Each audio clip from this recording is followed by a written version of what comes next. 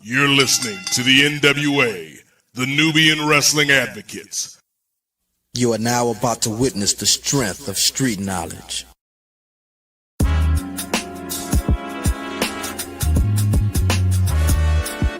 Yo, it's Righteous Reg. It's a case for the safe, keep a space for the Nubians. Unfiltered, off-kilter, the professor, the godfather.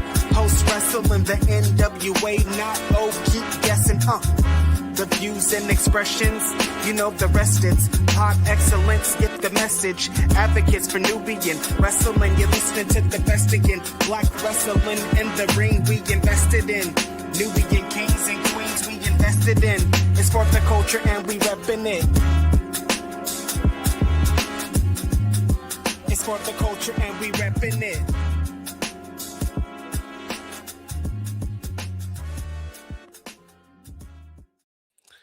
And welcome to the NWA Podcast, the Nubian Wrestling Advocates, the show all about getting color in the professional wrestling business. What is going on, y'all? We have missed you, but we are back and better than ever in this month of February. So you already know what kind of show it's going to be. Apologies off the top for the start time of the show, although I think Ray Williams was supposed to advertise a special start time of 9:15 CPT, Central People's Time. And somehow the message didn't get out, but that's okay. We're going to keep it going. I, of course, am one of your hosts, the Godfather Nate Milton, over 10 years in the game. Ain't a damn thing changed. I'm still your favorite podcaster's favorite podcaster, and I'm joined by the advocates. Starting first with one of the most knowledgeable brothers in this space today. So many of you call this man the angry intellectual. So many people call him Moderna Chris. There are others that call him Mimosa Chris. And just for the record, the only ice that this brother rocks with is the ice that can be found in his refreshing mimosa. But y'all give it up for the mayor pro tem of Los Angeles, California. Y'all give it up for the man that engineered the trade to bring Luka Doncic to the LA Lakers. Y'all give it up for my co-host, my brother, and my friend, Professor Chris Ely, a.k.a. Chris from LA. Can we rock? What's up, Doc?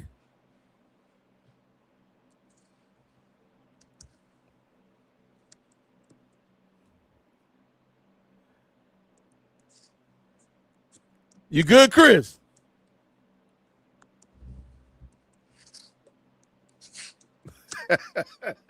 It's going to be that kind of night, ladies and gentlemen. Chris is in the building. I'm in the building.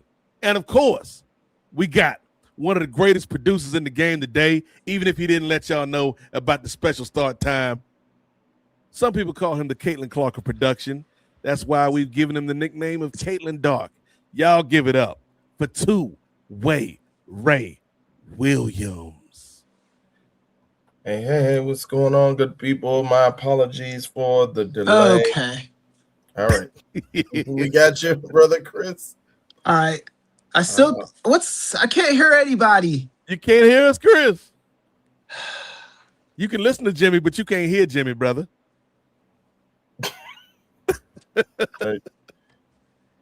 That's one. He may have to log back. We gonna get Chris straight. We gonna get Chris's technical situation straight, because we gotta hear what this brother has to say in the month of February right here on Post Wrestling, y'all. But while we effort that, Ray Williams. Yes, sir. I got. All right, there you go. All right. I hear you. I just heard you, Nate. You just heard Ray. I think I heard you. You heard me. All right. Is it a lag, or can you hear us in real time? It might be a lag. It might be, yeah. Chris might need to reboot the system, because we all need a reboot from time to time, ladies and gentlemen. What's going on? You guys hear me? Yes, no. Yes, we can hear you, Chris. We can hear you. You may need to log out. It might be a lag with your audio. whenever you get this.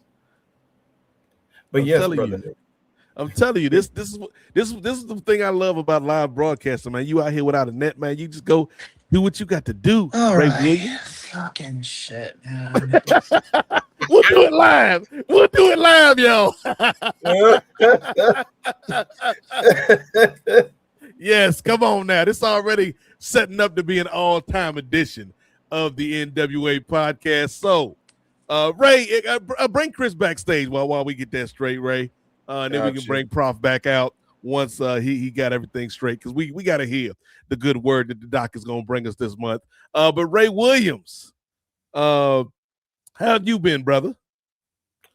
I've been all right. And you use some very poignant words, brother, when you talk about a reboot, a refresh, if you will. And sometimes you gotta switch it up on them. You know what I'm saying? And I think I needed a refresh, even though we're already almost halfway through the second month of this year. I still needed a refresh to turn things around, get on a new page, if you will, start a new chapter. So your boy had to cut off the hair. Okay, Ray. Okay, then. So I had to get myself together, especially with our wrestling team, who was in the midst of our team playoffs. And on yesterday, we done did it again. We are three-time Maryland Class 4A state champions for the three-peat. Don't sue me, Pat Riley. Three-peat. Okay. Yes, sir. Congratulations, Ray Williams. Okay, shout out to your team. Good job by the young men and women on the wrestling team out there, man. I'm proud of y'all. Even though Ray out here with his head looking like a basketball, head looking like a Wheeler, Utah after last night, cuz. I know, right? But no, it's a good look for you, brother. It's a good look, man. I appreciate it. And I wish I could say you're the only person that had been clowning me, but all of my wrestlers, well, primarily the girl wrestlers, have been clowning me ever since I cut off my hair. So it's all good. Straight edge society looking ass coach. Nah, but you look good, brother. I'm glad you're out there, man, helping the next generation of amateur wrestlers out there, man. We proud of you, brother. Appreciate it. So yep, just doing my part to help out the youth in this this generation. So. That's all we can do, Ray, is help the next generation. But speaking of the next generation, we got some leaders of the new school, if you will, joining us as they do each and every month. First of all, let's go to a brother that I'm sure is still buzzing off of that Bad Bunny halftime show about a week ago. Y'all give it up for one of Chris's LA homies. He is the leader of the mid-card mafia. Y'all give it up from Nefarious Media's Ring Theory, upper mid-card Jay Lacey. He back, y'all. Totally kidding. I was just pulling a whole Chris Ely thing, man. I'm live and direct, guys. Hey, I'm happy to be here. Can't wait to get into what we about to get into this evening. Happy Black History Month to everybody out there as well, as we coming to you live, CPT time. Absolutely. We're going to be talking a lot of stuff on this February edition of the NWA podcast. Of course, the latest WWE news coming off of a big Royal Rumble show that a lot of y'all watched and I didn't see a minute of, but we'll get into that. We'll talk about some AEW news. We'll talk about, of course, a young brother finally embracing his roots in the WWE. And then it is Black History Month, so we're going to talk about some of our favorite historical figures in this sport from our culture. So to help us do that, we got Jay's tag team partner from Ring Theory joining us. And you never know where this brother may be, Ray Williams. He may be uptown. What? Midtown. What? Out of town. What? He may even be in your town. But tonight, he is downtown Gerard Brown. Gerard, what's good, brother? How y'all doing? How y'all doing? Hey, I need the spring to come in. I need this ice out. So let's go ahead and get that on out for one. More ways than one. Number two, hey, it's happy Black History Month, y'all. You know, let's get it popping. Let's do this thing. You know, happy to be around my brothers and celebrate and talk about some wrestling as well. So we're gonna get into these graps. Let's get it, man. Hopefully, let's get into it. Doing good somewhere. Let's get into it. But you know what? The group is incomplete right now. You know, right now it's like the 4 heartbeats. And the 4 heartbeats is good, man. But everybody knows, Ray Williams, you need 5 heartbeats. And can't nobody sing like old Eddie Kane. And in this case, our Eddie Kane is Chris Ely. And we'll see if we can hear him sing on the microphone. Can you bring the professor back? Can we rock? What's up, Doc? All right, you guys finally hear me? Yes, sir. Can you hear us, brother? I can hear you. I just can no longer trust Black people anymore. But outside of that, everything is fine. Okay. We're good. What's up, y'all? That's how we gonna start the Black History Month show, Chris. I know, right? Man, I have to be the Debbie Downer over here, but yeah, everything sounds good on my end. I don't know what's going on with the desktop. I did everything like I've been doing normally for the last 7-8 years. So I don't know what happened. Hey, man, you know, like I try to tell you, man, there are people out here that's trying to silence you.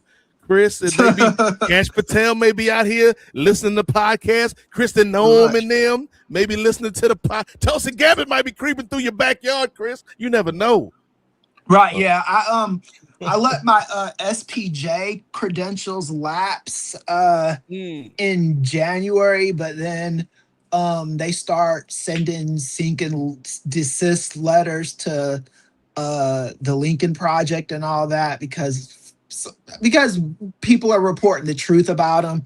So I had to go ahead and drop that 500 to make sure, because the SPJ, the Society of Professional Journalism, they if we get sued over some bullshit, they're supposed to pay for lawyers for us and all that. But when you pay your fees, so I went on ahead and did that too, and that applies to wrestling as well. So Tony Khan, Nick Khan, they got something to say. We're credentialed over here, folks. So yeah. I know that's right, Chris. I know that's right. So yes, let's get into the graps, ladies and gentlemen. First of all, shout out to everybody watching us live here Sunday night on the Post Wrestling Network. If you would like to join in the conversation, there's a couple ways you can do that. Hop into the chat. I've already been there earlier to let people know we were still coming. Don't worry. We might be late, but we always on time. And so you can make your voices be heard in the chat, and Ray will seek out the best comments. But if you want to cut the line, if you want that VIP treatment, okay, if you want to walk past everybody in their vans and they sketches, and you want to get to the front of the line in your lemon pepper steppers, hit that super chat button, because that gets you to the front of the line, allows you to join the conversation, ask questions that we might not even be thinking about or talking about, and just keeps the conversation going. So let's get into the grabs. And where do you think we should start, Ray Williams? Well, I think we should go ahead and start with the event that just passed recently. I was in, I want to say, an undisclosed location, but it was disclosed. We just don't want to bring up that location. I ain't never seen an undisclosed location with a jingle like that, Ray. I know. Like they want to, with a jingle like that, they want to get the word out. But let's go ahead and discuss the first leg, or the first on-ramp to the road to WrestleMania, and that being the WWE Royal Rumble. Let's go ahead and discuss what went down. Let's go ahead. We could discuss some of the surprises in both the men's and women's eponymous matches and along with the winners, and from the other two matches, that there was anything that stood out to you guys. Okay. So obviously, if you're here at the Post Wrestling Network, you know that we've got extensive coverage of the Royal Rumble here on the network. But as Ray said, I kind of want to hear your highlights or maybe even some lowlights of this event that took place in Saudi Arabia. Because again, full disclosure, I ain't watched the show. I ain't watched one of these Saudi Arabia shows. We'll probably never watch one of these Saudi Arabia shows. And that's why I rely on my brothers who have done their due diligence as journalists and contributors and analysts to educate me on what went down in the kingdom of Saudi Arabia. Do, do, do, do, do, do. All right, I guess we could start with our ring theory crew. So, Brother Gerard, I know you always got your finger on the pulse, brother. What did you think of the Royal Rumble? Well, me and Brother Jay was talking on Ring Theory last episode, and we talked about, am I going to be getting ready to fly or am I going to be getting ready to cry? Well, get ready to cry, y'all, because homie went to sleep and that was a wrap. And I didn't even cry. I was just mad about it. I was just like, really?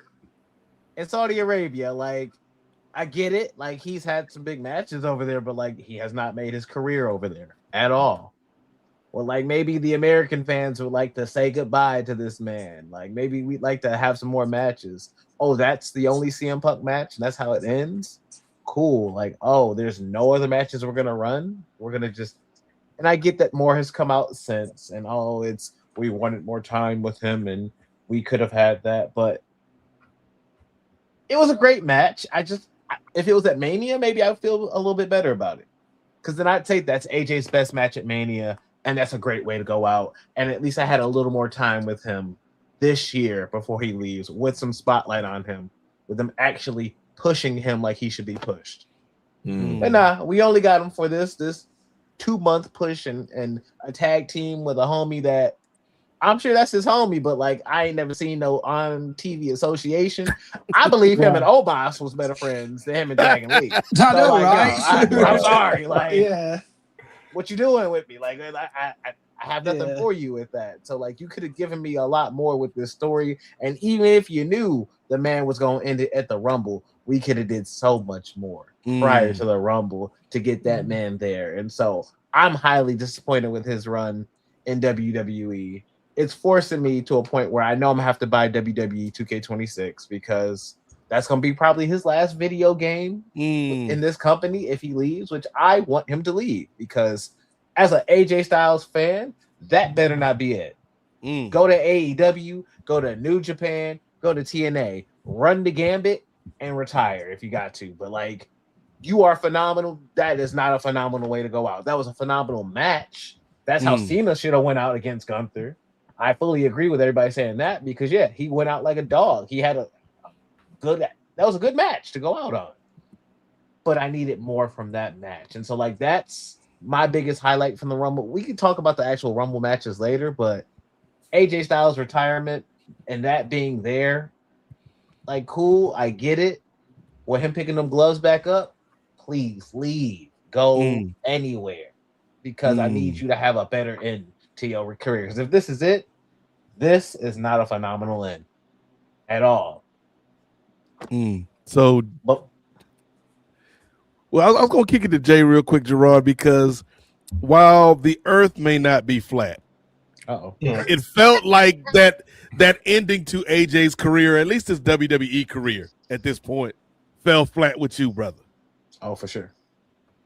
Do you share those sentiments, Jay, or was that your main takeaway from the evening, or did you have another highlight? Well, I mean, low light? I kind of shared my thoughts on the Ring Theory show last episode. I saw this coming, you know, and I really didn't want to see Gerard all heartbroken, but I've watched wrestling for so long. I've seen this movie before, you know. It's like, come on, man. You got him up against Gunther. You got a great story. We could drag it all the way out like he was recommending to WrestleMania, but nah, that's not just how the the WWE machine works. It's like, you know what, we got a great story. Let's see how quickly we can ruin it. And they did. And they did not disappoint. And if there was a DraftKings betting line on that, not that I endorse it, I would have put money on it. So for the women's Rumble match, I'm just going to go over I didn't really need to see or want to see Brie Bella. There were some other females that are available that they could have, had do a one shot or whatever. But I think in the grand scheme of storytelling, I think they're going to bring the Bella twins back together for perhaps a tag team title run. Who knows? I don't need to see it, but it is what it is. For the Sami Zayn Drew McIntyre match, that wasn't bad. I like how they're positioning Drew McIntyre, and they really need to build this dude up because he's a legit monster. He's a legit monster. I think he needs to get a good run with this title, and I really wanted Sami Zayn to win, but you gotta feed the monster. And for the men's Rumble match, I thought it was cheeks. I like how they positioned Obafemi, but that man who ruins every black wrestler, his name is Brock Lesnar. He had to make a statement, and it's like, here we go again. But overall, I mean, I think they're going to do something with Logan Paul, whether anyone likes it or not. He did his thing during the Rumble, and he's always finishing top 4 for whatever reason. And I think there's a story behind that too. But other than that, it was a totally skippable show. You can watch it on YouTube, just like Stephanie McMahon recommends. So, what about you, Doc? I watched I didn't watch the Royal Rumble completely. I watched the men's match. I watched highlights of the women's match. It was fine. It was like, I didn't hate it. The Saudi Arabian, not Saudi Arabian, Riyadh. Yeah, Riyadh, the Saudi Arabia. Yeah, Riyadh. Yeah, I'm getting my countries confused. Forgive me, but I thought the fans were more into it now than they were in shows past. They're becoming a little bit more Americanized to the WWE product, which I guess is a good thing for the crowds. I didn't understand some of the booking on this show. I remember last month on this show saying it was a horrible idea to have Powerhouse Hobbs debut on that Royal Rumble.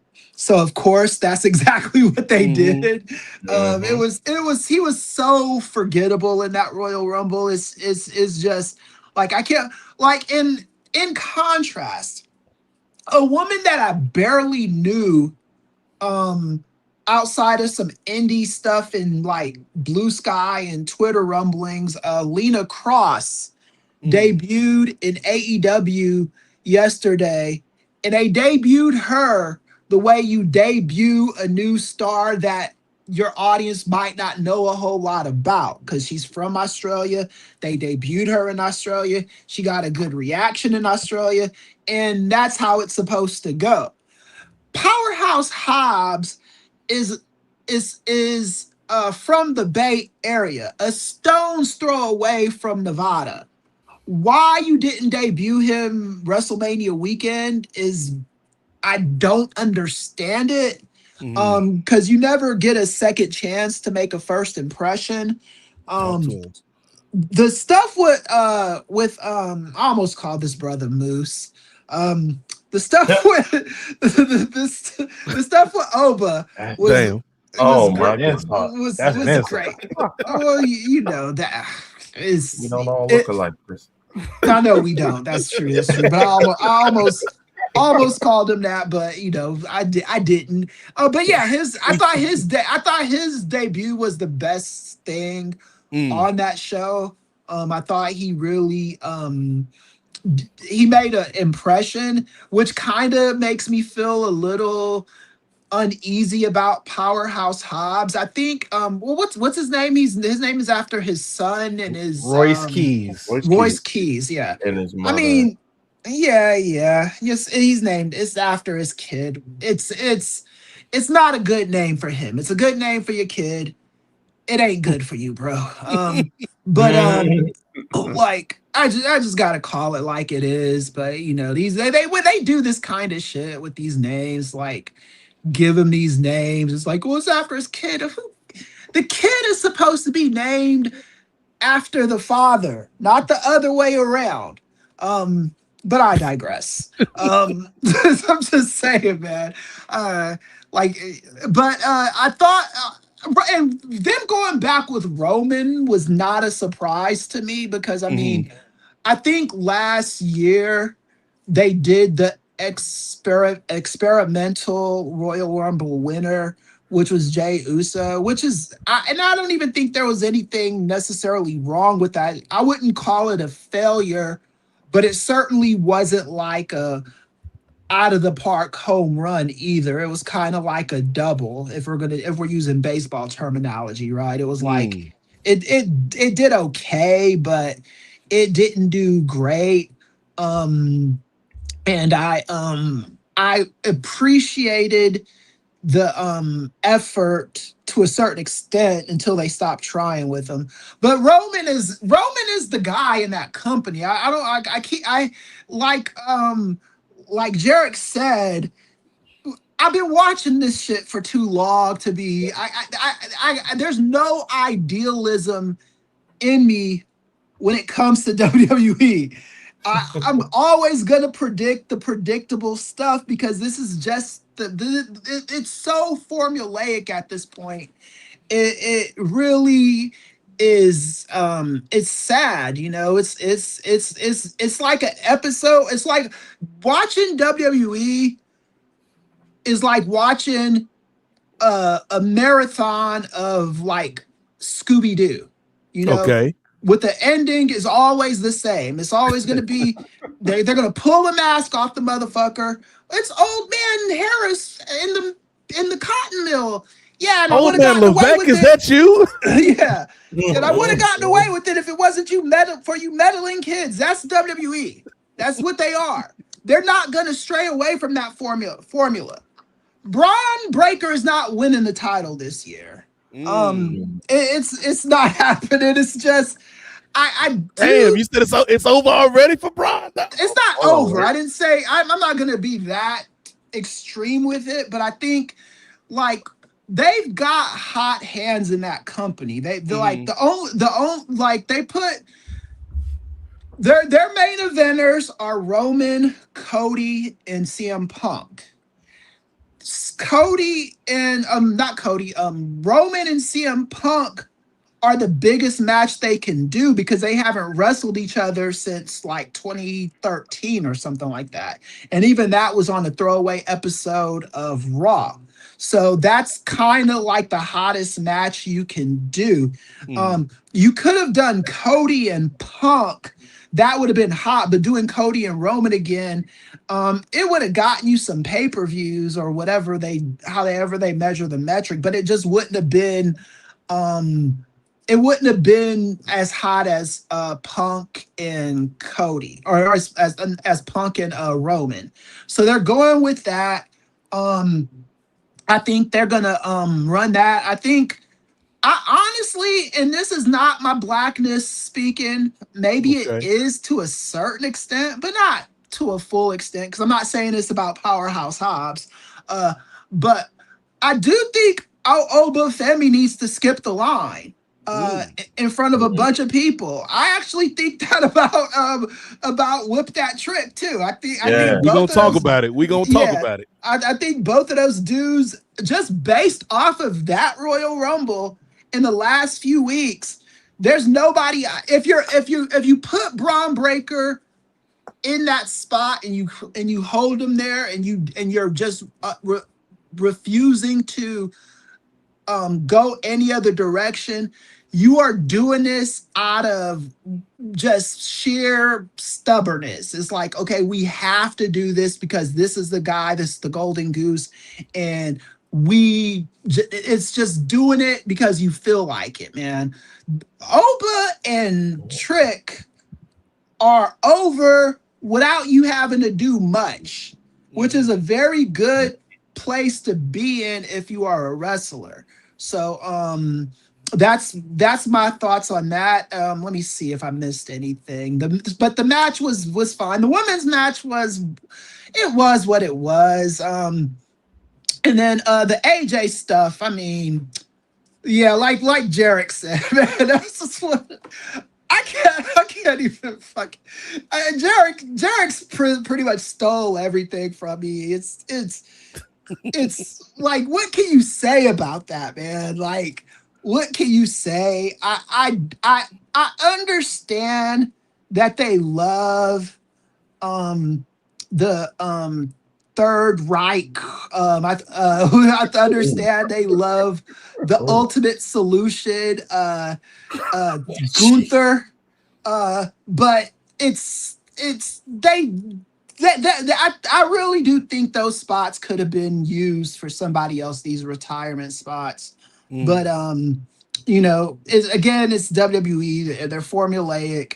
No one is buying tickets to WrestleMania because nobody wants to deal with Trump's bullshit. It is what it is. But yeah, they put on a show in Saudi Arabia. I give it I don't give it an F. I think I'm probably a little bit higher on it than Gerard and Jarek. I'd actually give it a B-, but not much higher than this. I rank it better than the Sheamus Royal Rumble. Not as high as the first one that Cody won. Not as high as the one that who we do not speak of won. Not as high as the Rey Mysterio one, but I put it right there in the middle. Okay. All right. Ray, what about you? What were your thoughts on this show, brother? Well, I, like you, brother, tried to stay with the silent boycott against anything involving Saudi Arabia and the public interest or the public investment fund. So I was tuning in through clips. I thought, I pretty much kind of agree with Gerard as far as AJ is concerned. I believe that this was kind of like a damper on everything, especially so early in the year. I think this could have been stretched out, but of course you don't want to have another prolonged retirement run right after John Cena's, but at least give him until, like you mentioned, Gerard, at least give him until WrestleMania or even Backlash. Like give him a quarter, brother. Give him a quarter of a year. He can't even have a quarter of a year. But I also agree with Gerard that I think he will jump around because the emphasis was on his WWE career was ending. So I do believe that, of course, they've already put seeds into people's minds of him returning to TNA. I know WWE has a working relationship with Noah, and of course with AAA. So I think he's going to jump around, and I think he's going to tour the international circuit and also pop up in his own stomping grounds, the house that AJ Styles built down at TNA. So I think he is going to continue this run, but I don't foresee. I mean, it'll be hard to get him back into WWE, especially with the stipulation that's been on. All right, and T. Anthony, I'll see you.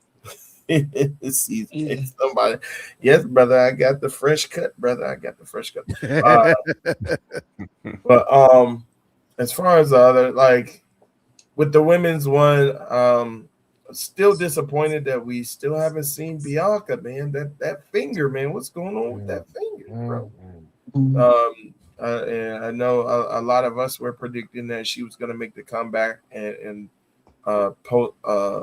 possibly win the Rumble. but we haven't even gotten a peep from her.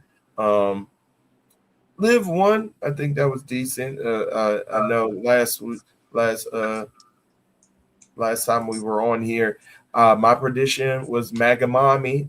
So you're kind of seeing the seeds of dissent between Raquel and Liv going back and forth, and now they're over on SmackDown. So it'll be interesting to see what Liv does, which belt she chooses. As far as the men's Royal Rumble, I agree with Chris. I think you got to do something with Oba. I know now he's officially a part of SmackDown. Like you got to keep that ball rolling. I know you had him come down and beat down Kit Wilson, who's also kind of in a reverse way, kind of making his name known out there. Not through being dominant, but just by being silly and just being a liberal pansy is what they made him. Yeah, pretty much. And yeah, alluding to that too, just having that whole scene between him on this past SmackDown with Kit Wilson and R-Truth. Man, even though R-Truth is kind of falling down, that was a pretty hilarious segment that he had on this past Friday. But yeah, I think that you do want to put the Rocket on both Oba and Trick Williams' backs right now.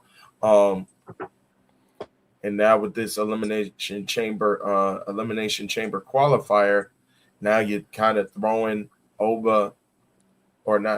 Trick back into association kind of with Carmelo Hayes. So that's going to be on a 3-way for and I think they're going up against Sami Zayn or as a part of that 3, if I'm not mistaken. But yeah, for a shot at getting a spot into the elimination chamber. So it'll be interesting to see what they do with those 2 young brothers, Trick and Oba. But yeah, the Brock Lesnar, the DEI enforcer strikes again. The DEI destroyer. And then you had the winner of the Royal Rumble being Rumble Reigns, Roman Reigns. I think it was a decent pick. I mean, like you said, Chris, he's if he's not the biggest star in the company, he's one of the top 3 biggest stars in the company. And you pit him with another one of the top 3 biggest stars in the company, being CM Punk. I don't think we gotta. Yeah, we didn't. Yeah, it's a no-brainer. Yeah. We didn't get a chance to talk about their promos and his announcement promo, which pretty much he went scorched earth on poor Drew McIntyre. Both men went. I know. On poor Drew McIntyre. And Drew McIntyre tried to retort, but it didn't hit.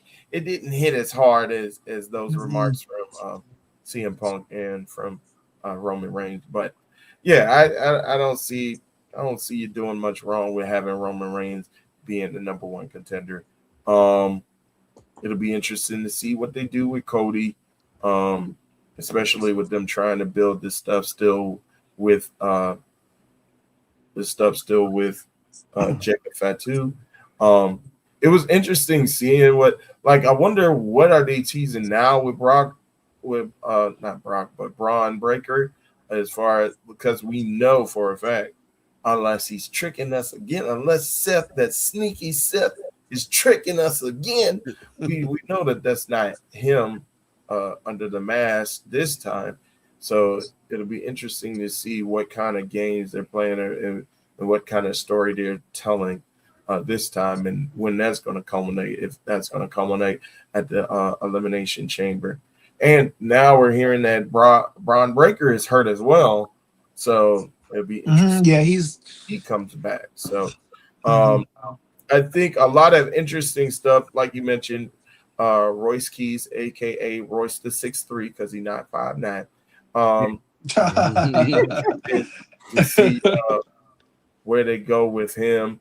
I mean, on the one hand, I'm thinking, why not put him back in NXT? And we talked about it. Why not rekindle the relationship that he has with Ricky Saints, aka Ricky Superdome? Whoa. What? Look at you. You over here. You gotta get Ricky Saints calling us, and you know. I can't help myself. But moving on. That legal aid, Chris. We may need it. Yeah, I know, right? But rekindling that relationship between those two. But and then like you mentioned, Chris, it'll be hard to have him usurp both Trick and Obafemi when like pretty much the whole machine is behind both of those brothers. Yeah, and you just got here, like you. So I think debuting them in the Royal Rumble, I think, was a nice surprise.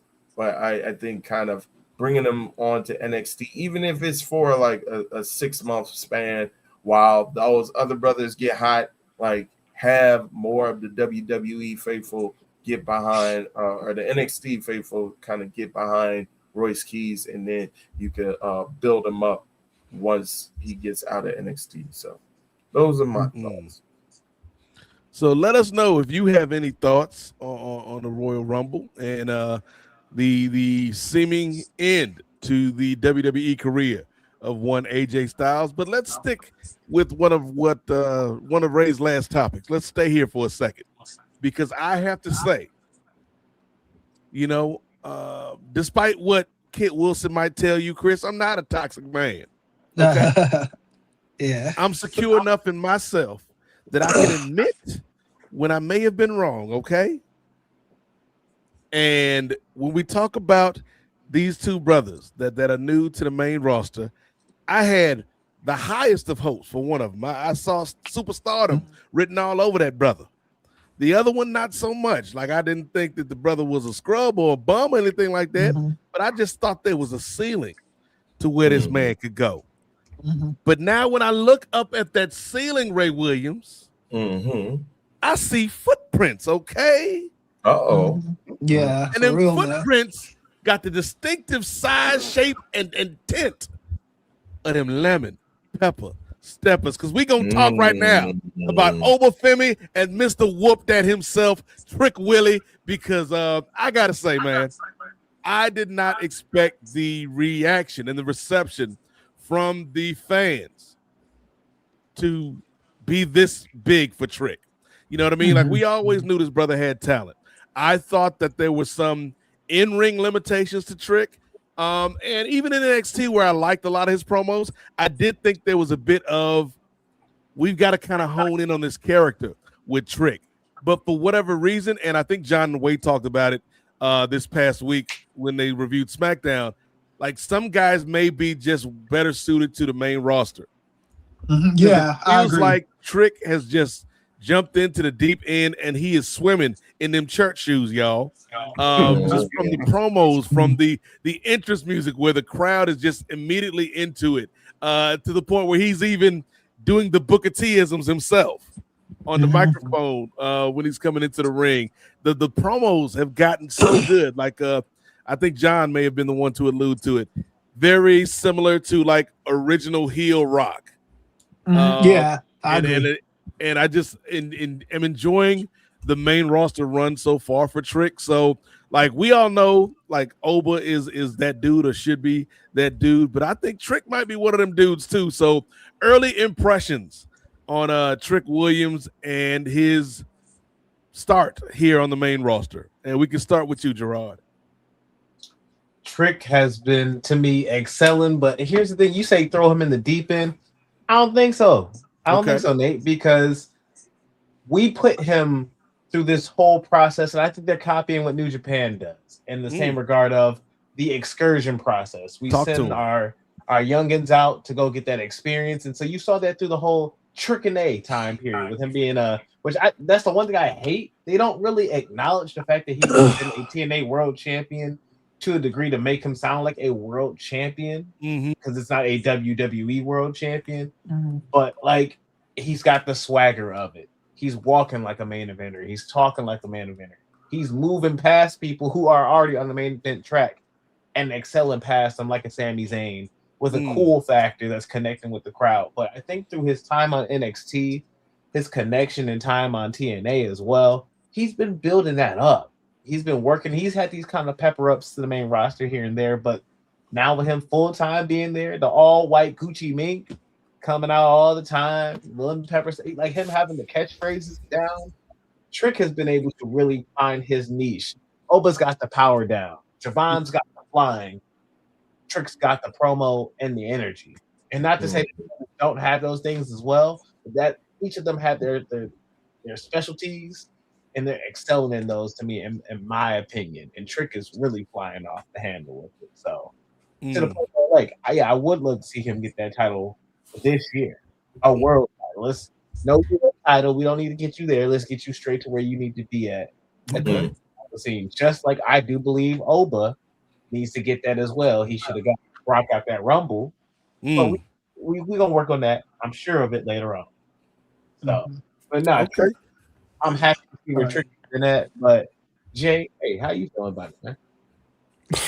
I feel the exact same way. I think that Trick Williams, he's a character, and WWE is very character driven. So he already had the blueprint when he was working down at NXT. Took that same play, ran it in TNA, just like you were saying, and now you put him on the main roster on SmackDown. He's already got the song that's already catching on.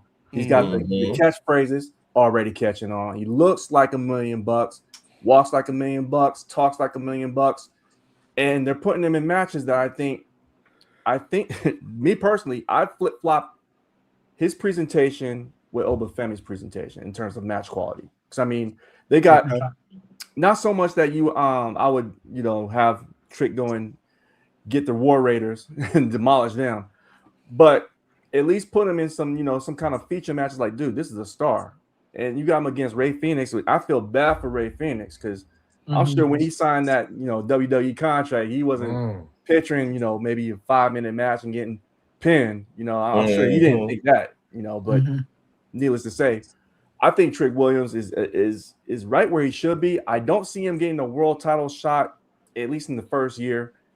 He's gonna be a major player for a while, at least if they book him correctly. But so far, I do like what they're doing with him. I do like again the crowd's behind him. I think they do need to put some kind of championship on him, whether it's, hate to say it, the U.S. title. I mean, put him up against Carmelo. Don't want to see that, but I have a strong feeling that that's exactly what we're going to get somewhere down the line, probably the next 6 to 7 months. Okay. What about Mania? If we could hold Melo to Mania and you get that at Mania, two brothers getting to have the U.S. title and an opener one of those nights at WrestleMania. Come on now. I'm not mad at that. I wouldn't mind seeing it. I really wouldn't mind seeing it. And off the top of my head, I don't think that I can't think of anybody more worthy of having that kind of title shot than Trick Williams. I wouldn't be opposed to that. Okay. Chris, what have you made so far of Trick Willie on the main roster? Do you think he has been a shining star, or do you think, in his own words, do you think that he's been out there looking like a 10-pound bag of bounce that ass? Yeah. Which was a great line. Like, he got me on that line. I was like, come on, Trick. Yeah, Trick has been great, man. He's been he was good in NXT, he was, I think he surprised people in NXT, and then he goes to the main roster and he's good. He's out there hanging with Randy Orton in promos. I didn't love the shit that they did where he walked past Drew McIntyre and Drew McIntyre with the you better watch yourself, kid. Like, shut the fuck up. You ain't doing that to nobody. But yeah. I I mean, Trick is a menacing guy, you know. It's like, why are you having? I could see if like he was like a smaller dude, but even like a Javon, but like, you know, nobody should be like stepping a Trick like that and calling him kid and shit, in my opinion. But that's neither here nor there. I think he is great. As far as the world title situation, I don't think it would be the worst idea if they wanted to like put him in the main event scene this year. They've done it with other guys. I mean, they did that with Kurt Angle. They did that with Brock Lesnar. The Rock, it took him 2 years, but you know, The Rock has a certain level of melanin, so you know, and that's what Trick has going against him. But I think Trick is kind of like a Booker T Rock hybrid, and I mean that in the best possible way, because Booker T, you know, we clown him on here sometimes, but he's still a legend, man. To me, he's one of to me, Booker T is a GOAT, you know, and I think that's if you are being compared to Booker T on a wrestling level, that's a good comparison. Booker T is a guy you always took seriously. He was always a guy you could slot in a main event picture. And I think Trick is if given the brass ring, he will be higher than that. As far as Oba, man, like that guy just commands respect. He's a beast. What's that noise, man? Crazy. Like, anyway, he commands respect. He's like a what I'll say about Oba is if they wanted to, and here's the thing with the Lesnar stuff, man. I am gonna be kind of optimistic and look at that as maybe they're going that direction with Oba and Lesnar. If they are going that direction, Oba needs to be the one to put Brock Lesnar out to pasture, or at the very least just beat him, because I think that, I mean, you can't have Gunther do this to everybody. It's just the company is suffering creatively right now. That's part of the reason why people are not paying these asinine dollar amounts to go to WrestleMania. Because I really do believe if WWE was a hot product right now, people would risk flying to this country and getting fucked with by ICE and still go to the show. You know, that's just how these wrestling fans are, you know. But I think that they need to kind of give people incentive to come to Trump's America, go to Trump's WrestleMania, and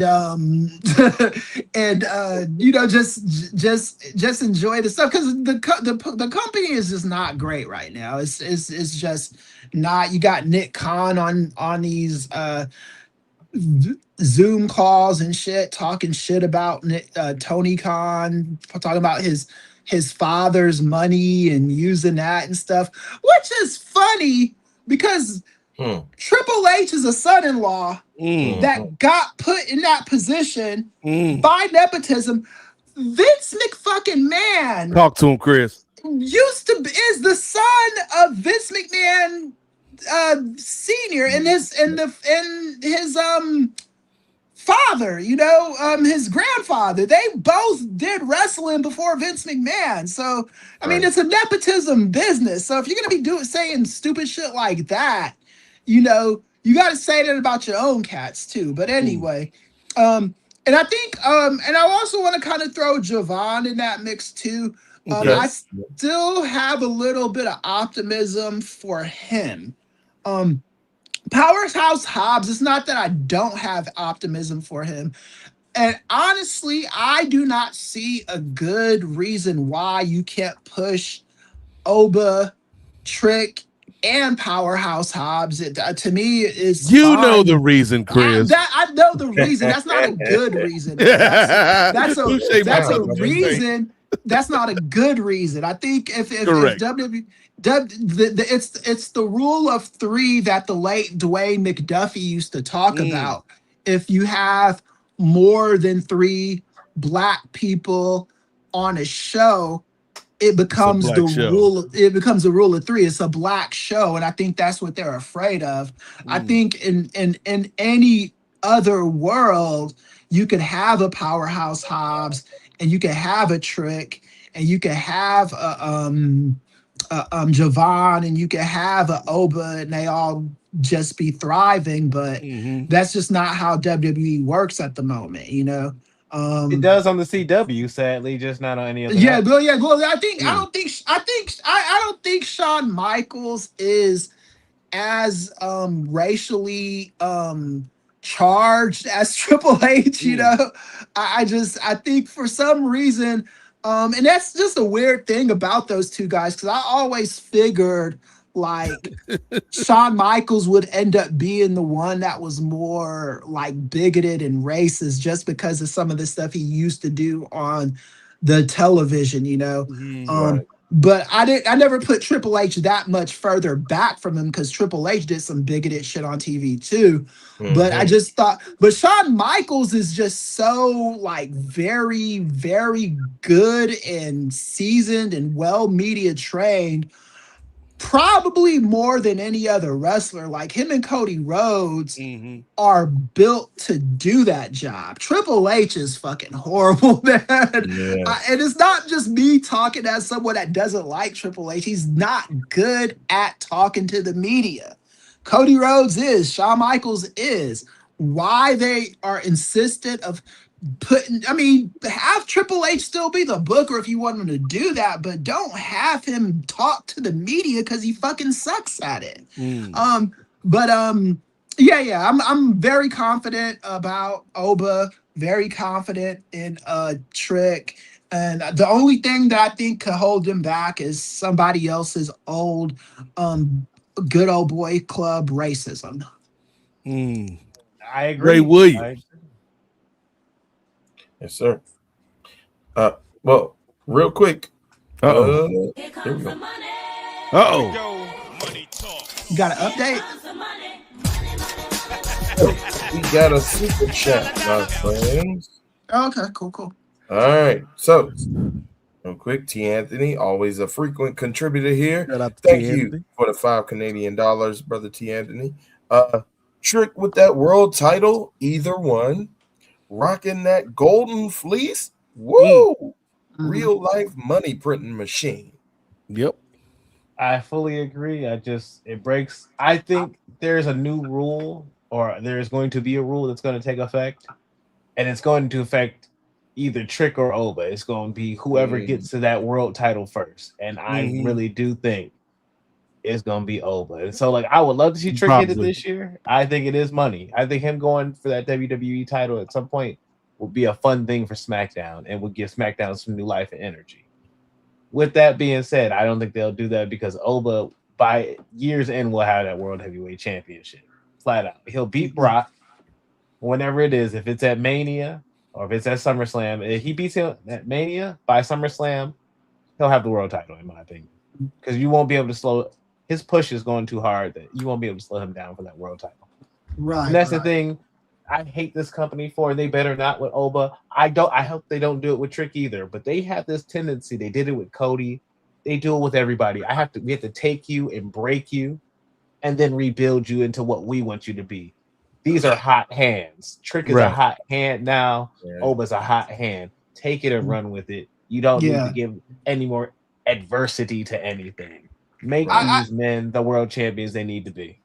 I think the only thing that might benefit Trick is he did not leave the company and come back the way that Cody or the Brock or anybody else did. He's kind of like a freshly picked rose for them, right? Like with Cody and Brock, he was a rose that they had to they're roses that they had to replant. So that might be something that those guys have going for them. I'm not saying it for certain. I'm just saying that's the difference. I like that. Okay. Well, yeah, and I agree with you guys. I think that you got to run with the hot hand that you have with Trick Williams.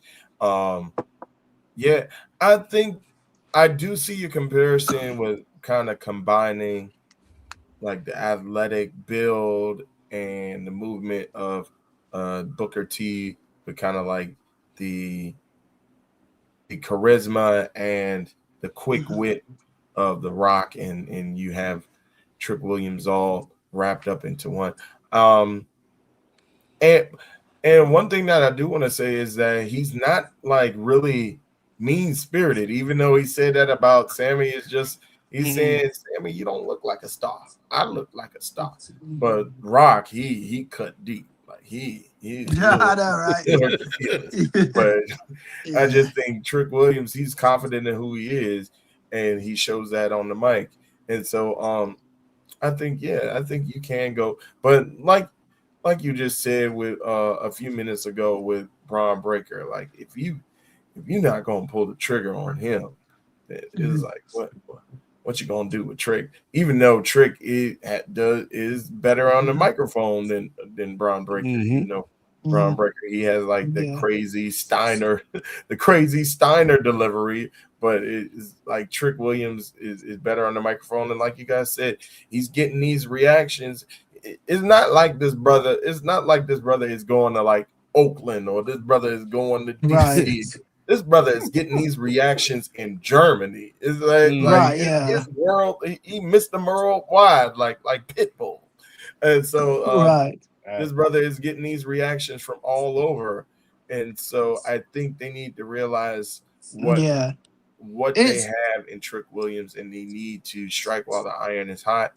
With Obafemi, I do feel as though while you can push him in a similar way, like I think you can still feed him, guys. And I think you can feed him, guys, and you can build him up. The thing is, Gerard, you did mention possibly linking up Carmelo and Trick again for the U.S. title, but then, like, what is Oba going to fight for now? Like, are you going to have Oba kind of rise up? Like, you already have that link between Oba and Cody from when they had that nice main event back in December. So have him work his way up the ranks and then align him with Cody possibly. Not in terms of him going against Cody just yet, but kind of as an ally of Cody's. Yeah, well, here's the thing. I see where you're going with this, Ray, and I don't want Trick or Oba to be the junkyard dog.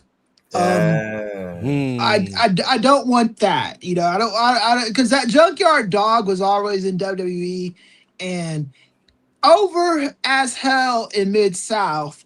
A main eventer everywhere they went with JYD, he was over. And in WWE, it's like, well, you get to be Hulk Hogan's Black Fred, you know? And I hope that they're not reduced to that. If they are friends with Cody, I want them to be. If Cody Rhodes is Superman, I want them to be Batman. You know, I don't want them to be fucking Robin or one of the Wonder Twins or anybody like that. So hopefully they can figure out that formula. It's WWE, so I just, you always have to couch everything with it's WWE.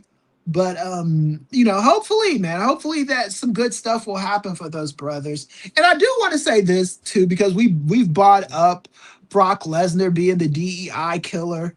Bobby Lashley is the guy that never really suffered that Brock Lesnar wrath like everybody else. I do want to always acknowledge that, you know, because even in the match that Bobby Lashley lost to Brock Lesnar, it was a multi-man match and he wasn't pinned. He didn't take the pin, right? Yeah, so I want to acknowledge Bobby Lashley's always got that on that dude, winning a world title on him at a pay-per-view. Yeah, Big E took the pin, right? Yeah, it was Big E, another brother. Another black. Yeah. Another black guy. One must rise in order for one to fall. Right, yeah, I know, right? The story of our people. It's crazy too, because when you look at the brothers that have been in WWE, who have been world champion, and I'm talking about all the world championships. You could kind of, because Mark Henry had the WWECW world title, so I'll count it. He had that and the big gold belt. The rest of those brothers, Bobby Lashley had 2 WWE world titles. The Rock has had 6. And then the rest of them had 1. Booker T had 1 reign with the WWE when the WWE's big gold belt. Mark Henry had 1 reign with that. Who else? I think that's it. And then it's just always been 1 reign. You know, Kofi had this 1 reign. Big E had his 1 reign. That's what they've done to brothers in WWE, and no one's really called that out. But that's we don't get the Seth Rollins treatment or the Cody Rhodes treatment or the Drew McIntyre treatment. We get we gave him 1, and you should be grateful. Right. That is true. And you did mention some superheroes in there. Maybe, especially since it's Black History Month, he could be the John Stewart Green Lantern. Maybe. Yeah. That John Stewart Green Lantern is respectable in comparison to Batman and Superman. You know. Look, Javon Evans, Static Shock. Okay. Vibrant. Snappy, Static Shock is killing. Good, but he's not Batman or Superman. If I was gonna pick a milestone character, it'd be like Icon. He'd be in comparison with Batman and Superman. All right, brothers. Well, I guess we'll put a bow on seeing the rise of those brothers. And since we were talking about the present and possible future of this industry when it comes to Black superstars, I guess we can go ahead and revisit the past, Brother Nate.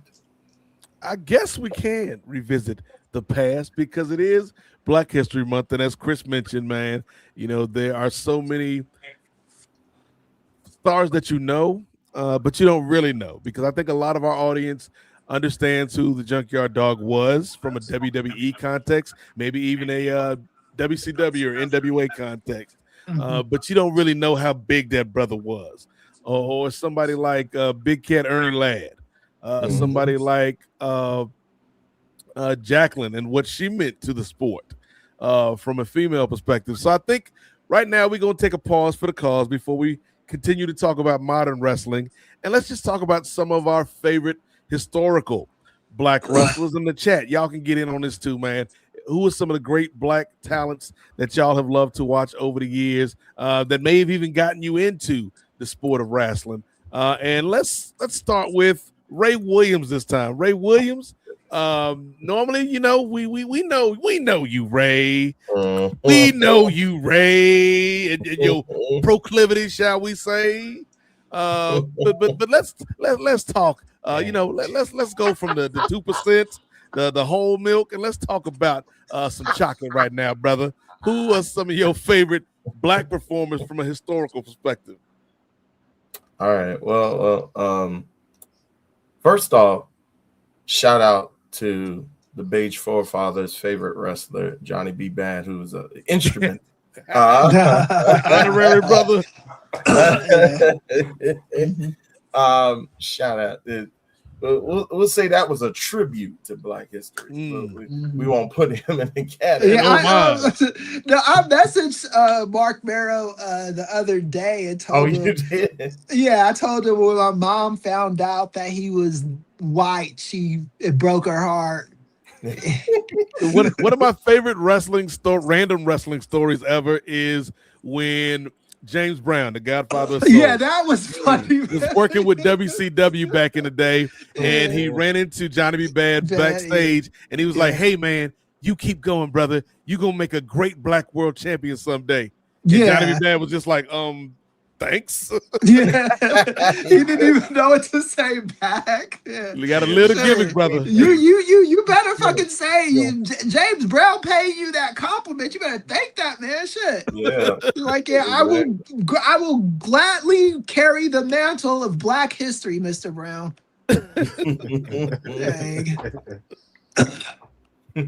So, but yeah, I think coming up, because I did get into wrestling like in the early 90s, and so with me, like I did see kind of clips of like the late 80s wrestling, and you mentioned it, brother Chris. I did see the one black friend of Terry's, a live Junkyard Dog. They had clips of him. They would show clips of Coco Beware on Superstars every now and then. But I think the first brother that really kind of popped off the radar for me was Ahmed Johnson. Yeah, same here. Yeah. And so it's, especially with him kind of being featured, like him, and I know you guys are probably gonna bring up the Nation of Domination as well. Like those brothers were kind of instrumental in me seeing like, oh, like folks like me can actually be on here, because you're used to seeing like the Bret Harts, like especially in my age, you were used to seeing the Bret Harts, Shawn Michaels, the Undertakers, the Hulk Hogan's, and all that stuff. But it's like, where's the folks that look like me at? Like you don't really see them on until like when you get into that early leading up to the Attitude Era, and then you got into Ahmed Johnson, you got into Nation of Domination, and a young Rocky Maivia. So those were the brothers that kind of jumped off the page to me as far as seeing folks that look like me, like on the national scene in professional wrestling. Okay. I was kind of surprised, you mentioned Johnny B. Bad. I thought you were gonna give another honorable mention to the late great Owen Hart, Ray. Oh Lord, the Black shout out to the Black Heart. Gerard. I was gonna get a quick shout out to Taz too. He was one of the ambiguous racial like, you don't know what Taz was. One match he was Puerto Rican, the next match he was Italian. Perry Saturn too. Perry Saturn. You didn't know what these brothers were. Perry Saturn told me. I asked Perry Saturn one day because he told me he wasn't Caucasian. I was like, okay, cool. So what's your ethnicity, if you don't mind me asking? And he said it was Native American and something else. But he said he was definitely not Caucasian though. Okay. Then he hit Chris with a 3-handle credenza, and that was the end of that interview. Right. Gerard Brown. Who were some of your favorite black performers growing up, brother? Well, I definitely love Taz, the Vin Diesel of pro wrestling. So, as my commentator growing up. He's omniracial. I have told it time and time again. I grew up a UPN kid, so I was always on SmackDown. We didn't have cable, so I didn't know what Raw was. So Thursday nights, that's when it's wrestling night for me. So The Rock, Booker T, which, hey, I get we got to take the charisma of The Rock, and that's a certain kind of charisma, but let's not hold it. Go back and watch some of the Booker T promos on SmackDown. Right, he's awesome. Charisma, and let's put some respect on his name because he can speak and do his thing. I see somebody, T. Anthony just dropped D'Lo Brown in the chat. You must have with the real deal now. You better watch out. You better watch out. But Shelton Benjamin and the world's greatest tag team coming up with Kurt Angle initially. Then he disappeared from television screens when he went to Raw. So I was like, oh, where'd he go?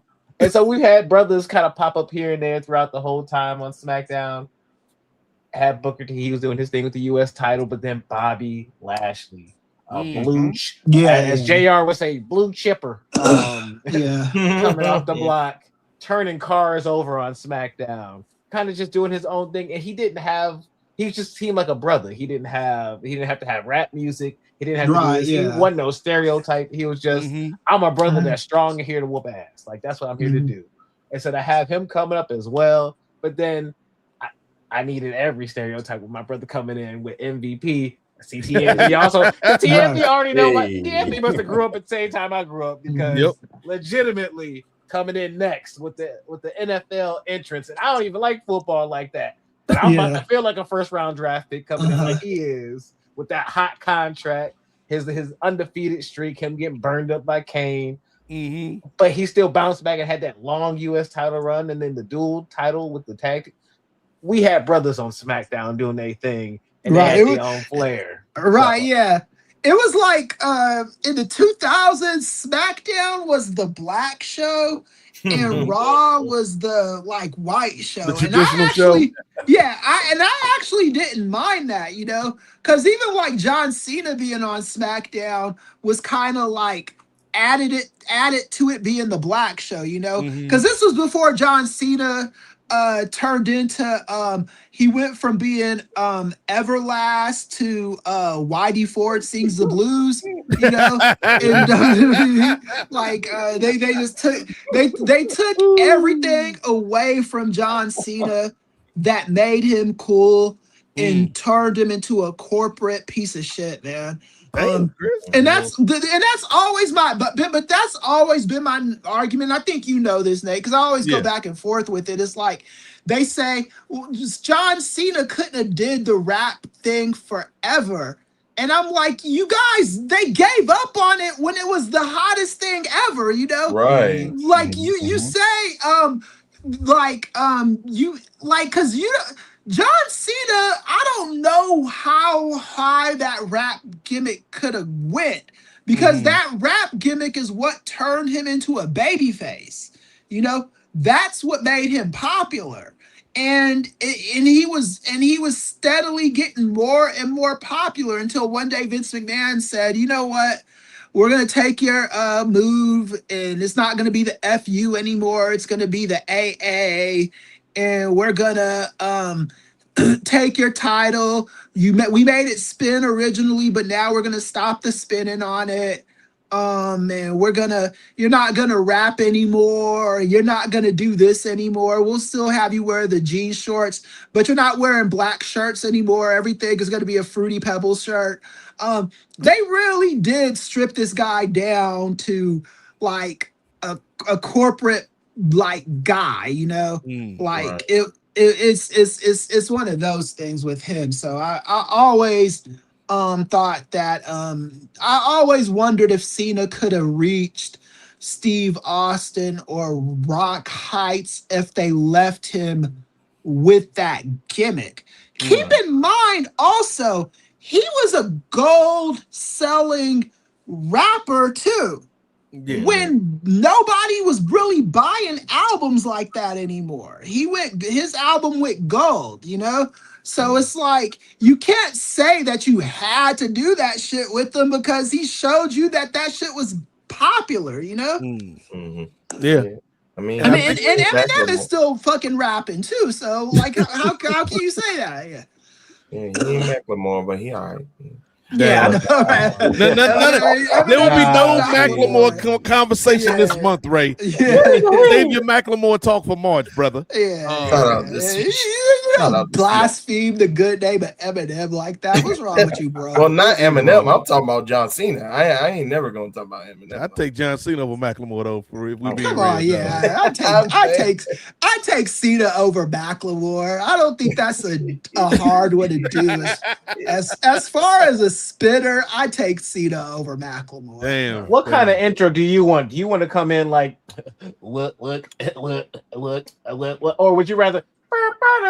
Even though you sue for it, even though you sue for your horns, would you rather come in with those horns? I'd rather come in with. I can get hype on that. I'd rather come in with basic thugonomics. I thought.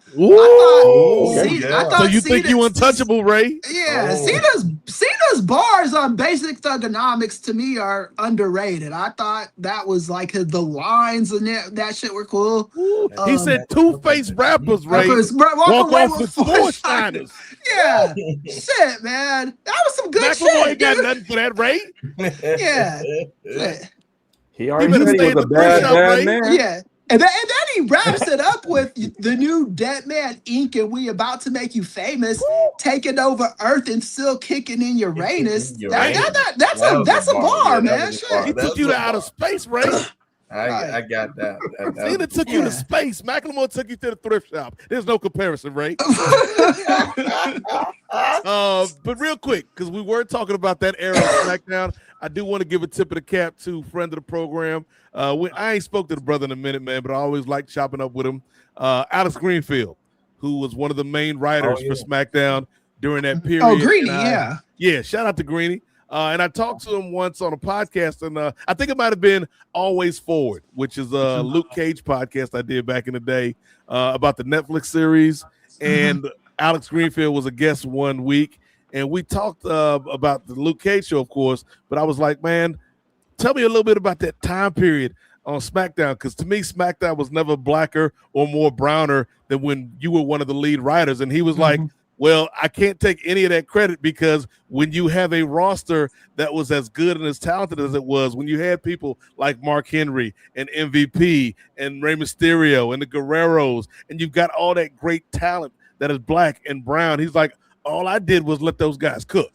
And like, that was an example of a writer that did not get in the way of their talent, but they took and try to force their talent into a mold that they wanted to do. They let their talent do their thing and wrote around that and accentuated it. So shout out to Greeny. And Rikishi was on there too. Yeah.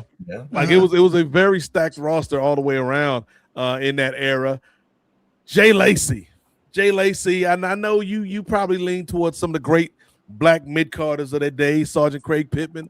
Salute to Ranger Ross, Ice Train, and them. One of the only ices that we will rock with in this month or any month. But Jay Lacey, who are some of your favorite black performers over the years, brother?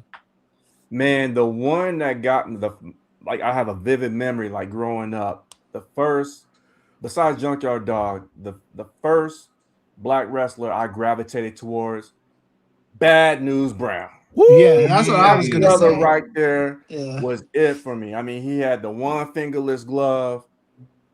He had his finishing move was called the Ghetto Blaster. First of all, to set it up, he beat his opponent up, beat him up, pick him up off the mat, dust him off real quick, and then a quick kick to the back of the head. 1, 2, 3. He's hitting the pay counter. I love that.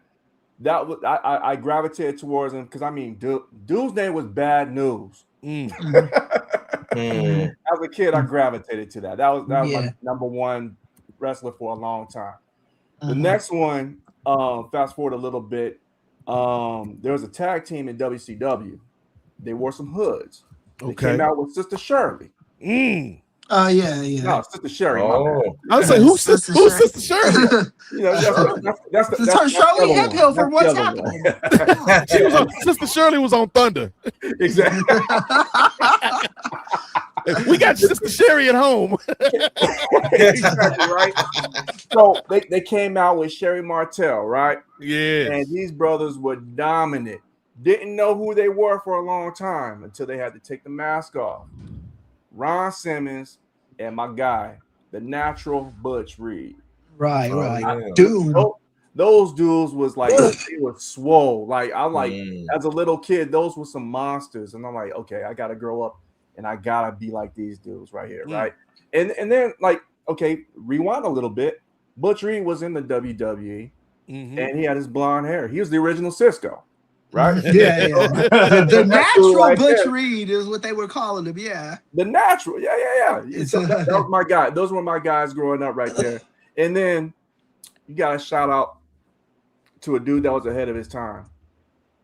Too Cold Scorpio. There we go. Yeah. I was just that about dude to didn't look like he could do the moves that he could do, but he was he was ahead of his time. I mean, he was an ECW, and then he came on WWF at the time. Had a couple matches, and I'm like, I gotta watch a little bit more of that. So that got me into tape trading right there. So those four brothers right there, shout out, salute, all mid-carders, but top of the class for me. Okay, I like that, Jay. Real quick before we go to Chris, we gotta spend a second, man, because Tuco Scorpio, not only one of the most innovative performers of his day, but probably had the greatest video to introduce his theme song in the history of the sport, because you go back to WCW. Yes, Chris. So the video, though, like everybody remember the song, at least those of a certain age, like Ray Romano, Andre Brower, and Scott Bakula remember the Tuco Scorpio theme. But the video that accompanied it,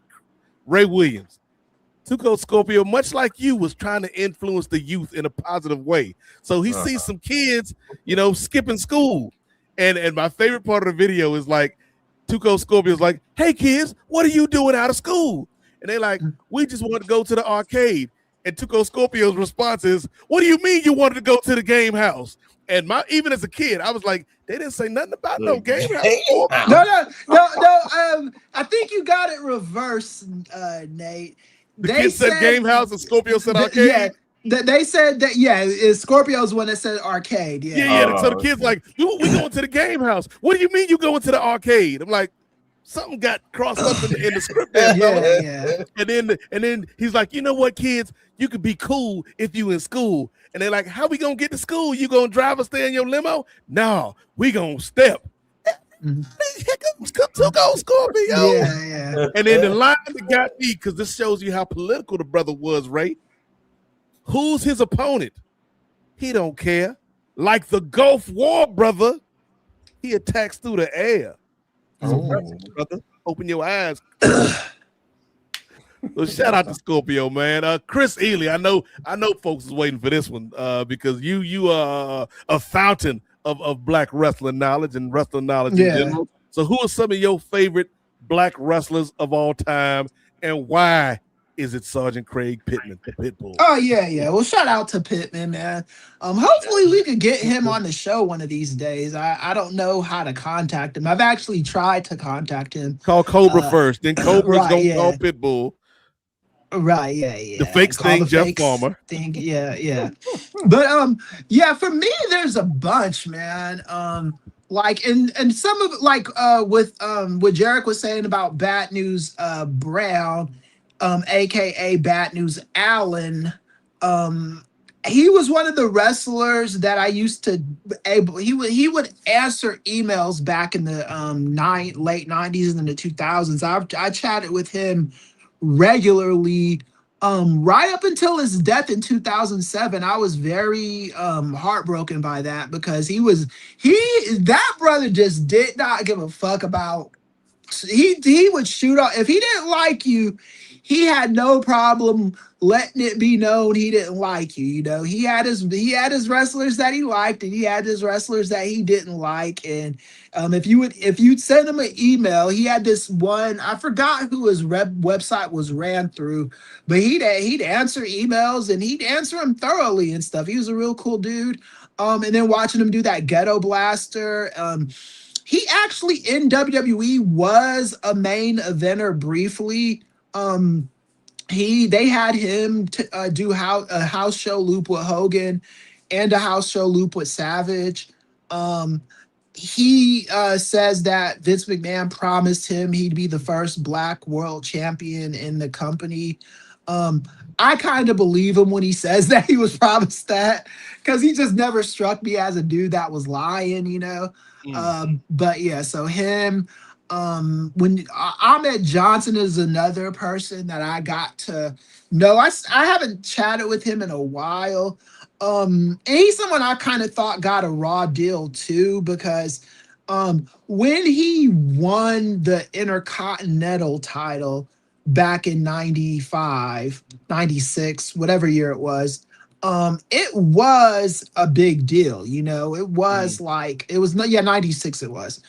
It was a big deal. People were just, because no black guy had ever won a singles title in that company before. And Ahmed Johnson was supposed to be the next guy. They always paired him up with Shawn Michaels. And I think that, and people don't have nice things to say about Ahmed Johnson. I'll say this about him. When you talk to him, and maybe one day we can get him on the show, he does embellish a little bit. But I think when it comes to like his WWE run, I look at it from his point of view, especially after talking to him. He was positioned as like the number 2 or 3 guy in that company in 1996. And then all of a sudden, they bring in Farouk, Ron Simmons, another OG who I'll get to in a second. And then he feuds with him, and they, for whatever reason, decide they belong in the Nation together. It wasn't like far-fetched. You guys tell me if I'm wrong. It wasn't like you. I can understand why Ahmed Johnson felt a way about that, because he's getting this push. He's being paired with Shawn Michaels. He's feuding in the main event seat, and all of a sudden they're saying, okay, you're going to be in the Nation of Domination. And Ron Simmons took offense that he wanted to be the leader of the Nation of Domination. From Ahmed Johnson's point of view, I understand that, because he was positioned as an upper mid-carder, and then they want to take him and turn him into a heel in the middle of a hot run, and they really did just throw water on his fire run, like I guess because he injured people and all that stuff, and they for whatever reason he didn't make friends there. Mark Henry didn't like him. People didn't, but he also had people that liked him and speak good about him. I know those people too, in the company. But Ahmed Johnson, D'Lo Brown, Mark Henry.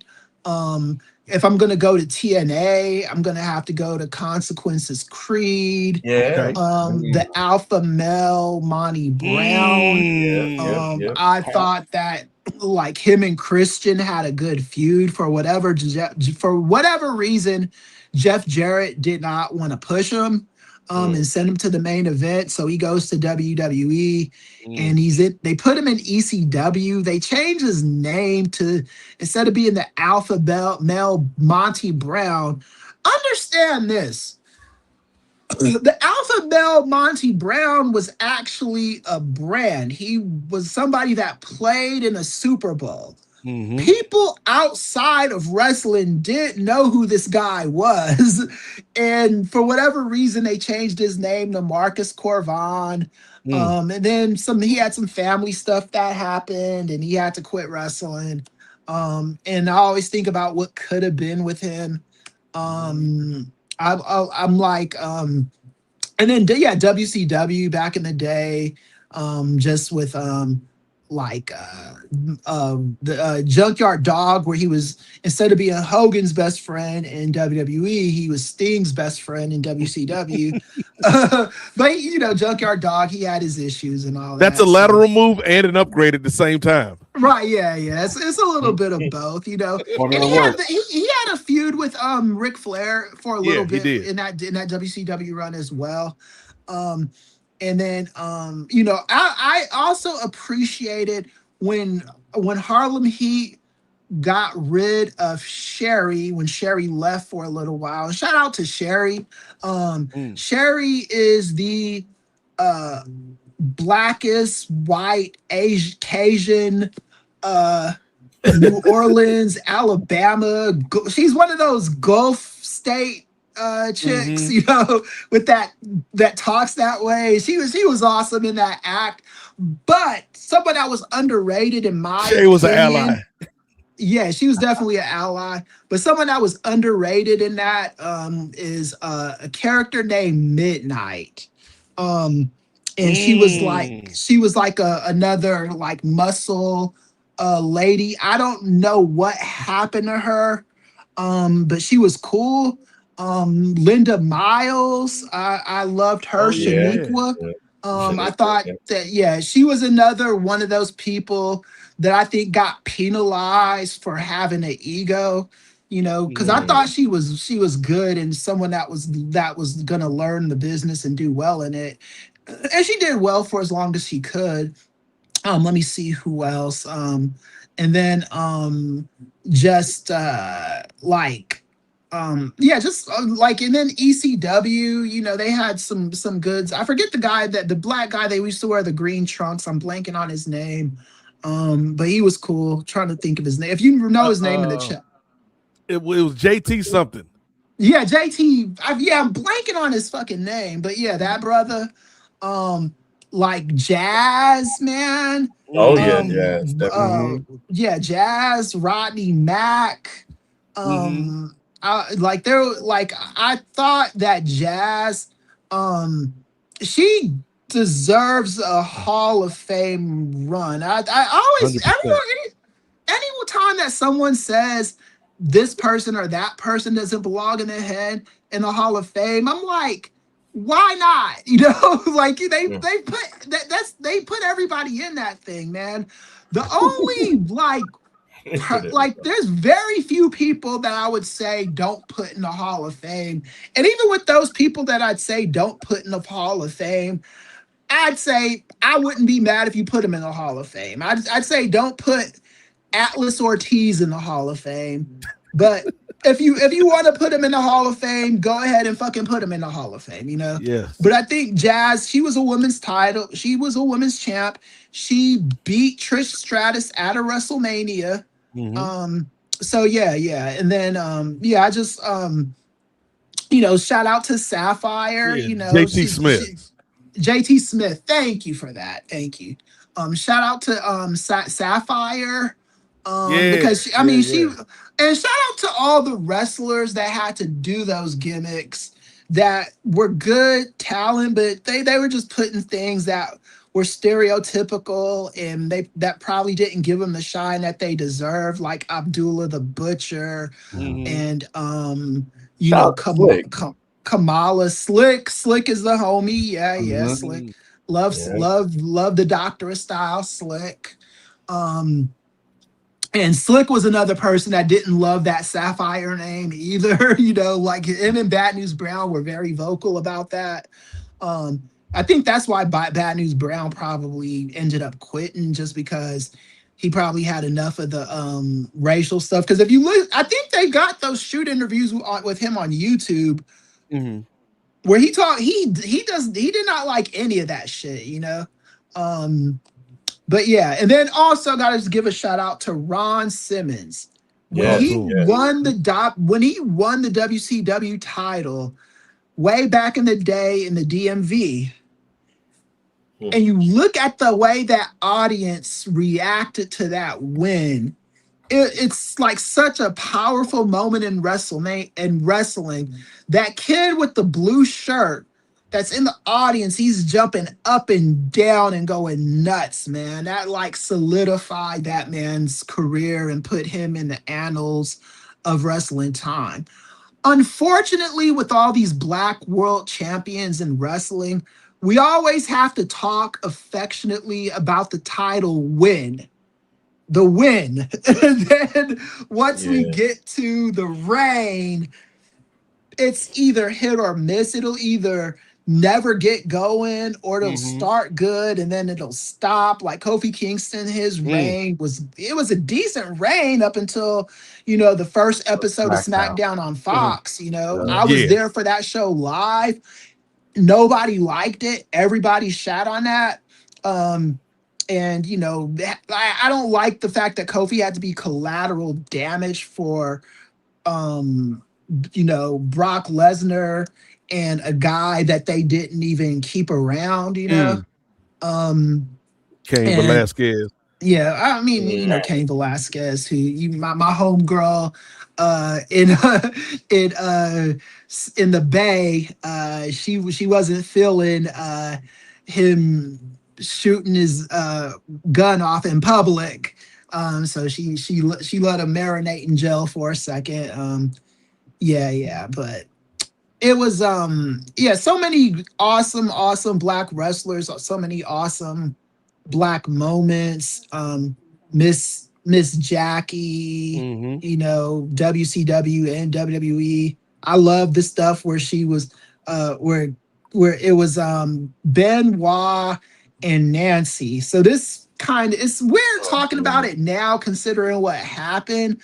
But Benoit and Nancy were like rubbing in their relationship with Kevin Sullivan, and just like, you know, Kevin Sullivan was always coming out and defeated man. And then one day Miss Jackie comes out of nowhere, and she's like this black woman that's got this, you know, accent and talking about women, and it's like, Kevin Sullivan is my man, and blah, blah, blah. I just love that shit, man. It was because it was like, if you're like watching Kevin Sullivan, it kind of reminded me. I don't know if you guys ever watched Curb Your Enthusiasm, right? Yeah. So there's a character on Curb Your Enthusiasm that Larry David always gets into it. It's his agent's wife, Susie. And she's always cussing this dude out and just talking shit to him. And then he starts dating Vivica Fox. And one day she goes to the house and she's cussing him out and talking shit to him like she usually does. And then Vivica Fox says, "What the fuck you doing thinking you talk to my man like that? You better get the," you know, just tells her to get out the house and shit. He calls her, says, "You fucking bitch," and just slams the door in her face. And that's what kind of Jackie was to that. She was like the kind of person that's like, okay, y'all ain't gonna be picking on Kevin Sullivan like that no more, you know? And I thought she worked with Harlem Heat a little when they briefly paired her with Harlem Heat for a little bit. I thought she was cool with that. Thought she was good as Mark Merrow's woman after Sable left him.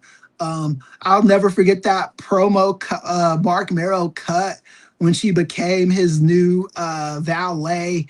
He says, "She's black, she's beautiful, and she's mine." And it's Jackie. It was great shit, man. It was great shit, you know. And even like the thing about black people is, even with the stereotypes, black people aren't watching wrestling for social commentary and stuff like that. Like when I was watching wrestling as a kid, all I cared about was being entertained and seeing people that looked like me.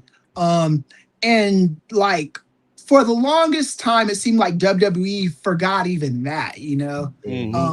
And hopefully with the rise of Oba and Javon and Trick, we move back into that, you know? And Bianca, when she comes back, she gets put back in her good spot. And Jade will finally be allowed to defend her world title, you know? So nice. Yeah, I think that's a good list, Chris. And I also think it's a good time to mention once again, I think we do this every year for our February show. If you're looking for a encyclopedia of all of these stars that we've named and stars that you may not even know, be sure to check out the Black Stars of Professional Wrestling, a book by the late, great Dr. Julian Shabazz. And I think that was kind of the impetus for the NWA podcast when we started it back on the Kings of Sport Network back in the day. So salute to Dr. Shabazz. And if you want to learn more about the history of these performers, that's a good place to start. But for me, Chris,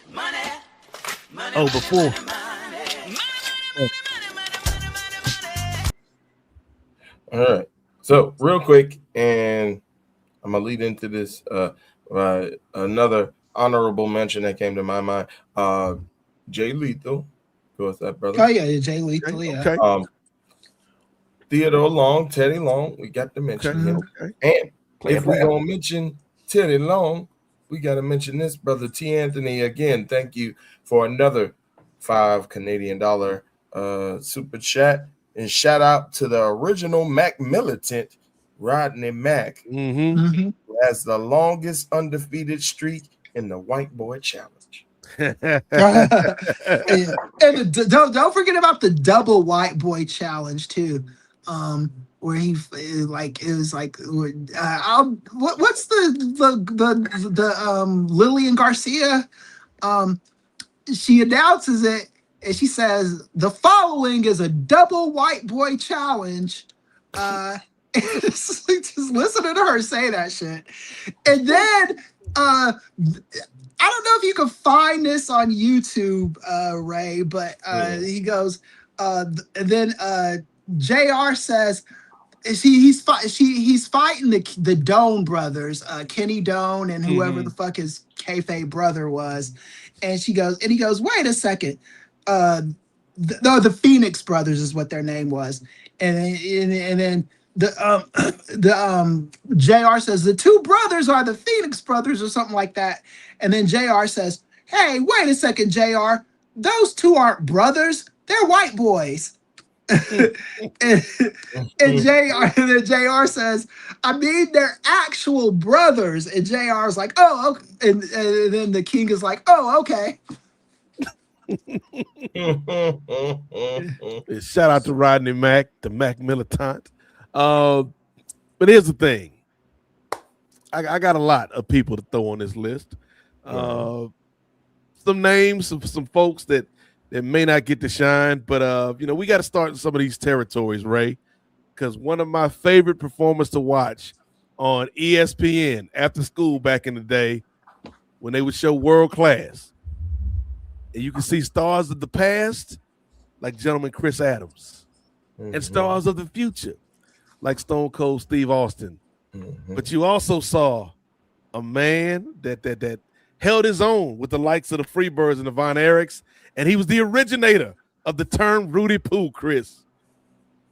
Talking about Iceman King Parsons. Oh, yeah. That dude. Iceman King Parsons was him in that region, in that territory. So shout out to Iceman.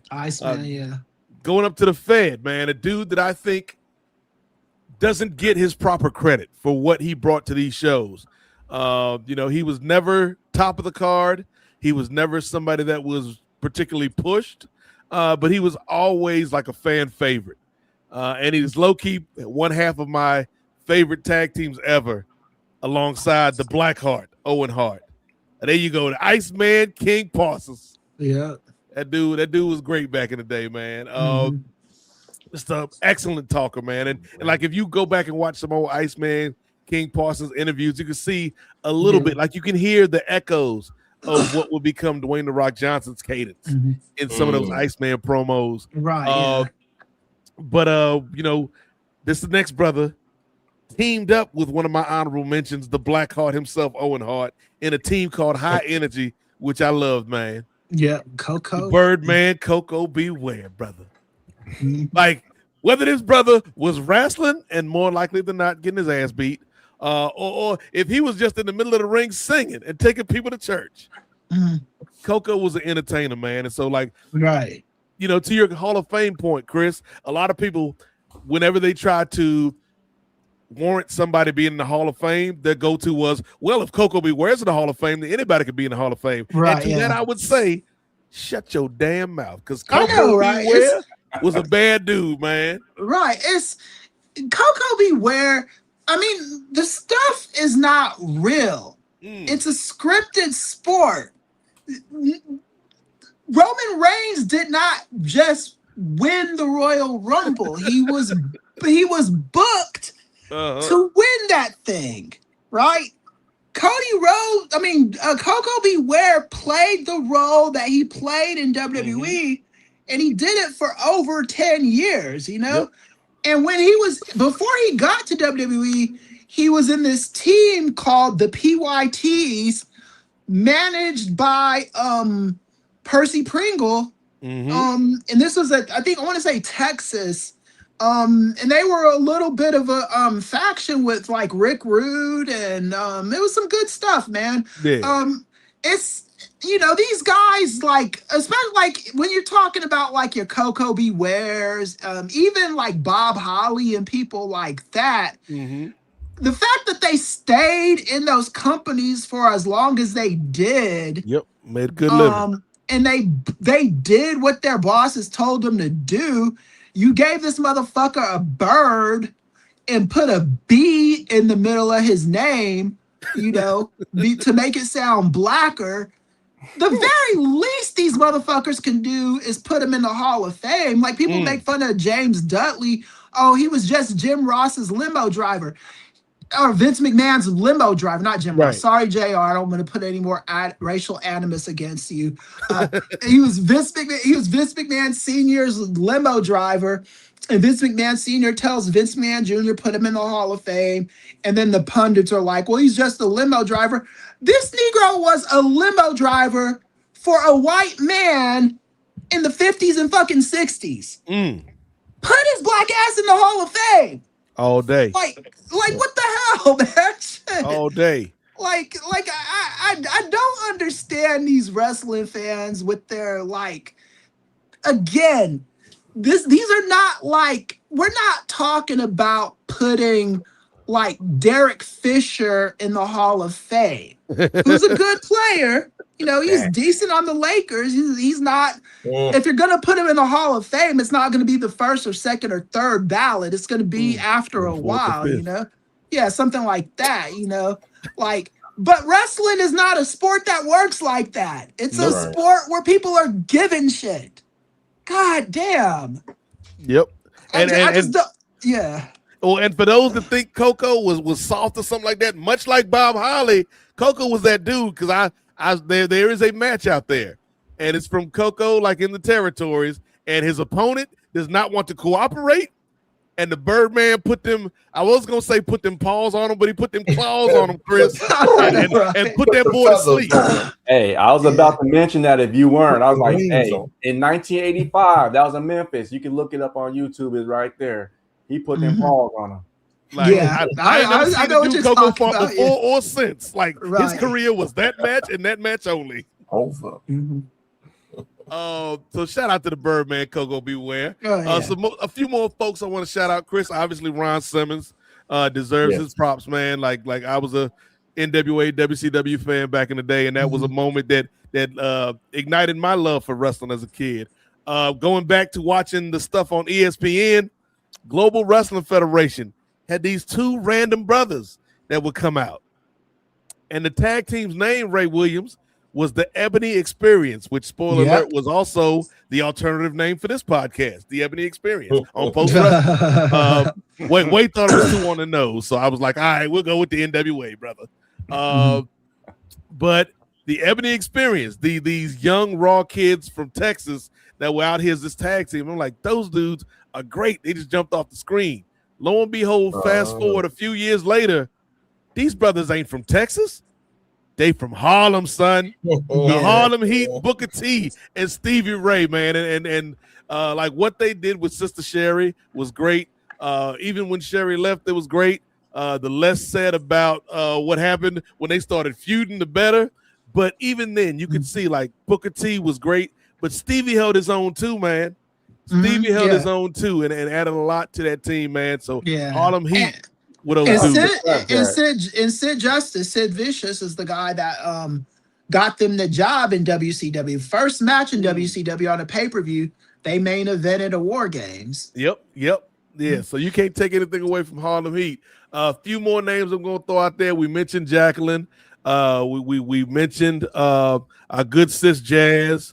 Like, I think somebody in the chat brought a name up, but Kia Stevens, Karma. Yes. Oh, yeah, Karma. Yeah, definitely. Did her damn thing. Helped put the TNA Knockout division on the map alongside Gail Kim, man. I still say she should have got nominated for an Emmy for Glow. For Glow, when her son, she was playing a role of the welfare queen. Yep. And her son, college age son, came by to watch her wrestle one day, and she's doing this welfare queen shit, and you could just, the way she read that acting read on her face was just so, and I complimented her on that when I met her too. I was like, man, that almost brought a tear to my eye, man, seeing that shit. Yeah, shout out to Awesome Kong, man. I felt she got a raw deal in the Fed, man, but she did a damn thing in TNA. Yeah, And they then were getting. I hate to bring this up, Ray. I knew it. I knew where Chris was going. Yeah, but they fucking called this woman irresponsible for getting pregnant. Mm-hmm. She was 38 years old. Like, God damn, man. It's like, Jesus Christ.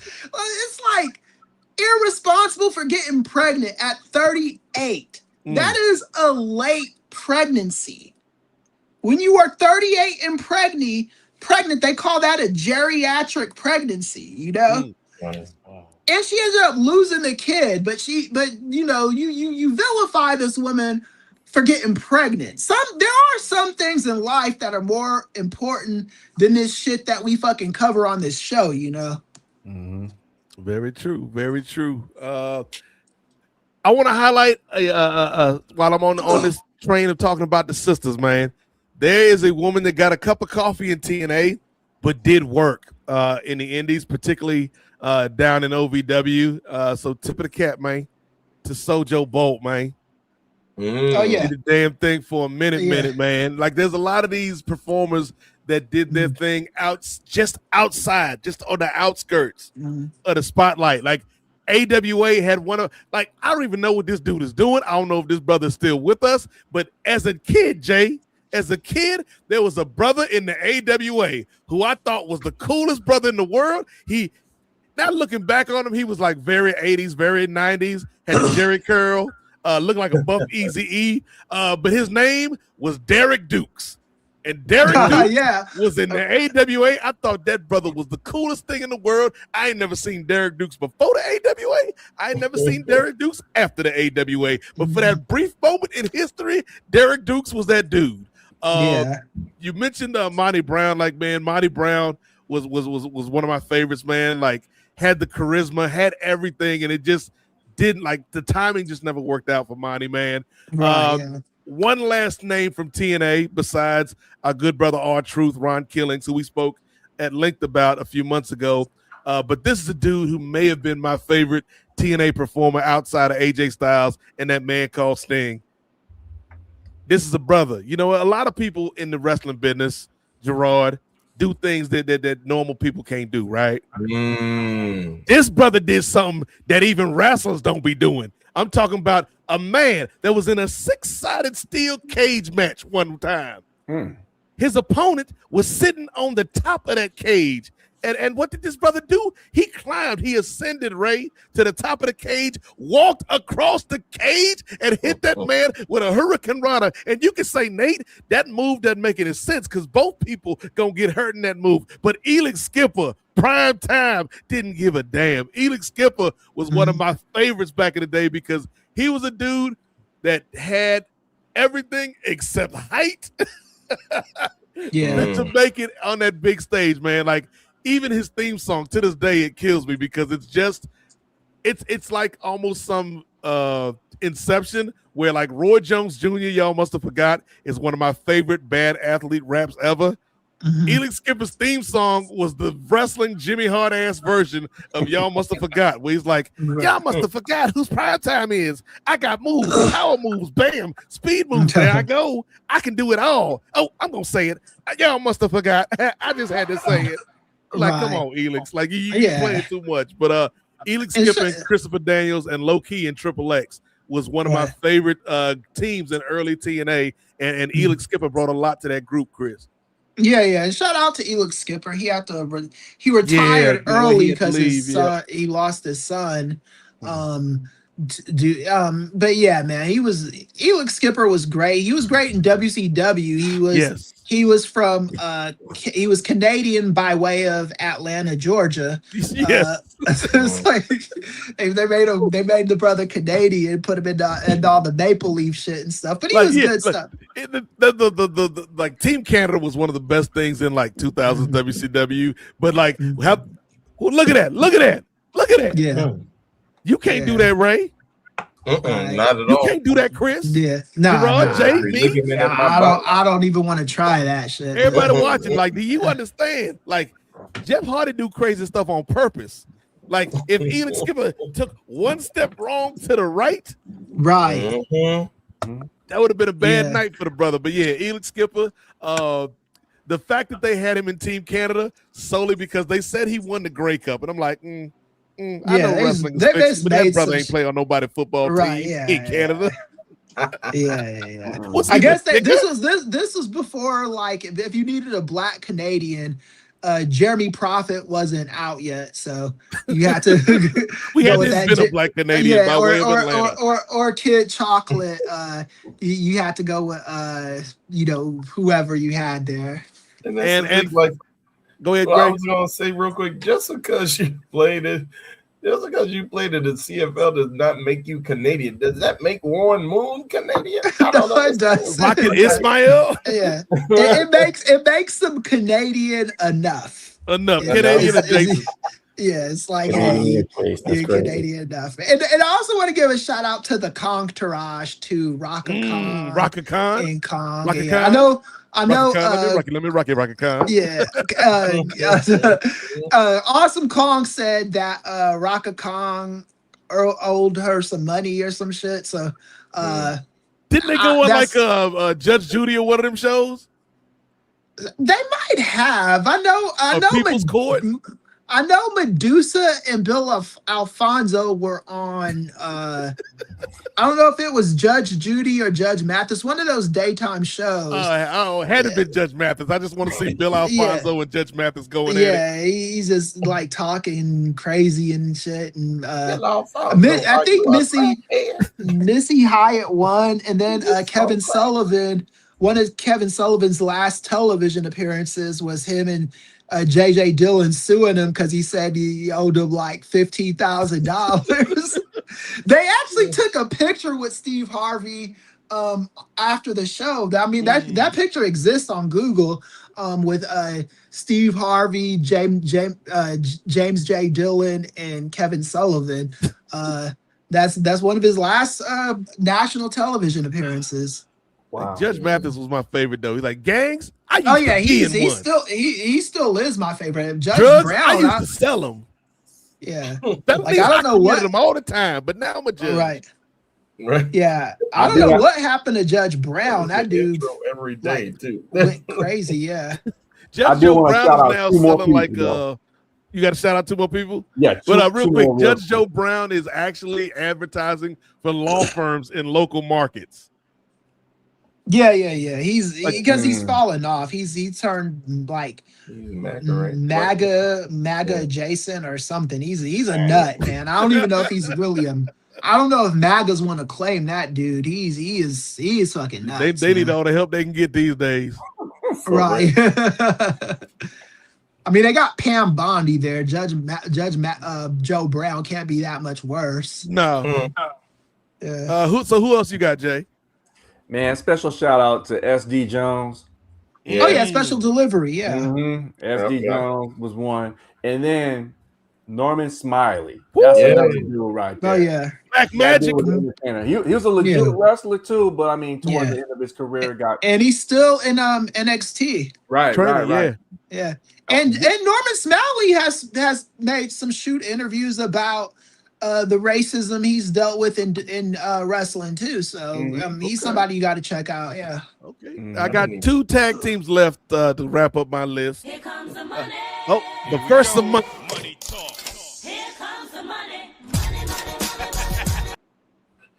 All right, and T. Anthony, again, thank you for the generosity, brother, and the other $5 Canadian. And shout out to Dashing Chris Bay, a true star on another level. Shout out to Chris Bay. Hope he's recovering well. Yeah, even if he never makes it back in the ring, the fact that he's able to walk is a true miracle. Amen. Yeah, Chris Bay is my boy. I met him in Vegas when I went to Andreas's event. When you had too many mimosas, dog. Yeah, I had way too many fucking mimosas. No, that wasn't the Vegas event though. That was the LA event. Okay. Where I had all those mimosas, and I didn't even have that many. I had like maybe 1.5. But it was a strong 1.5. Yeah, it was real strong. But yeah, Hopefully they could do it. I don't know if Conrad is going to ever have them do another one of those panels at the event, but Andreas, I'm gonna hold my tongue on that one. Right, yeah. Well, you know, if they like, you could get us to go to it too. You just gotta come with that chip, Let's, you know? that's all I'm saying. Right. We ain't got to wait for somebody to build a platform. We already in the midst of building the platform. Is all I'm gonna say on that. Right. And then I also say, the king of the night, Kenny King. At that event, I met him. I talked to him for a little. All those pictures are on my Facebook if you want to see them. Yeah. He was with the finest woman I probably ever saw in my life, man. Like I just couldn't. That's why he the king of the night, dog. Yeah, I couldn't take my eyes off of this dude. And I said to him, I was like, dude, is that you? And he was like, yeah. And I was like, my God, man. Like, she was fine, man. Fizzine, dude. Like everybody noticed it. Everybody said it. And it was just that it was like a black panel. It was one of the best panels I've ever done. Shout out to Andreas. And what's his partner's name again? I always blank on his name. Kel. Yeah, shout out to Andreas. Yeah, shout out to Andreas and Kel Mitchell. Who loves black panels? Kel loves black panels. Is it true? I do. They had Chris Bay there. They had Marty Bell was there. Well, yeah, shout out to Marty Bell. Right, yeah. And they were and it was the only panel there where you got to like talk to everybody afterwards. So all the white boys at the event want to go to the white panels. So we had our I got to meet Charlie Mack for the first time. It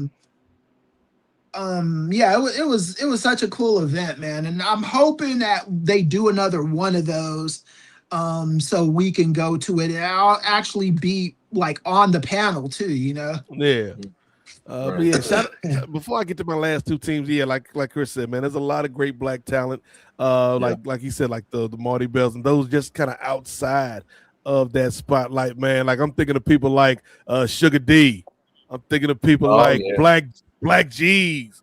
Right. I'm thinking of people like Faye Jackson and them doing their thing, man. Everybody in IC. Yeah, waves and curls. Right. Ooh, waves and curls. Come on, man. It's too many talents to name. So I'm just gonna stick to what I was originally gonna do before Chris got on that great side tangent. Two tag teams that could not be any more different. The first tag team was a team that was so controversial, Gerard Brown. The Police had to show up at all their shows in Smoky Mountain. I'm talking about New Jack and Mustafa, the Gangsters. Y'all don't know. Y'all didn't live it. Y'all didn't live it if you out there and you under a certain age. You didn't live through them times where New Jack is cutting promos talking about how he's gonna beat up the Armstrong boys just like OJ killed them white people. And I'm like, I'm like, did he say that? Can he say that? Should he say that? I was in Knoxville during that era. I went to a lot of those shows where New Jack cut those promos. The one promo I remember him cutting the most, and this is on video, I think it's on YouTube. I was there at this event. He said, OJ, shout out to OJ, thank you. You got rid of one more of them for us, or some shit like that. Keep up Two the good more work. of them for us. Yeah, keep up the good work. And then he was like,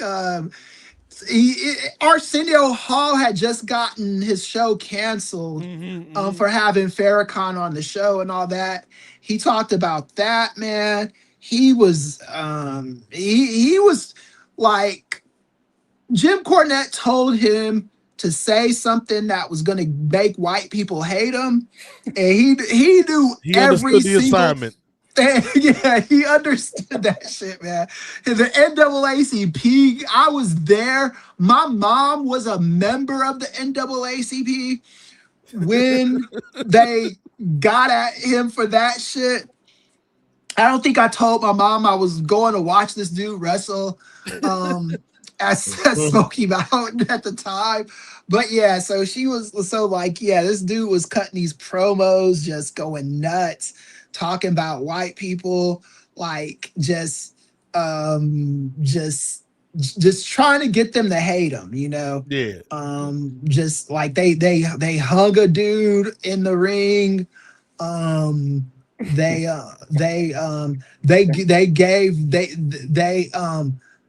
beat down the Rock and Roll Express like they were jumping them into a gang. It looked so like vicious and dirty. It looked like a dude getting their shit rocked, you know.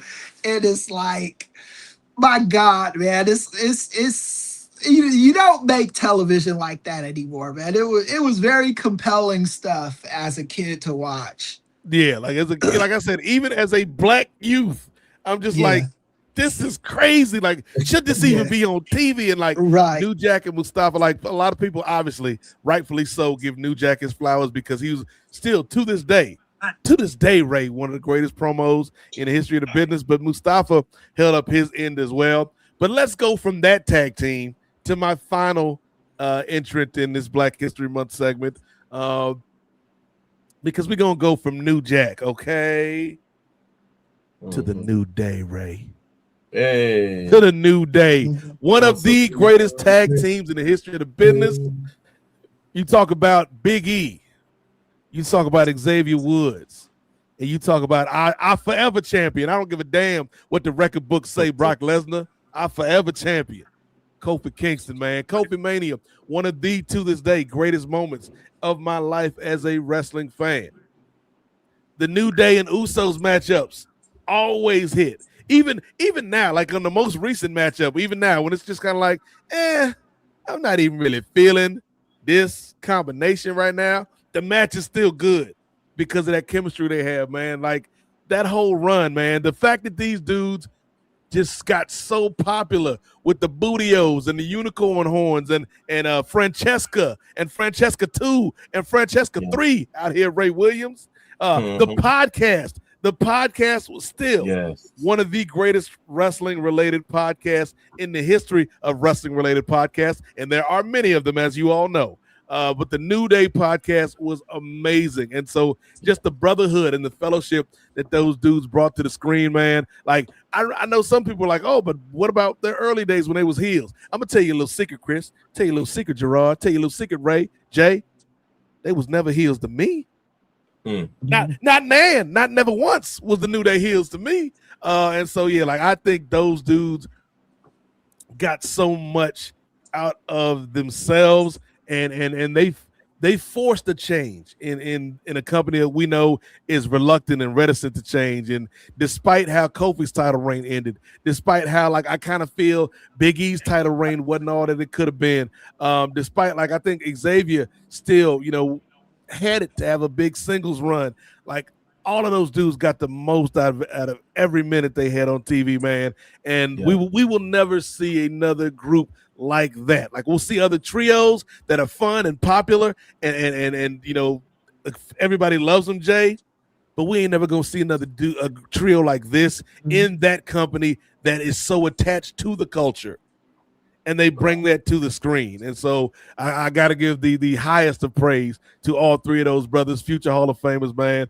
New Day truly rocks, and Black history, ladies and gentlemen, Black history rocks. Right, yeah.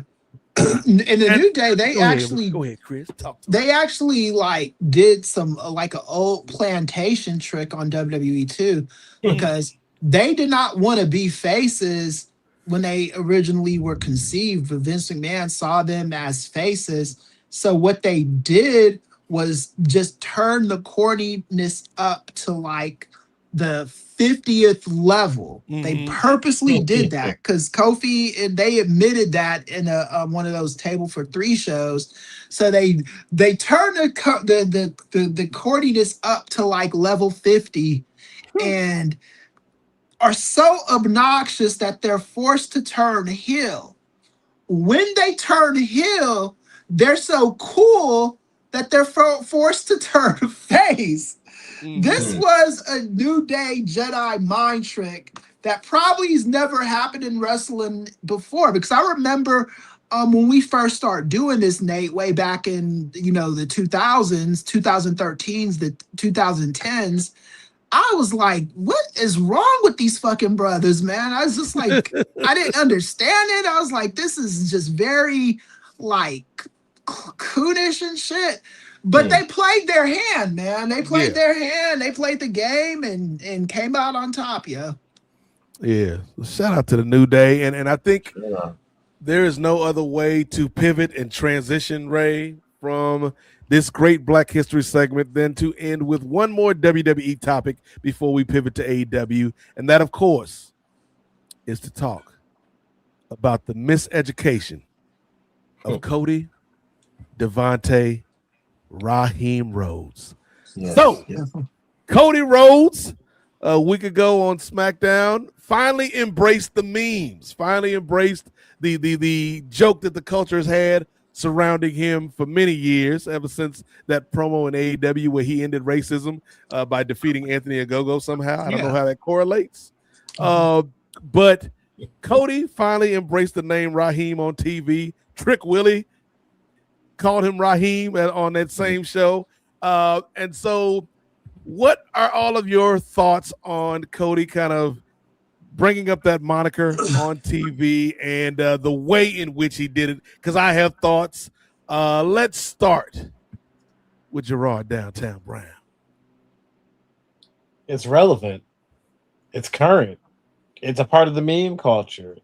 When you have a show like JJK that every week an episode comes out, it's creating new memes and new parts of the culture and adding to the whole experience of watching the show. Jump on the memes. Like, that's the thing we've talked about with WWE for years. They don't have it on the pulse. They get to the pulse a little too late. Oh, we'll drop a shirt too late. Oh, we'll drop this too late. Or we'll hop on this too late. And people have already moved on. Like, we've already gotten past that joke. So, like, hey, jump on while it's still hot on the internet.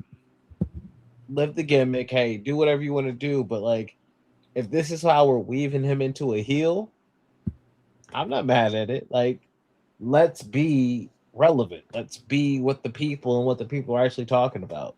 Not just what the writer's room is scripting with Road Dogg crying over whoever and whatever. So, Jay Lacey, what are your thoughts on CDRR? I was genuinely shocked that he got away with that one. I'm just begging the WWE, do not make merchandise for this one. Don't do it. Do not do it. Do not come out with stickies with Cody Rhodes. Do not come out with Koofies. Do not do any of that stuff. Do it. You don't want it. Do it. No. I want the American Nightmare Shiesty. Do it. Do it. Do it. Yeah. See, I wouldn't mind them doing it, but they turn it into they make it the most offensive shit on the planet. They make it uncomfortable.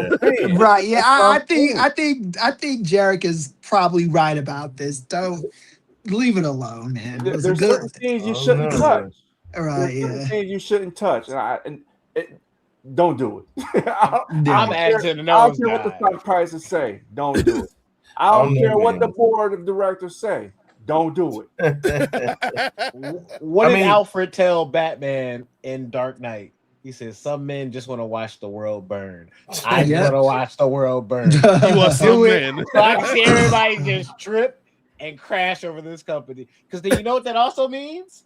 Oh, we got to make sure we don't go with Oba and Trick. And now everybody black with it because they made some mistakes. So go ahead with Raheem. We'll get it on the back end with Oba and Trick. So go ahead. We'll let the world burn on this time. Okay, that's what I'm saying. Next thing you know, you end up like you did with what's my man name? Jordan Miles, aka ACH. He lost his poor brother, man. He let those white folks drive him crazy, dude. I hope he comes back. Yeah.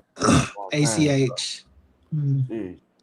Yeah, but I hope it's a one and done thing. But I mean, like WWE, like Gerard was saying, they don't have their finger on the pulse of the culture. They're going to come late, and it's already 2 years late. You know what I'm saying? Yeah. I was shocked. I was genuinely shocked that they went there. Cody went there.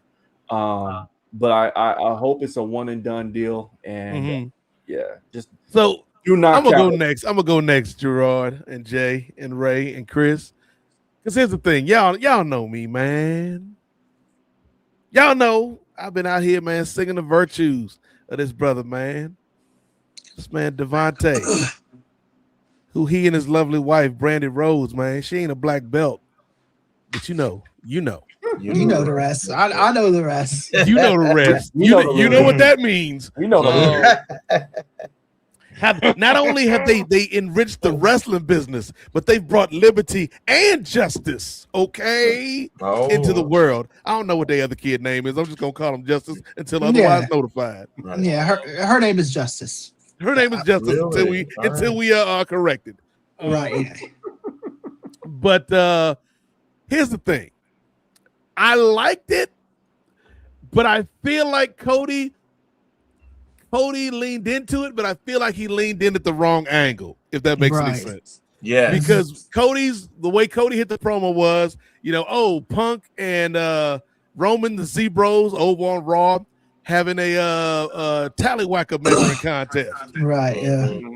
And everybody knows I can be in that contest because why do you think they call me Raheem? And I'm like, oh, snap, that was good, Cody. That was good. But I think he could have made it even sharper if he had leaned into what the meme actually is. Like the meme is not Cody Rhodes is a black man and thus inherits all the black stereotypes. Right. The meme is like there are parts of the meme that are that, but the main part of the meme is Cody Rhodes is this civil rights icon.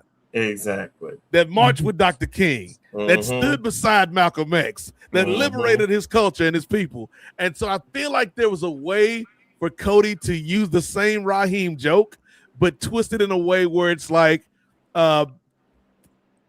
you all know that I am not only QB1, but I've led a lot of people, man. I do things for my people.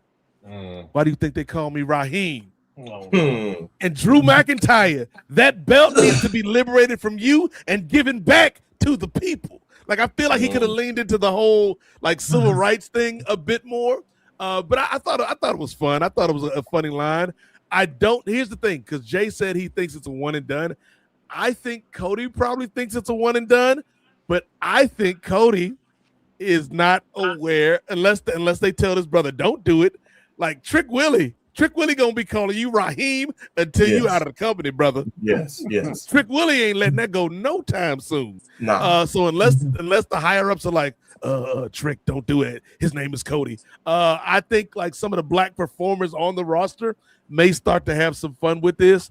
But I didn't hate it. Like I liked it. I didn't exactly love it because I do think he could have made the joke a bit sharper. But for wrestling humor, I thought it was pretty cool. And as somebody who once had the Cody Had a Dream drop here on the NWA podcast before YouTube was, and Kendrick's people was like, nah, you can't do that. And I was like, you're right, Kenny. I don't need to end up in no diss track over a damn wrestling joke. I don't need that smoke. But I think as somebody who kind of loves the Cody Rhodes meme, somebody who has purchased the Cody Rhodes make them say t-shirt. Like I'm in for the Devontae Raheem jokes. But I'm interested to see kind of where they go with it. Ray, we'll go to you next, and then we're gonna let Chris back clean up. All right. Well, I'm on board with you, brother Nate. I thought while the intent was well mentioned. Like, yeah, while the intent was there, the actual delivery was shoddy. As far as like why he said it, yeah, I wasn't feeling that. But I'm also like, I'm not really getting my boxes in a bunch over it. Like, I've been hearing like people saying, "How dare he say he black," or something like that.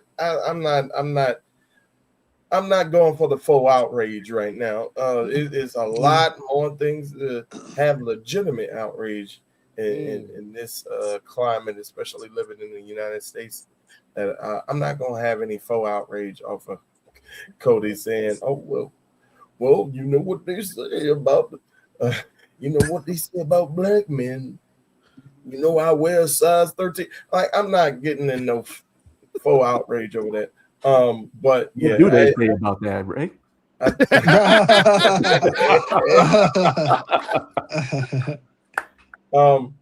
But I think we were kind of. I mean, I wear 13, but I'm not suggesting anything about myself. Ladies, if you want to insinuate, that's on you. That's what you say at the grocery store when you're walking down the milk aisle. But yeah, I mean, like I said, I thought the joke. I mean, I got a little chuckle out of it. I'm glad that he acknowledged it. While I didn't think that the actual context of the joke, like you said, Nate, it didn't meet why the joke was actually created or why people were actually posting the memes and stuff. I felt just the acknowledgement was pretty funny. You mentioned Trick Williams. So Trick Williams was already having fun even when Cody showed up on NXT a few years ago and he invited him to the cookout. Remember that? So I remember that, yeah. Yeah, Trick Williams has always been kind of partial to Cody Rhodes. So I think, like you said, I think that relationship is going to define itself. And like you said, Brother Chris, hopefully he doesn't end up in the sidekick role because of that. But yeah, I think he's always going to rib Cody in that particular aspect. But yeah, I didn't have a big problem with it. I chuckled, but I didn't have too much of an issue with it. Okay. And Chris, so much like Cody Devontae Raheem Rhodes, you have melanin in your soul. So tell us your thoughts about Negro icon Cody Rhodes. So the only thing I really didn't like about the promo was fine. It's just CM Punk and Roman Reigns just absolutely destroyed the SmackDown main event. It was an obliteration. It was a murderation. All up in the dancery. Holleration in the dancery. It was not painting them in the greatest light.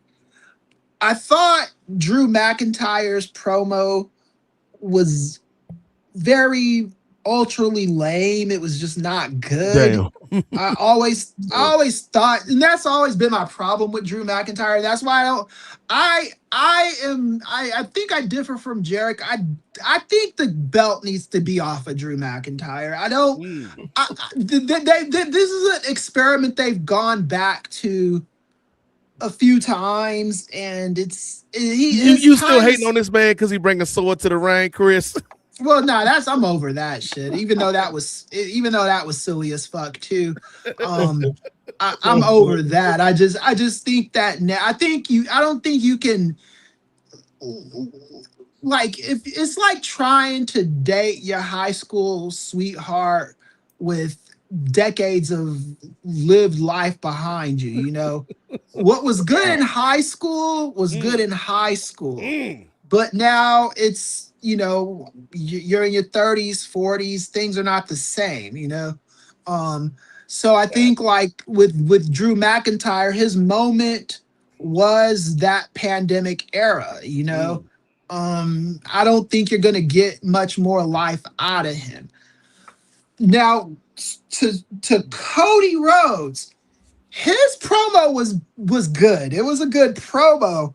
The problem with it is it elevated him. Yes. It didn't elevate the match. He made sure that he's like, yo, you two motherfuckers, I'm gonna get at y'all, you know. Cody was like, if the ship be sinking, I'm gonna be swimming. Like the rest of y'all can sink. He was like, don't forget, I am the third act of this trinity, this male wrestler trinity in this company. And Drew kind of felt to me like the odd man out, you know. Yeah. And I think that for the WrestleMania main event, if Drew McIntyre is going to be in that main event, they're gonna have to. He's either gonna have to get better at talking, or no, there's no or. He's just gonna have to get better at talking, man. He's to me, he's proven he can't hang with Roman or Cody or Punk or CM Punk. You know, he's got to get better at talking, man. I think his best talking comes when he's like when it's attached to him doing something dastardly, like him stealing CM Punk's little friendship bracelet that he was crying over and shit. That was cool because he took something sentimental and he didn't really have to do much talking. His thing was more just kind of emoting, and CM Punk had to kind of even carry that, you know. And that's a big lift from CM Punk too. That's why no matter how much I don't like CM Punk sometime, he is a GOAT, man. He did manage to get the fucking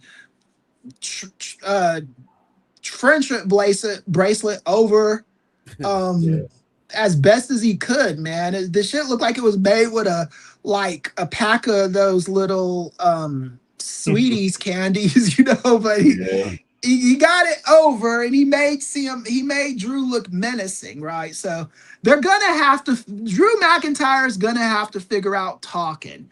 If he's not gonna get that figured out, they got to get the belt off of him and just have Cody and either Jacob Fatu or somebody else. So you can do the three-way match.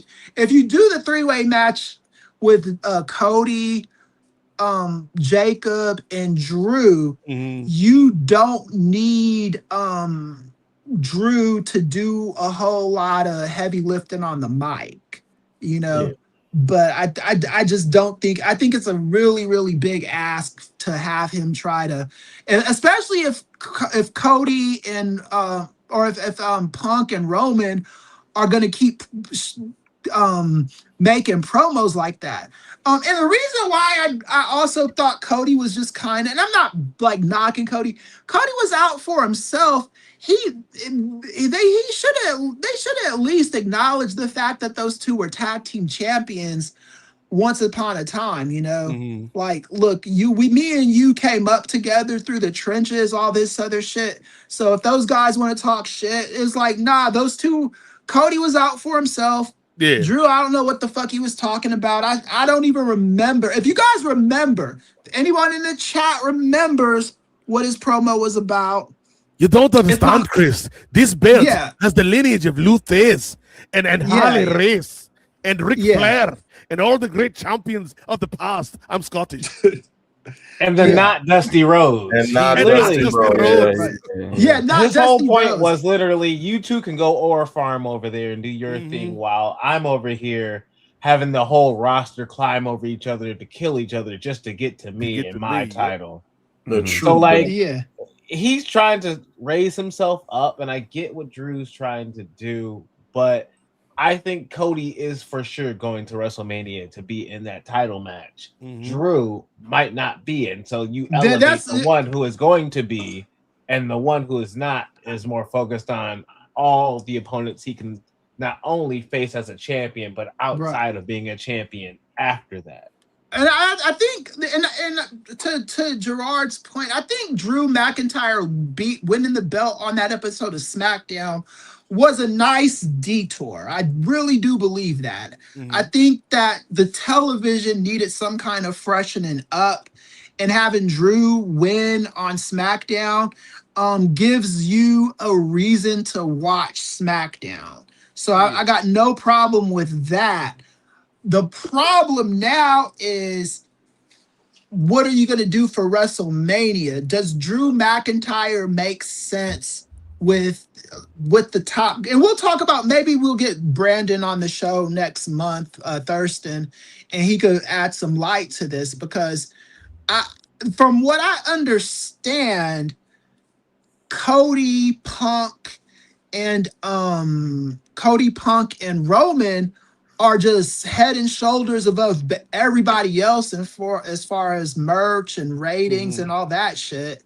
And you got to be able to make Drew fit in this equation seamlessly. And right now, and like Gerard said, the promo, you can't. It's not believable disrespecting Dusty Rhodes like that. By any metric, Dusty Rhodes is one of the top world champions of all time. It's not even believable to try to like destroy the lineage of the old school NWA. You could say what you want about Billy Corgan's bullshit and fucking Trevor Murdoch and all that, but when it comes to the NWA lineage, that is a very powerful lineage, and it's not believable when you're trying to fucking say Dusty Rhodes never won this belt. No, because he won a better belt, you know. So you can't say that shit, you know. And to me, I'd be just as mad if they said something like Hulk Hogan never won the NWA title or something like that. It doesn't fucking matter. He was important in the business. He was a top guy in the business. Dusty Rhodes was a top guy in the business. We'll just have to agree to disagree on that one, Chris. Yeah. Well, do you think Drew could lose it before Mania? Maybe I think so. Jacob Fatu then leading to Fatu a triple versus threat, because I don't think Cody has a route to Drew unless he gets to win the chamber. Yeah, Cody doesn't have that route, and so maybe a Fatu clogging up that route by winning the championship off Drew then leads to a triple threat with all three of them, because Cody's been circling Fatu for a while and he needs to get his hands on him, and Fatu need to get his hands on Cody, because Cody just keep talking that talk. So he got to run the ones. But I think Drew also gets his opportunity to be in front of everybody at Mania as well. I just don't think he got his championship winning at 40. He don't need to be champion going into 42. Right. Yeah. So I want to get your opinion on this seriously. And I'm talking about everybody, because I like, if you keep if Drew is the plan for WrestleMania, I don't know how you I just don't know how you do that and keep it I just don't know how you do it and keep it interesting. I just don't know how you do that. I think because I mean, if let me put it this way. If the plan was you wanted Roman Reigns to win the Royal Rumble, because Roman Reigns is not a gamble. Roman Reigns is a surefire bet. You're not gamble. Jey Uso last year was a gamble. Yeah. Roman Reigns is not a fucking gamble. He's in the main event. It's headlines. It's all that shit. So knowing that with Drew McIntyre, like, why would you it doesn't seem like they're an experimental phase this year is what I'm trying to say. It seems like Drew McIntyre being in that spot is maybe just the experimental thing they're doing this year. They're like, hey, let's just put Drew McIntyre in that spot to like try something different. But I think if that's the logic behind that, I think Jacob Fatu makes more sense in that spot. Yeah, I think the only danger you run with that is the risk of having too many title changes in close proximity to each other. Yeah. Because it may take away from the luster of whoever walks out of Mania with the title. And I think, you make a good point, Chris, where you're like, is Drew the gamble here? And I would say I don't think they view Drew as the gamble, because I don't think they think Drew is the draw for that night one main event. Because I think we're going to, by whatever way they get to it storyline-wise, it's going to be Cody, Drew, Fatu. And in that equation, you've got Cody, who is, QB1, one of those Trinity that you mentioned. You've got Fatu, who is the up-and-comer, even though you can't say that word no more, Jacob. And then you've got Drew, who is the guy that's going to drop the belt to one of those two. And so I feel like it may not be ideal, Jay and Gerard, but I don't think you're losing anything in terms of value with Drew being the champion. I think you can have him come out here, cut his promos. I think you can have him out here stirring shit up. But ultimately, the payoff at Mania is going to be either Cody getting that belt back. Can he be QB1 without the title? As I think Barrett asked on SmackDown, or whoever, somebody asked it on SmackDown. Or Fatu, like winning his first world championship in this company at Mania, which would be a big thing. So I think they'll probably play it safer with this one. Even though like it's not as exciting for us possibly. I think for them, they're like, yeah, we're not going to rock the boat and have Fatu take the belt off of Drew, and then Cody and Fatu beefing, and then Drew has his rematch clause, calls it a WrestleMania. I think they're going to go the straight line, the simplest path, which is just keep it on Drew and make it a 3-way, and then Drew loses. Let me ask you this, because this is WWE again. Do they trust Drew McIntyre to be hitting the Today Show and Good Morning America and the Breakfast Club and here's the thing. They don't trust Drew McIntyre to hit those shows. They trust Drew McIntyre to hit Get Up with Greenie. And sometimes that's all you need. Can this brother go on ESPN for 5 minutes with Mike Greenberg? Okay. I was about to do they trtrust him on the Mike Greenberg show. I think because maybe Seth the Rich Rollins, Eisen Cody, show the too. Miz, a lot of like Cena, I think during the lead up to WrestlePalooza, they all did Get Up on ESPN. I think that's kind of a safe landing pad because it's a corporate partner. You know what I'm saying, Chris? Right. Like they're not going to put Drew on Front Street like that. Whereas I don't see and I'm not saying Drew McIntyre is like bad or anything like that. I'm just saying I don't see Drew as that guy that's on the Tonight Show in the same way I see a Cody or a Punk or a Roman. Right. Yeah. Like, are you like okay? So Roman Reigns. When you watch Roman Reigns on the Tonight Show or Jimmy Kimmel or any of that shit, even if you don't watch wrestling and you see his interaction with the host, you understand why he's the top guy in that company, Yeah. And the same thing with Cody Rhodes. Cody Rhodes is very, very, very good on those, like on that talk show circuit.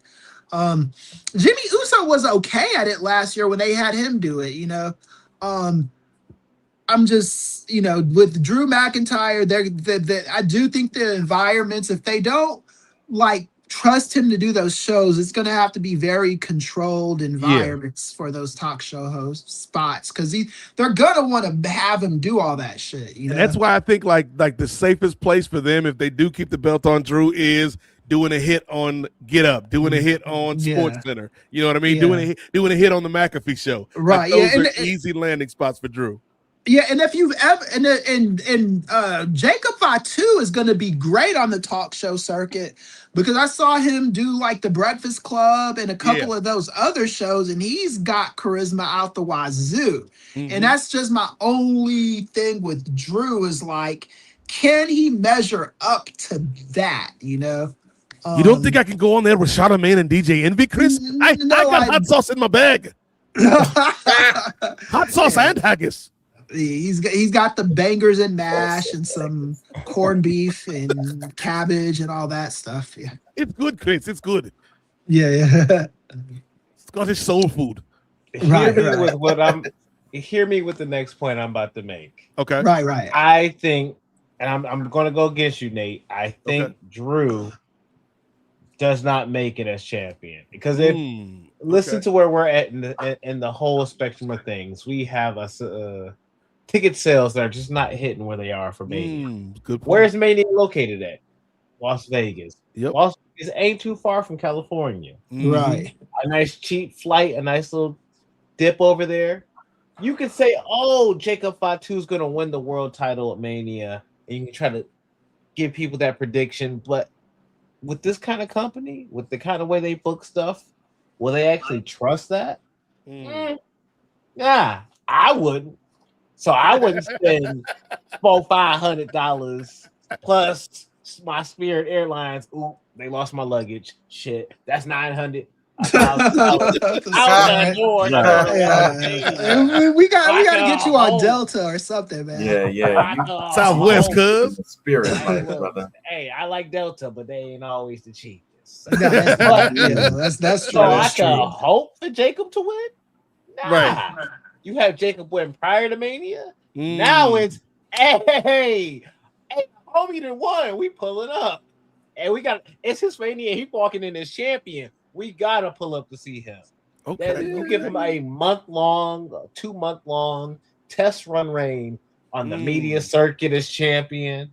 Now he's going in and try to promote this Mania. Where you need them ticket sales to go up, they ain't too far. So get somebody who's kind of local to the market to promote that up as champion. And that's Jacob. And then cover his part and do his little promotion as well. I'm gonna get the championship back. Oh, that I was robbed, blah blah blah blah, whatever. Cool. Cody doing his thing as well, but give Jacob that little test run and see where he goes. And if he rocks by Mania, cool. Maybe keep the belt on him like you did EO last year. Right, yeah. So give him kind of range. So I think if there's any year to experiment with Jacob, I think it would be this year because of what Gerard just said. The adjacency to San Francisco. San Francisco is not far away from Las Vegas. It's not as close as LA is to Vegas, but you can still get to San Francisco, and the traffic might be, or get to Vegas from San Francisco, and the traffic might even be a little bit better, you know? So I definitely think there's something to Jacob being like, you know, better for this spot than maybe even Jay was last year. Because I think Jacob is one of those guys that, you know, the fans are waiting for him to get the push that he deserves. You know, with Drew McIntyre, he's been in this position a few different times, and I don't know how this time is going to be different from the last few times. There's fans in the building. Not a bad idea. There's no fans in the building the first time he got it. That's what his whole argument. That sucks for you, dude. You know, I mean, it's like, there were no fans in the building, but that's because there was a worldwide pandemic happening. None of us can help that shit, you know. The Lakers won the championship that year, and there wasn't a fucking parade. Dwight Howard didn't get to do that shit. Neither did Rondo. Yo, you got the championship, but yeah, that pomp and circumstance part sucks for you. But you gotta fucking move on, dude. You know, it's like, you know, that's just what that was. But that was your moment. And your parade got rained on. How is this going to be any different? You know, that's all I'm saying. You'll have fans there, and the fans there will react like they did the last time you won the championship at WrestleMania, and CM Punk came and kicked your ass after it, right? Like that. That was the right decision for that moment, because with the fans back, he had gotten the championship, but he was not. He was a heel, and he's a heel now. So I don't know how this is unique, is what I'm saying. So okay. Yeah. Gerard, you can change my mind between now and the next time you do your show, or the next month when we do this show. I'm not opposed to Gerard's ring theory there. I'm not ring opposed theory. to it either. I'm not opposed to it. I'm just trying to understand, like, if Nick Khan is one of the biggest pieces of shit in wrestling of all time. And he's only been in the wrestling industry for, like, what was it, 2-3 years? Yeah. You say he's on a generational run. Oh, he's a special kind of slime, is Nick Khan. I didn't really notice it until some of the interviews I heard him do this year. I was like, my God, this guy is a fucking scumbag, maybe that's probably why he was such a good Hollywood agent too, is being you have to be that level of scummy to be a good agent. But yes, you know what's not scummy though?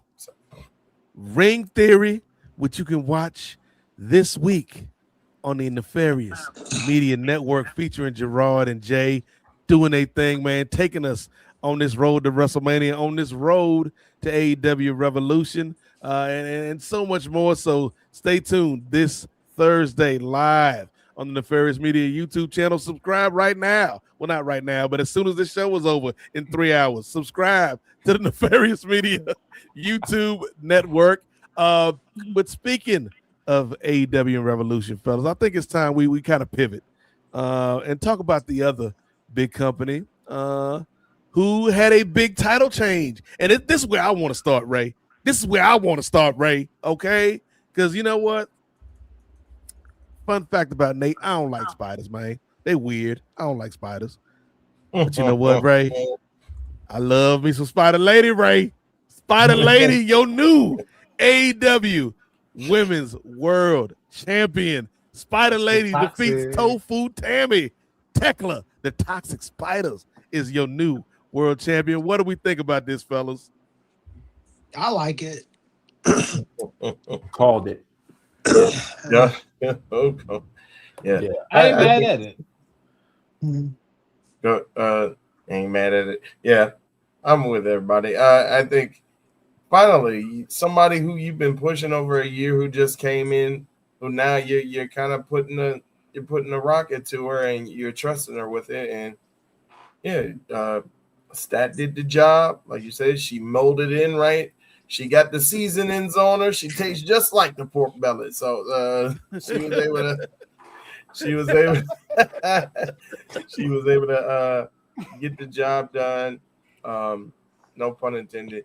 And Tekla was able to go ahead, even though sometimes like you don't want the bad guy to win at the end, but yeah, Tekla was able to go ahead and get the belt, pick up the belt, and I don't mind it either. Yeah. To me, there's just something, and this again, like we all like Chris Statlander on this program. Yeah. My complaint with Stat has always been this company did not have a character for this girl. No, when she first came in, she was the crazy alien girl, and then her and Willow was friends, and then she started listening to Stokely Hathaway whispering in her ear, and she's a bad girl, and then she's not bad anymore. Oh, wait a minute, hold on, Gerard, she bad again. Oh, now are the Death Riders gonna corrupt her? Nope, she's good. Yeah. Oh, she beat Timeless Tony Storm. Cool, that's cool. She got a new championship belt. Oh, wait. She's the same character that's before. I don't know who this woman is. She is Tofu. She is malleable. Now, contrast that to Tekla.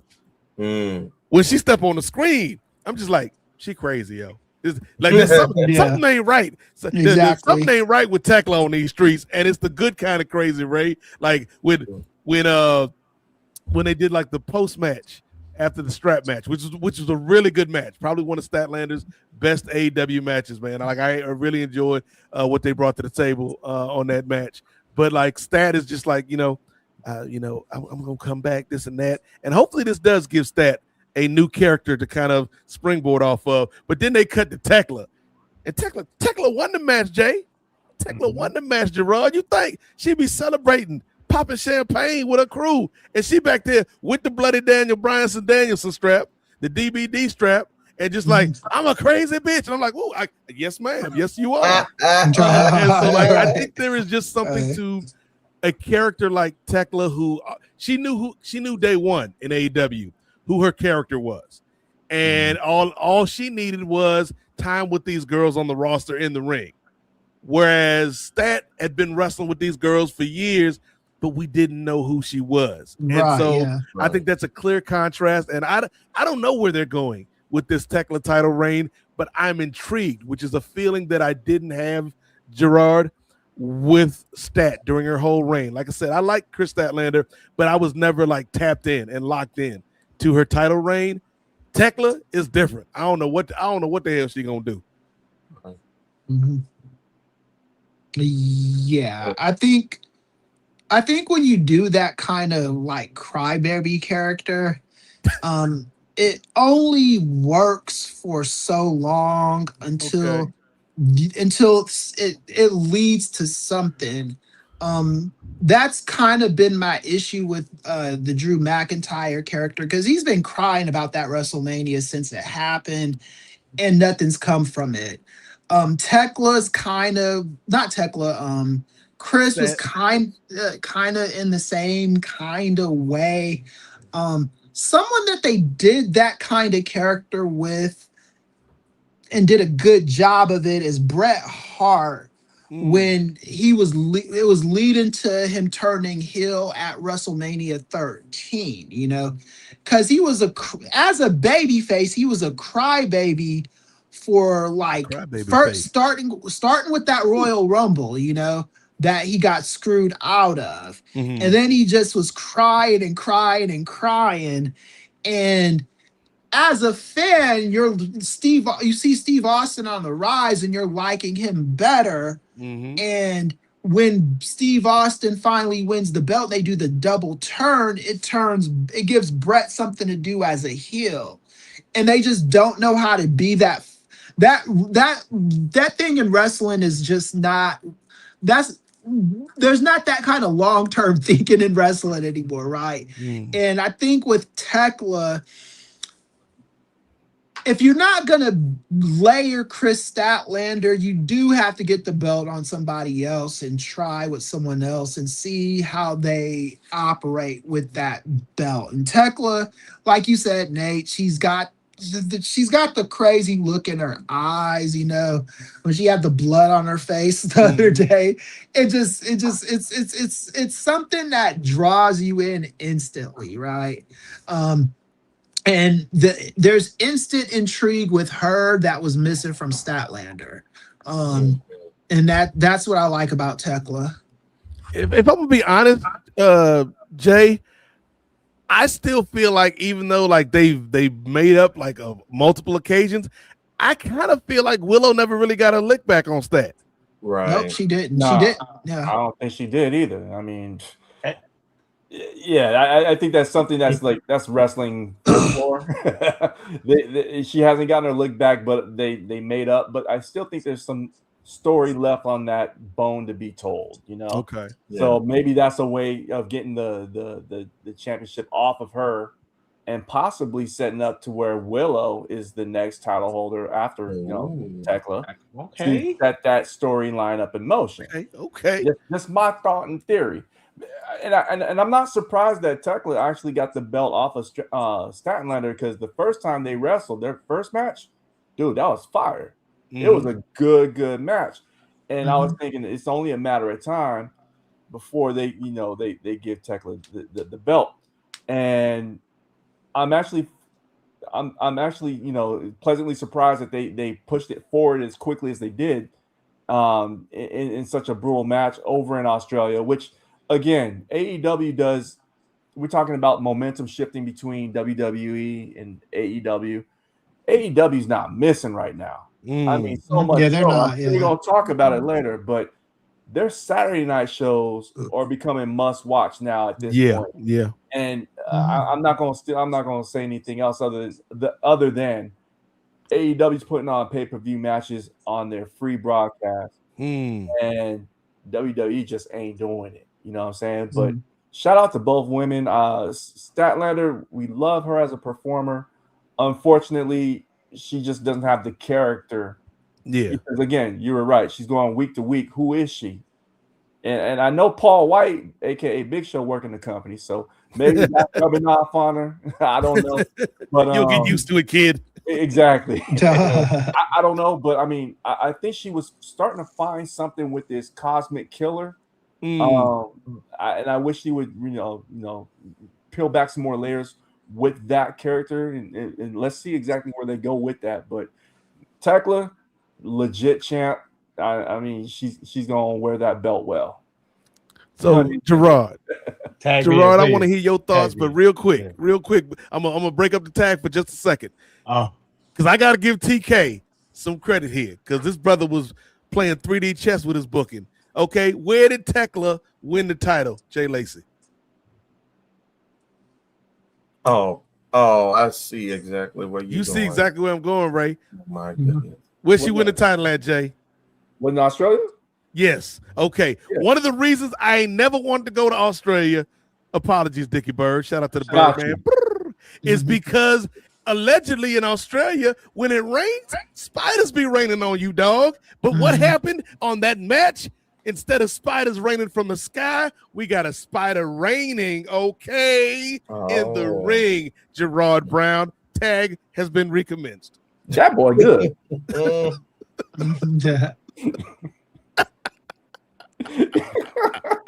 right. I'm not trying to Google your point, but Dynamite was from Ontario, California last Wednesday. I ain't gonna hold you. What is Ontario, California, if not the Australia of California, brother? Ontario, California is Los Angeles, just its own incorporated city. That's all Ontario is. I thought TK was cooking with that one. Damn. Yeah, it's and not. You had me second guess like Australia. Yeah, I didn't need to witness. Yeah, like it's always funny when I listen to people talk about Ontario. There's nothing unique about Ontario. I think the water you ain't park. Be invited to the city anytime soon. I'm always in Ontario. I used to have to drive through Ontario to go to Fullerton. It's a nice town. Yeah, it's a nice city. It's like I live in Monrovia right now. It's Los Angeles adjacent, but it's its own incorporate. Like Los Angeles is very weird because what happens is you got communities in Los Angeles that are its own like local like township, but not an incorporated city. Like Northridge is not its own city. Northridge is part of Los Angeles. Okay. Monrovia is actually 10 minutes away from downtown Los Angeles, but we are our own incorporated city. Okay. Ontario, what about Pacoima? Pacoima, I'm not sure about that. Shout out to Manny. I don't even know if they're in LA County, to be honest with you. But Ontario's LA County. Ontario is it's its own incorporated city, but it's Los Angeles is what it is. It just is what it is. It's in the LA media market. It's fucking, they cheer for the Lakers. They might cheer for the Angels because they're closer to Angel Stadium than they are to Dodger Stadium. But I mean, it's LA, man. It's like I've never seen Ontario get as much shine as it's gotten ever since AEW's been like going to the arena out there, man. Yeah, hit the airport too, so. Yeah, the airport. There's an airport too. They got the airport. They got the small ass airport that nobody flies into. Yeah, there's one in and out. Yeah. They might have two in and outs if I'm not mistaken. Damn, they balling. Yeah, extra one. Yeah.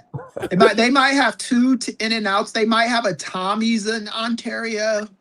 Tommy's is a chili burger spot. I think they got a Yard House out there. Okay. Yeah, it's okay. It's a great place. The rent is cheaper to live in Ontario than it is to live in LA proper, but Real talk. I mean, it's fucking LA, So I think that's on the sign when you enter Ontario. Ontario, it's fucking LA. Right, yeah. Population 3,000. Right. It's probably not close enough to Hollywood where actors want to live in the community, Okay. Because if you're a struggling actor, you don't Ontario, you might have to take about 4 or 5 buses to get to Hollywood. Damn. Unless you take a bus to the train station, then you could take a bus and then the train, a bus and then like maybe 2 or 3 trains to get there. So, yeah. Well, somebody who is on the train to stardom, Gerard Brown, is Tekla the Spider Lady, man. Hey, what a transition.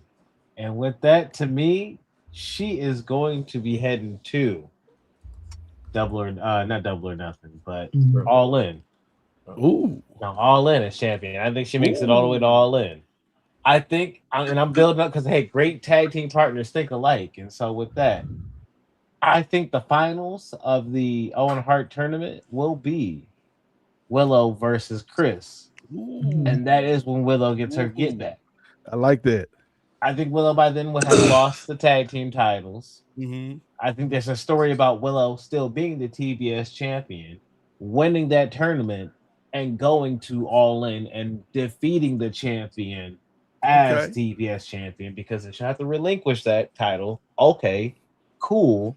But somebody who will be coming up behind her, who she'll probably end up losing it to, is Mercedes Moné. And so the person who wants her get back and who says, I'm coming back for gold, what better way than to come after the person who literally not only took the TBS title from you, but also said, oh, I'm going to do what you tried to do last year, but better. Okay. So I like that. Hey, that's a ring theory. Woo, for free. Free preview. But Ray, anybody else? I was gonna say, I do think. Well, first off, you mentioned it before. Shout out to that 2-time AEW Women's Champion. While I don't think on TV she's been able to find her character, I think she's been more comfortable in interviews, given her true personality. And she came up with a bar, I think, over this past week when they were kind of talking. I think she had an interview where they were saying, well, what do you think about people thinking that Blood and Guts, especially with the women, was too violent, too barbaric, that you guys shouldn't have been bleeding as much? And she came out with a bar that's saying, well, we bleed once a month anyway. We might as well be able to bleed on our own terms. I was like, oh, she's spitting. But like y'all said, I'm just reiterating what y'all said. It's just the character on screen hasn't been there consistently. And Tekla, and like, you knew what Tekla was right off the bat. She came out as this villainous heel, and then she aligned herself with the Sisters of Sin, Julia Hart and Sky Blue, and they formed the Triangle of Madness. And so I think now, and it's refreshing. We always talk about, especially with AEW, them having these factions with the men. We talked about the 8,700 members of the Don Callis family. We talked about the Death Riders, who we liked and we didn't like, then we like again. We talked about, you like them so much, you paying tribute, paying homage to your boy Wheeler tonight. All I need is a fork and jab myself in the face and start bleeding. But I think it's refreshing, and we have seen female factions as well, but not as frequently. Like we saw the I believe when Tony Storm and Outcast. and Soraya, Yeah. the Outcasts, not ATLians Outcasts, but Outcasts. But it's refreshing to see like a female group or a female tandem kind of tearing it up, and you're seeing it, especially with the tag teams now too, since they introduced the women's tag team titles. Like you're seeing a lot of tags with women now, especially with the Babes of Wrath and with Megasis and Penelope Ford. But they just signed the Inspiration. Yeah, Inspiration. They just signed them as well, but you rarely see an outfit of 3 or more women together. So it's cool to see that. And now you know that Sisters of Sin are going to be the heaters now for Tekla. They're going to be kind of like the bodyguards, like defending her side while she still has the strap in hand. So you know what? I don't discount your theory, brothers Gerard and Jay. I don't think that they're controversial. They will played, brother. Been sitting on that for the last 2 hours. I know. And by the way, when Chris was saying, "What's that noise?" That was me trying to figure that out. So yeah, I was like, "What the hell?" I was like, "I know Ray doing something, but I ain't gonna call him I know. out." You over here confusing a brother and shit. I'm like, this ambient sound, right? I was like, I didn't know if I could hear it or not. I was like, I didn't have it showing on the screen. So I was like, maybe I'm safe. But then he was like, "What is that going on?" I was like, "Oops." I know what that was. I was like, am I getting left behind in the rapture or something? Like, I'm still here. What's going on, man? I'm still here. What did I do wrong? Right. Yeah. No. I'd be the guy left behind going through the tribulation and all that shit. And you and Kirk Cameron. Yeah. If I make it to the third movie, I'm gonna be upset. That's behind 3. I'm still here. There's 3. And they got Louis Gossett. They got Louis Gossett Jr. to do one of those movies, man. Yeah. Left behind, folk. Your ass ain't left yet. No, right. Left behind 5. I guess we're just gonna stay here then. So the left behind after the rapture is going through the rest of the book of Revelation. See, I know the Bible. I know what the scripture says. So, and then there's this guy in the Revelation in Left Behind movies. Carpathian is his name. And he's like the new devil that everybody like falls for. That's this charismatic figure that's in the Bible. But he's really just some kind of bogus antichrist, you know? Yeah, so prepare yourselves for that. Living room. Yeah. Literally got the DVDs in the living room from childhood. Right, yeah. I had to sit through that stuff during youth group, you know. It's a different time. Right, yeah. They even had us they had those things played at the movies for like a week or 2, you know, like you'd go there and go to the with the youth group and shit, and like, God, this was sad, man. I don't want to get left behind in the rapture. Hey, who's drinking this weekend, yo? Yo, okay. We taking a tangent here, man, because Left Behind was like the greatest tool for the youth pastors back in the day, because they would show the movie, Ray. Then after the movie, all right, we've seen some things tonight. I don't want any of y'all to get left behind.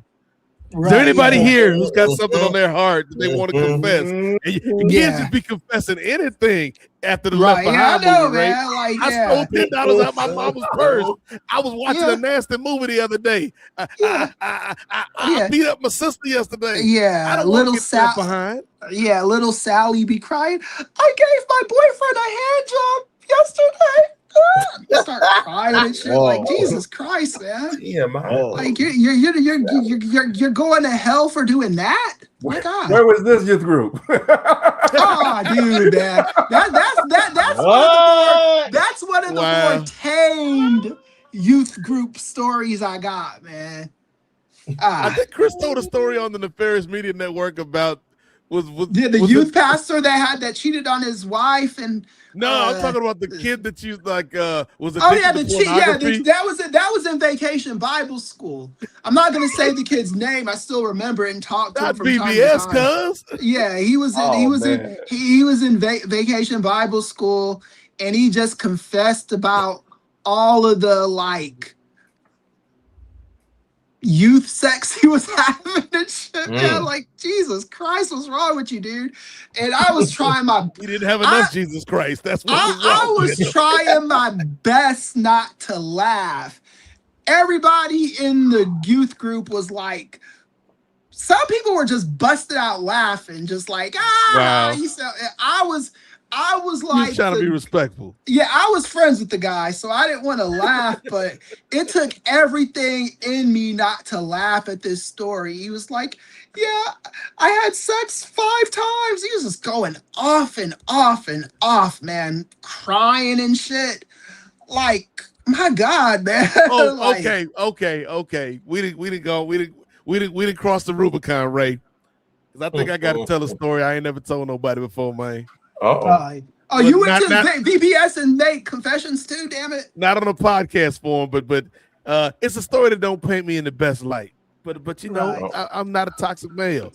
Don't put me on Front Street. We all gotta Nah, show our you reaction. confessing, It's brother. all you. You confessing. you. You on the sofa, Isolate brother. my dude, man. He's trying to have a moment. You know what I'm saying? Don't put me on the Summer Jam stage, Ray. Yeah. Nah, Yeah, brother, you you on the couch. Go ahead and confess. Go ahead and say your midnight confession, my man. So yes, I mean it is the time. So this was freshman year of college. Okay. I went to a school up in Boston, and before the regular school year started, they had like a summer program. I don't even remember what the name of the program was, but it was like for kids to get acclimated to go into this school. And so I went to the summer program, man. It was cool, made a lot of friends, But there was a young lady there, okay, Ray Williams? Okay. Nice girl, man. Nice girl. Like really sweet girl. But at the time, I did not recognize those traits and values that this young woman possessed. At the time, she would be what Phil Collins and Philip Bailey would call an easy lover. Okay. And I had a intimate evening with the easy lover. She'll take your heart, but you won't feel it. Jesus Christ, man. And so I needed Jesus that night. I should have been praying instead of laying, but I was laying instead of praying. Putting some hands on her. That's all. The next day we went to like this team building exercise. Like, you know, y'all go to like this woodland area. They got obstacle courses, Ray, and stuff you got to build and tug of wars, and they tie people together and got to have all this stuff. And the whole day, Easy Lover been trying to, you know, sit with me on the bus and talk to me at the lunch table and stuff at the team building exercise. And I'm just ignoring Easy Lover. I'm shunning Easy Lover because it's like, you know what? Like, I don't want the people to know that I was with Easy Lover. She'll take your heart, but you won't feel it, right? She like no other, and I'm just trying to let you see. And so we get to a part in the team building exercise where they sit us all around this campfire, Chris, and they're like, hey, we done a lot of great exercises today. You guys are some of the best group of college kids. Yes, I got to cleanse my soul, okay?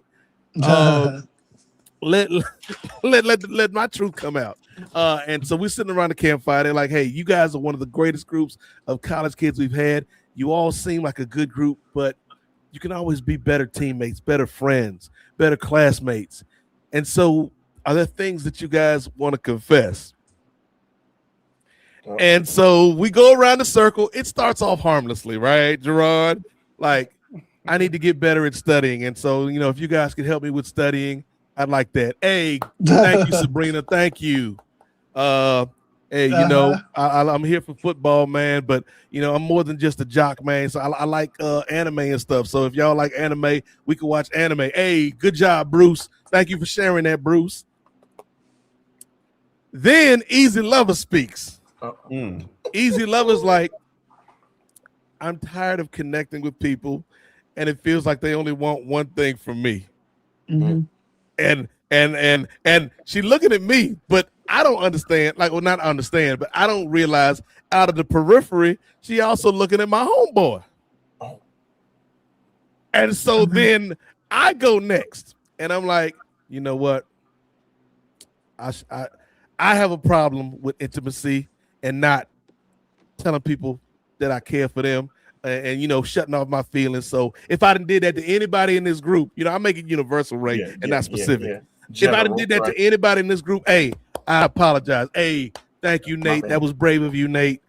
My homeboy is like, yeah, I probably should have told you that me and Easy Lover had relations too.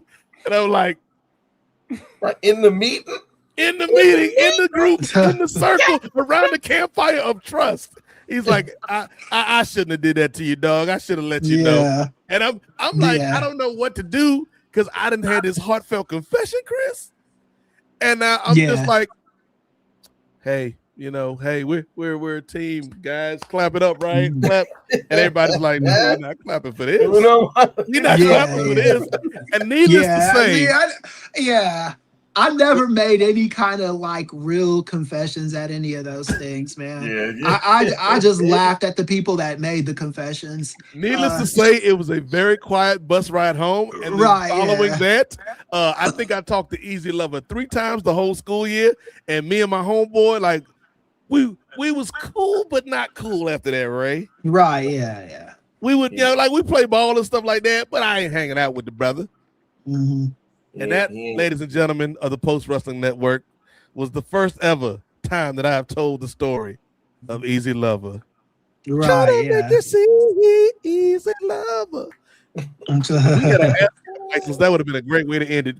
How that's the way I bring it back to wrestling, Gerard, because Easy Lover, okay, brother, was the theme that they played on WrestleMania #1, brother. We back at wrestling. Thank you, Phil Collins, Philip Bailey. All right, AEW. Gerard is apoplectic in this moment. He is like, I don't even know what to think right now. I feel you, Gerard. I feel you. That's the same reaction I got from the Trust Circle. Right, yeah. Hey, they shouldn't be telling these stories here. Right. Right. Actually, hold on, Ray. They should be taking this away from the campfire. In hindsight, this is how we should have ended the Trust Circle. After he says what he said, and then we all just kind of look around. The only sound we should have heard, Ray, is I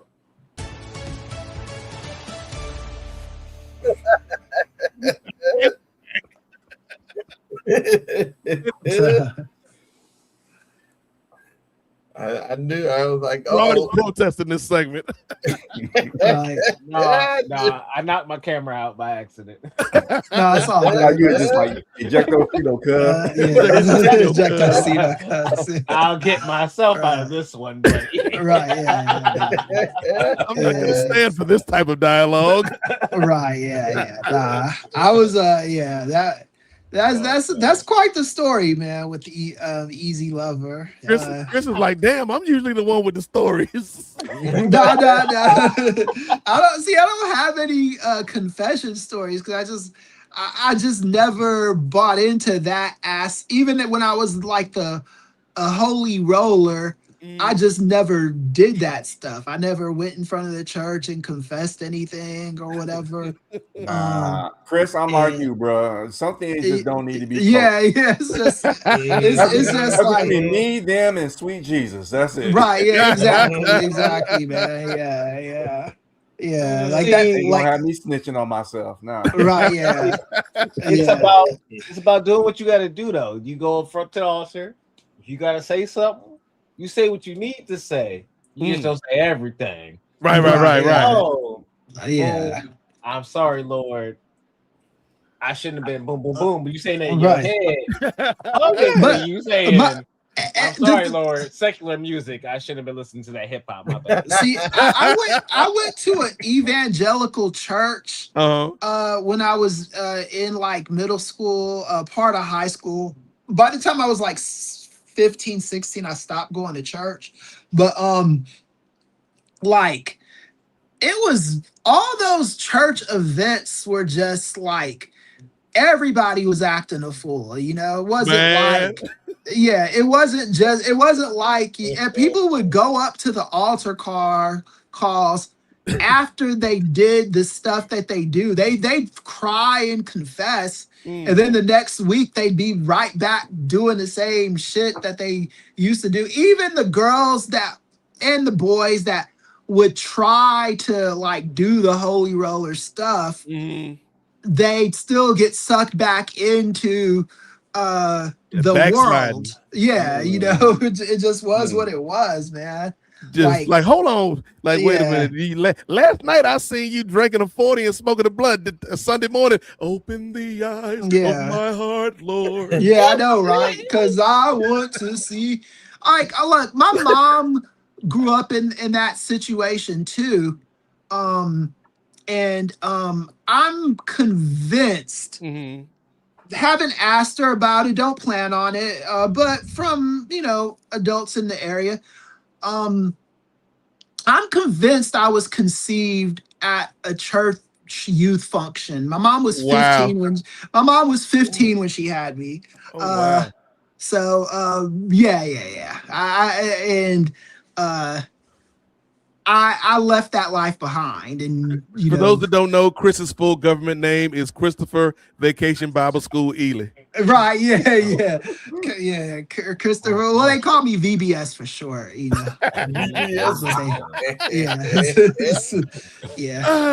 Don't clip this, Ray. Wireless, you know what I mean? Normally I say clip it, Ray. Don't clip this. Let it be a treat for the listeners as they listen. What's good, VBS?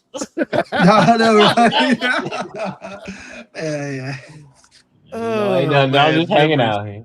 Memories. This I could go down this tangent for a while, but let's not. Let's not. Let's get back to wrestling. Hold on, Ray. I'm gonna find a segue out of this. out of this. Okay. We could talk about the holy roller wrestlers like $1 Million Man and all the ones that the $1 Million Man is on the fake end of that. Sting is probably more I think Sting realistic in his Christian walk. I think Sting might be realistic. $1 Million Man is a fucking we know joke. $1 Million Man is fake with it. So is his kid. Him and his sons, AJ Styles too. Oh, AJ Styles might be real with his. Had the Grits doing his theme in TNA. Yeah. You love Outkast, you'll tolerate the Grits. Right, you will. Yeah. The Grits were okay enough to have that one song that had made the rap charts.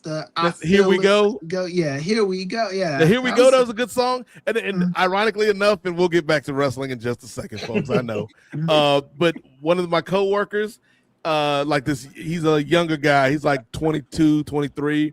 White dude. He just got like this random eclectic taste that he plays on his stereo at work. And his music always loops back to 3 songs. What is it? Then the flood, all that ass, send them jeans. What's the name of that damn song? No hands. So it's No Hands. It's My Mind's Playing Tricks on Me by the Ghetto Boys, which is just random to hear at work. That is random. And then the last one is a song by the Grits featuring Toby Mac. I think it's called like My Life Is Like. My life be like, ooh. Yeah. Yeah. Toby Mac on the joint. They're like, ooh, this feel me like a what does he say? My life be like, ooh. I like that song. That's a good song. Yeah. And I'm like, how do you know that song? He's like, I heard it somewhere. I'm like, you go to church and stuff? He's like, no, but I just like that song. Like, okay. Grits and Toby Mac out here changing people's lives one song at a time. Toby Mac. We already talked about POD. Yeah, POD. The singers of Rey Mysterio's Junior song. Booyaka. Yeah. But you know what?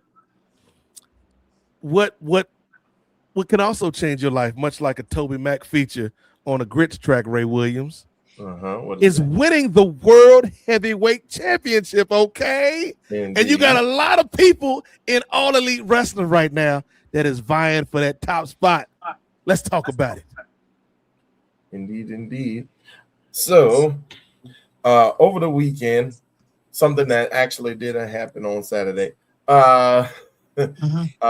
was the AEW World Championship being defended. MJF, the champion, defending his title against Brody King, the challenger. Right. MJF ends up successfully defending his title. And also on that show would be who would challenge him for that championship at Revolution. There was a number one contendership match to end off a tournament. Adam Hangman Page, aka Cowboy Ishbruff, taking on Andrade El Idolo, and Hangman getting the victory. So it will be Hangman challenging MJF. They meet one more time for the AEW World Heavyweight Championship at AEW Revolution. So, guys, what did you think? Well, I guess we are burying the lead a little bit, because for Brody King to earn that championship spot, he had to win a qualifier or an eliminator match about a week and a half prior to Grand Slam Australia. And during that match, there was an interesting chant that echoed through the arena there at Las Vegas and was reprised by the Australian faithful in attendance on Saturday.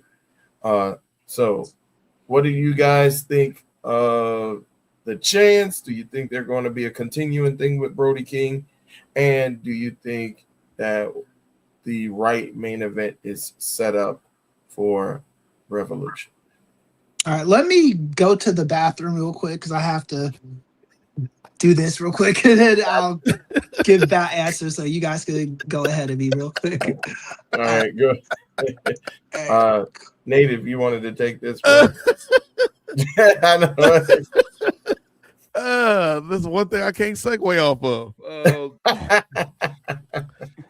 So let's start with the chants, because this has been something associated with Brody King. I think, and John and Wade spoke to this, Gerard, like I think Brody King is trying to walk that tightrope between, like, yes, what the crowd is chanting, which is fuck ICE, which is referring to the current state of what ICE and DHS and Border Patrol are currently doing in the United particularly in Minneapolis. I think like he believes in that sentiment. But I also think Brody King does not want to anger his employer's business partners in Time Warner, who we've seen air these ICE ads on their programming. And so he's got to kind of like embrace the chants, but not be seen publicly encouraging the chants. Right. And so I think that's like one of my favorite things about, besides the chant itself, which obviously, yes, we all at the NWA Podcast, I think I could say, agree with those sentiments. But just seeing Brody King just kind of like acknowledging the chants without like yes, like doing the Hogan type shit. Exactly. But in terms of, do you think this is the right main event? I think yes. Like I like this story that they've told with Hangman and MJF, and MJF being outsmarted, hoodwinked, bamboozled, led astray, run amok by Hangman the last time, and agreeing to the title match, and then MJF being dastardly and getting his contract shot back. MJF ultimately winning the title, and then Hangman on this road to, I need to get my title back, but also not only facing foes on this road to the title, but facing a friend in Kenny Omega, and also a friend of me in Swerve, which I think is ultimately, like, that's your overarching storyline that will have to be paid off eventually. But yeah, I think this is the right matchup. Who do I think will win? That's interesting. Like, I know Gerard and Jay have theories. Like, obviously, against anybody but Swerve, I'm going for Cowboy Bob Orton all day. Like that's who I want to win. But from a storyline standpoint, I'm not sure if the win right now for Hangman benefits the overall story, or if more adversity is needed for the overall story. So let's go to the Ring Theory crew. Gerard Brown, you made an interesting point about the juxtaposition of Hangman and MJF's position on this card as opposed to a position a year or so ago. So I'll let you give your thoughts on this, and also the chants that surround Brody King. Well, to dive into those chants, I hope those chants just don't center around Brody. I hope those chants continue to spread. I thank you, Brody, for being one of those good voices that kind of get that motion and that energy started. But like, that doesn't need to rest with him. That can continue to grow and continue to just cut across whoever and whatever match. And people, when the fans feel the need to chant that, chant it. Mm-hmm. Because just as random and as heinous as their actions can be in upheaving people's lives, let them chants just go crazy. I ain't got no issue with it. So, and let it go to everybody. So, but when it comes to the other side of that coin, Nate, and having this world title chase, you have last year's Revolution opener and MJF and Hangman Adam Page, cowboy shit, bro. We've got that this combination of folks coming together. But now they're going to main event, because with that AEW World Championship being on the line, that's the main event. And so they're going to now, in the same building, run it back. To me, that's an MJF win. For the story, he needs to get that win solidly over Hangman that he has not got. Because not only are we talking about last year's Revolution, I don't know what show was prior to that. They opened up 2 shows back to back wrestling each other. And it was Hangman had won both of those matches. MJF is 0-2 against Hangman in singles previous due to those matches last year. So MJF just has to get that back from Hangman no matter what. I question though, does MJF make it to All In with that belt? That's where I'm really questioning. Can he actually make it there? Because you have a Swerve on the Ascension, you have a Kenny on the Ascension, you have the question of a Will Ospreay, and if he'll make it back by then. Like, who's gonna have that belt, and who's gonna go into that actual big show, and who does it benefit the most? I think a Kenny versus Ospreay 3 sounds a little bit better to me than a Ospreay MJF 3 or 4 at Wembley again. Their last match was at Wembley, and it was good and all, but I need that legendary stuff. And I've seen Kenny versus Ospreay 2 in person, and that to me was a fun match. Just take the one element that's not there anymore out of it, Don Callis, and now you have a solid conclusion to their rivalry at Wembley, and that's now how Ospreay gets that title for the first time. Sign me up. So, hey, don't let him hit that Zach drive on Kenny. It's over. I was just about to say that. Hey, it is Will Saber Jr. Say it correctly. My apologies. What about you, Jay? Man, I first of all, the chance, I 100% agree with what Gerard said. I mean, it shouldn't just rely on just one person. Matter of fact, I only wanted to stay with one company. I mean, for those that feel that way, Yeah. I mean, we do have other promotions, we do have other sporting events, to share that same message and our disgruntledness with this current administration and what they're doing. So that's how I feel about it. Right. In terms of the setup with Brody King and the first match with MJF, that was a pleasant surprise. Again, you got dude that qualified to face MJF. Of course, we knew it was going to go to a longer match this past weekend, and I think that Brody King is another contender that AEW has in their roster that can be a champion. Had it not been for MJF right now. MJF, this is his time. He's going to be holding that strap for a few months, a couple pay-per-views at least, But to Tony Khan's credit, he's got some hitters on his roster that he can pull out at any time that are legit, contenders for that heavyweight championship. You do have a Kenny Omega. You've got a Outlaw Ron Bass. You do have a Swerve Strickland, and even before that, Bandito showed that he can go out and he can have a banger of a match if needed. You still have a Samoa Joe once he's fully healthy that can do that. You've got another made character in Tommaso Ciampa possibly. He's got so many different wrestlers on his roster at his disposal that can be a good matchup for an MJF.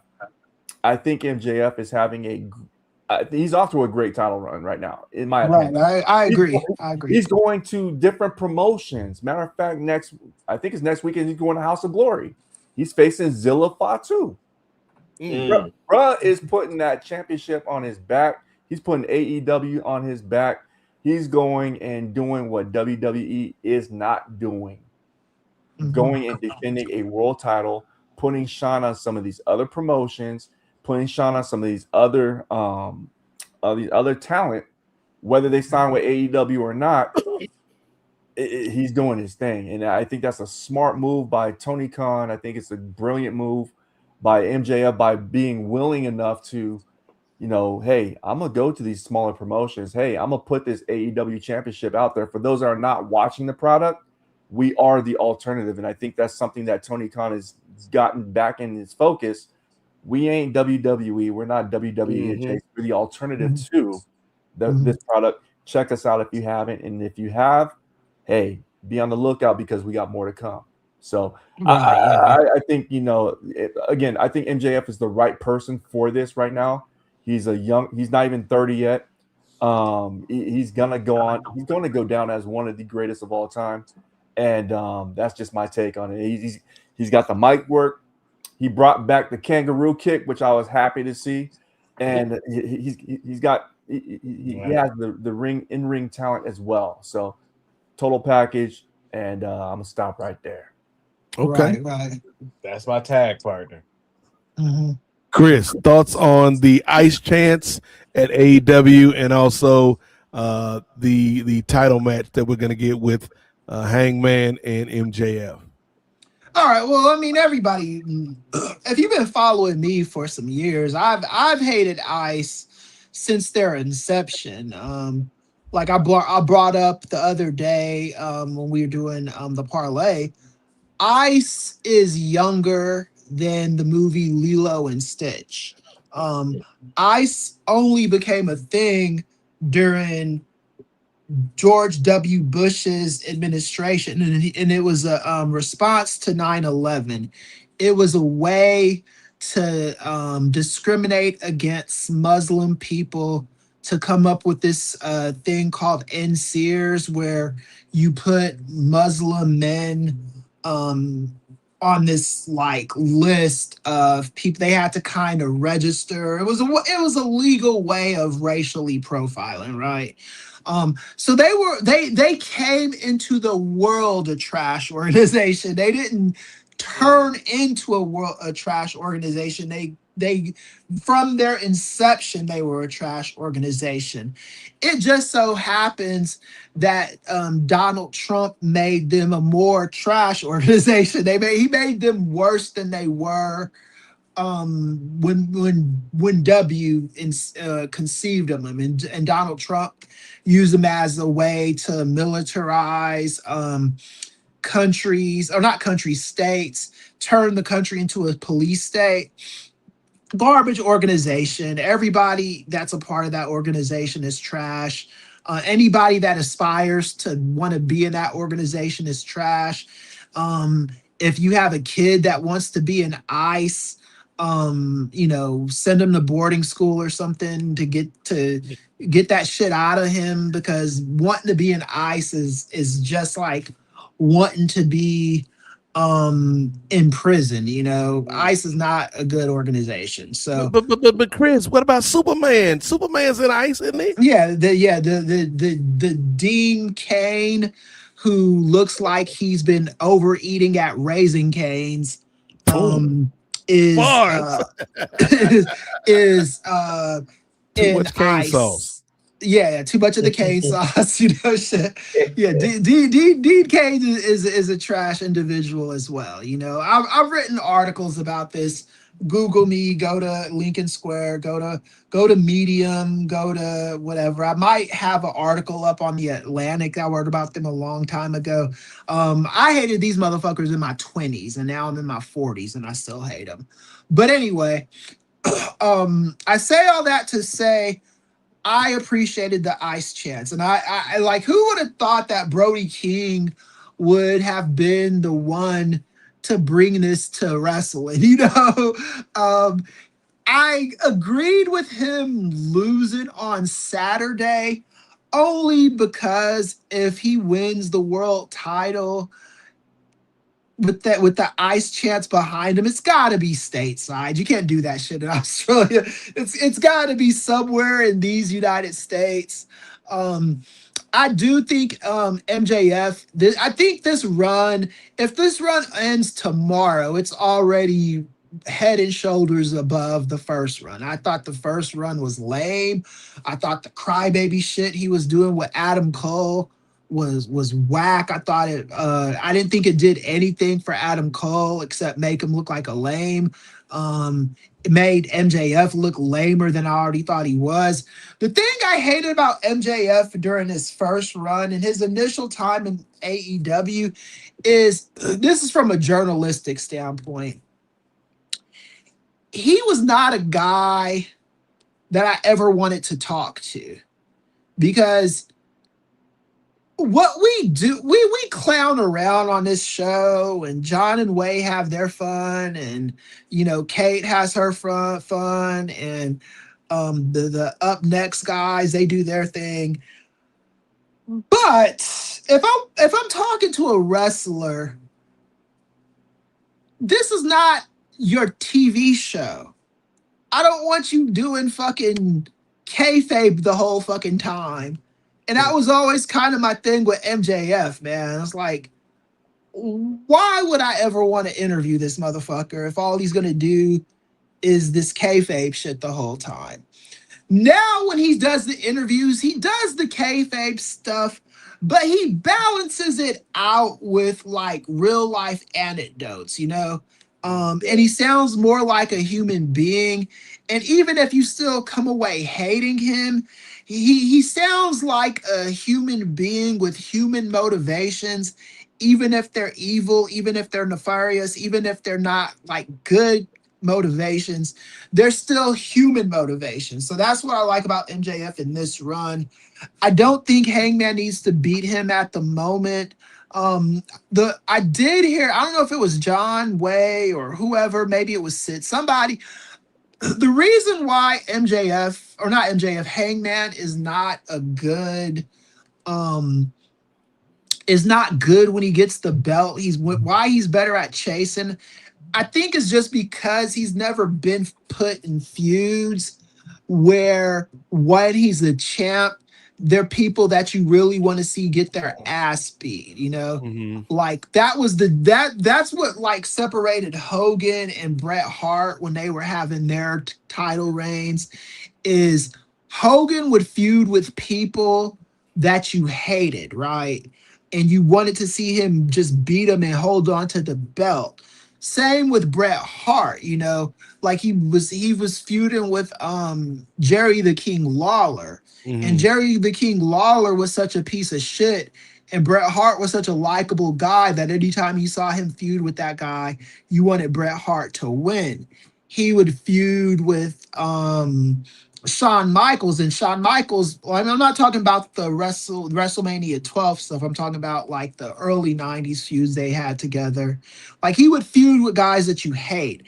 Hangman never really did that. People that Hangman feuded with are people that were like kind of like on the cusp that you kind of want to see win. It's like, okay, Hangman is cool, but I want to see this guy win, you know, that kind of shit. So that's why he's always been a little bit better at chase. And it's not a knock on him. It's just the way wrestling is right now. I say all that to say that fuck Ice, one. And then two, I think that a better person to probably take the belt off of MJF is going to be Brody King. I saw people complaining about Andrade El Idolo not winning the match against Hangman last night. Look, man, I understand the complaining. I really, really do. At the end of the day, you have to understand this is wrestling, okay? Andrade, albeit Tony Khan is giving him a moment, you know. He brought him back to the company and didn't be like, oh, well, since you left and went to good WWE, I'm gonna make you a perennial mid-carder forever, or I'm gonna make you a jobber. He put him back and put him in a serious position.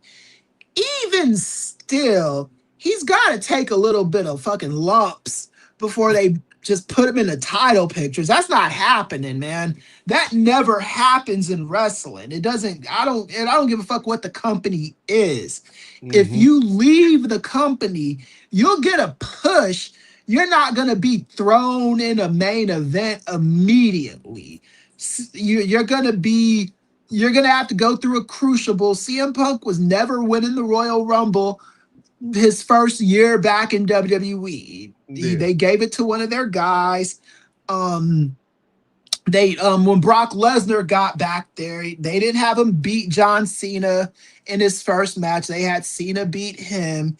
This is a wrestling thing, you know. So I think that happened the way it was supposed to happen, and I think Andrade is going to be better from it. And you don't want Andrade main eventing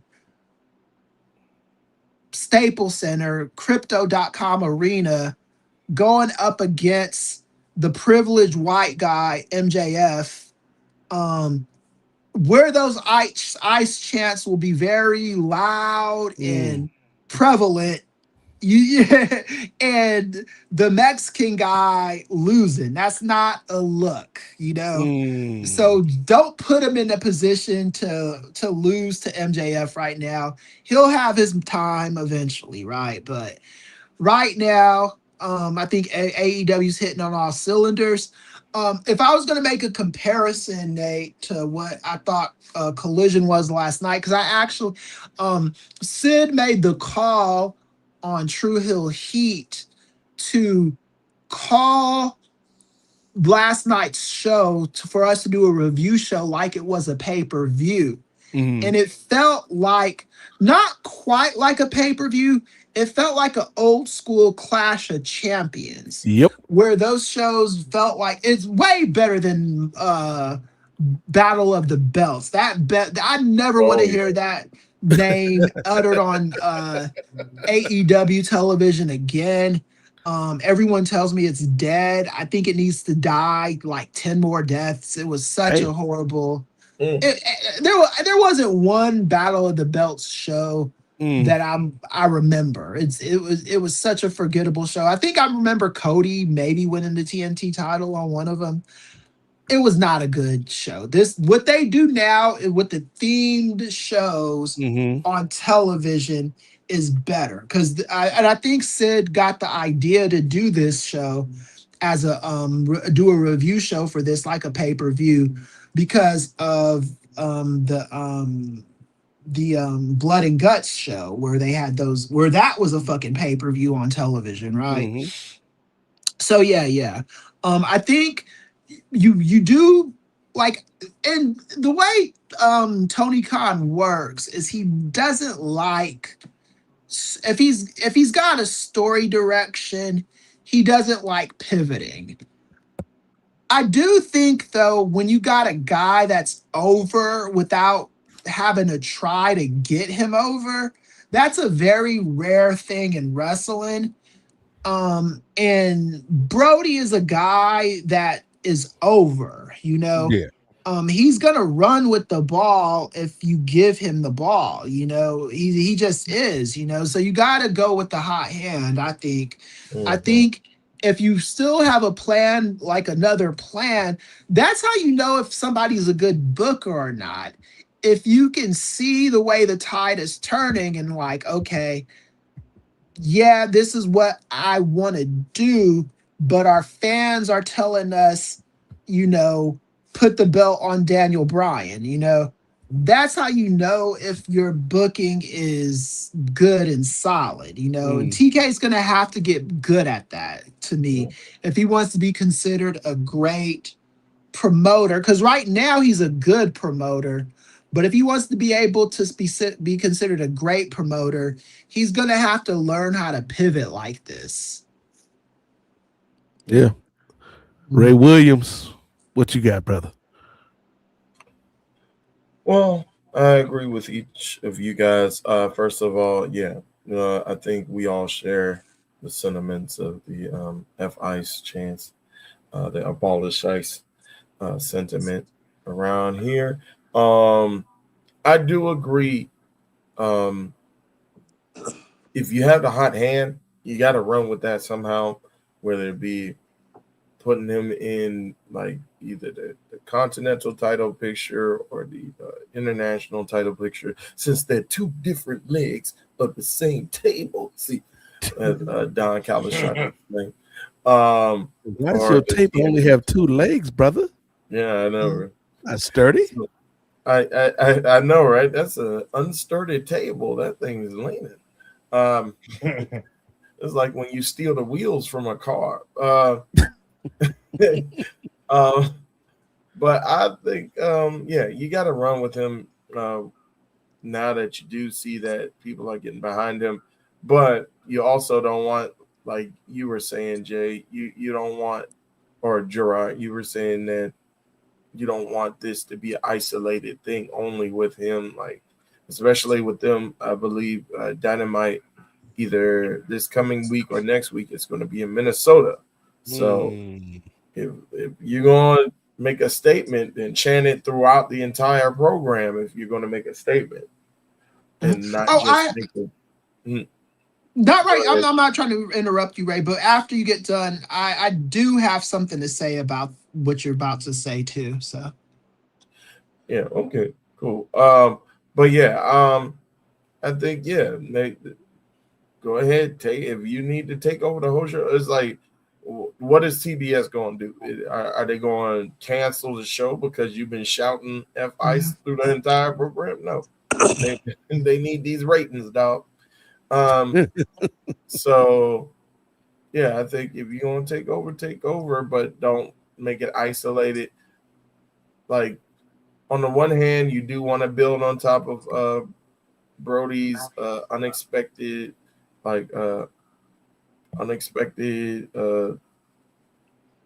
notoriety, I would say. But on the other hand, you don't want him fully associated with only this, because he's a very I believe he's a very versatile, like he's a very versatile performer. I don't know if folks know this, but I think The brother's a part of. Not only is he a part of like a rock band, but he also, I think, at least as far as I know, during the pandemic, the brother was doing like cooking videos on Twitch. So the brother is multi-talented. Right. Yeah. I mean, the rock band stuff you didn't have to say. I mean, you look at a motherfucker with that many tattoos, but the cooking stuff is interesting. Yeah. If you said he was in a polka band, I'd be like, damn, right? I know. Right? Like, what other band is this motherfucker gonna be in, man? A barbershop quartet. Yeah, like a marching band. Yeah. The brother played the oboe. Jazz quintet. Played the oboe and shit, yeah. But Ray, you haven't heard the Peter and the Wolf performed until you've heard Brody King perform Peter and the Wolf. When that wolf comes in, like, Brody, you cooking, brother? Shout out to Peter and the Wolf. Right, yeah. But yeah, I do agree. Yeah, and it is other ways that you can push this man's personality. Matter of fact, I think a few weeks ago he did a video. I think because they were kind of linked up. I believe AEW was doing this promotional deal with, I want to say, White Castle, and they had like their own meal, and I think they were doing like commercials and stuff for it. And so Brody King actually linked up with this YouTuber who I watch, King Shratz, who's like a and they did like some promotional videos that kind of were promoted online through the AEW channels and stuff. I was like, oh, look at my two worlds colliding, like me watching content colliding with pro wrestling. Look at that. So I think it was pretty cool to see Brody King in that light as well. So I think there's other ways that you can shine the light on Brody King and promote him outside of AEW and not keep it like that's one part of his personality where he does want ICE abolished, which most sane people would agree. But he also has so much more to his personality that you could push on, not only outside of the ring, like in media circles and stuff like that, but also inside the ring. So I think you can do a lot of development with his character as well. As far as the AEW title picture goes, I agree with you guys. I think this is a safe bet. You have the rivalry. I thought we were going to get here eventually, right before World's End. I predicted. I thought I thought MJF was going to lose the title, or he was going to lose in that match, in spite of Adam Hangman Page, kind of like Page did to Swerve, but we end up back with them facing against each other anyway, feuding against each other anyway. So I mean, all's well that ends well. I agree with you guys as well. MJF can keep this belt through Revolution. I know we're not trying to get into predictions because I know the Ring Theory boys gonna do their thing on Thursday, but I don't see Hangman winning just yet. I think you can continue to prolong the chase again. I mean, he's had the belt 2 times already. Like you can give a little bit of space for that third reign. Right, I think so too. Yeah. So yeah, I'm pretty much in agreement with you guys. Can I say something real quick? Go ahead. Couple things. One, Ava Raine, if she would have showed back up on NXT, she'd be getting these chants too, right? She's the OG of this shit. So we gotta show some respect to the Rockette. I gotta say also, Dave Meltzer. I mean, we talked about this morning. Dave Meltzer, I think he got something wrong, in his Observer reporting, because what he said, I understand why he said it, but you have to make sure this shit is verified when you report it the way he reported it. Because he said 100%, he made it sound like it was a 100% certainty that that WBD, the reason why Brody wasn't on television was because they had a problem with the ice chants, the execs at WBD. They came out quickly and said they did not have any kind of issue with that. They said that we didn't do that. They even came out this week and admitted they have ownership stake in AEW. So that was the first time. So they felt that strongly about it to kind of come out and say that. The reason why Dave Meltzer got this wrong is because on CNN yesterday, they did a feature on Brody King getting those chants. They weren't hiding from it, and CNN is a WBD network, you know. And they were talking about they had a story of it on their website, and then on Saturday night, the fuck ice chants were not bleeped out. I watched the show.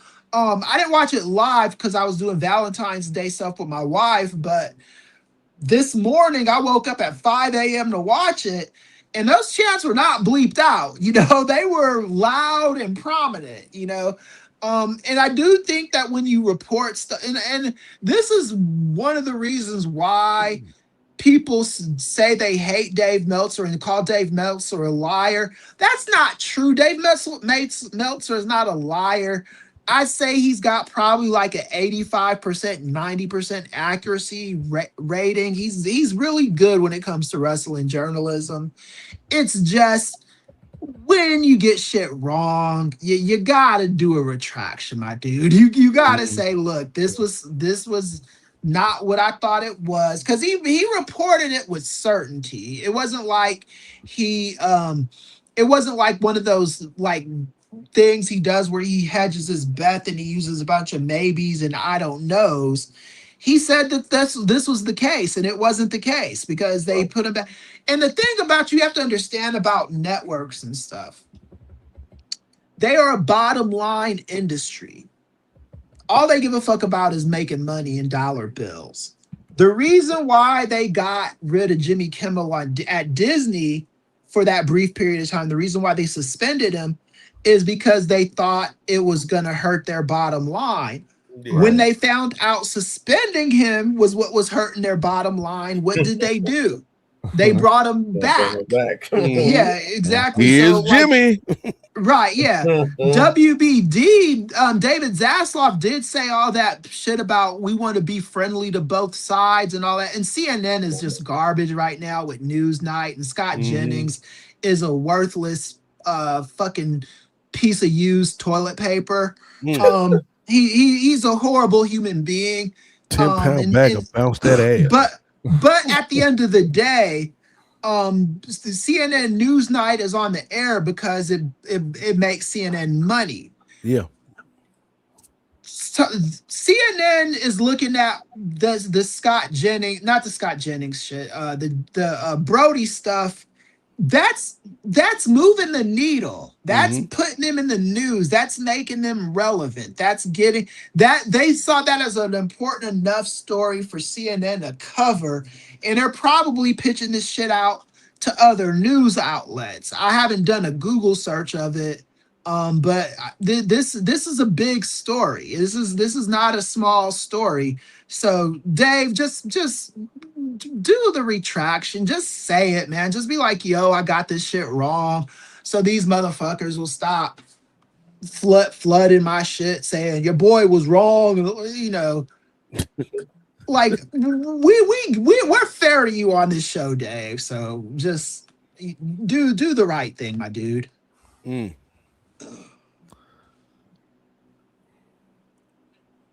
All right. Any final thoughts on AEW before we start to wrap up this February edition of the NWA Podcast, fellas? real quick. Shout out to Tommaso Ciampa jumping over and getting a quick title reign. And again, I know the Ring Theory boys are going chat about this on Thursday, but yeah, shout out to that man. Grand opening, kind of grand closing, but he's still come on, man. Don't do that, how you gonna call a grand opening, grand closing? As far as the title, as far as the title, okay, yeah, because this dude was doing nothing in WWE for the last, I don't even know how long. So, yeah, about to say. Don't give these people red meat, Ray. Oh, hot take Williams. Yeah. Oh, my bad. I'm being controversial.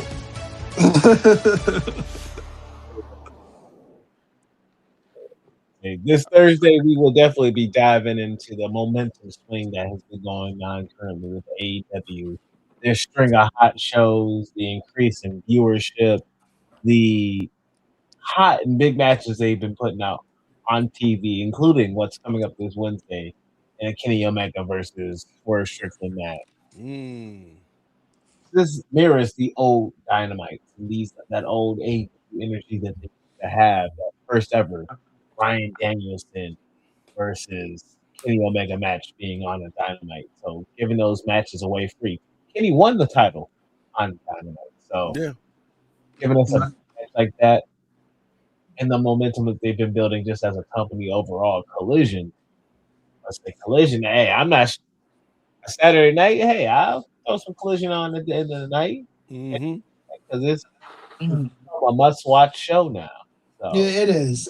Yeah. So we'll dive into a lot of our thoughts on AEW's momentum and how maybe the tides have been turning, or maybe those tables have been turning, if you will. Those two-legged tables, brother. I see what you did there. The microphone.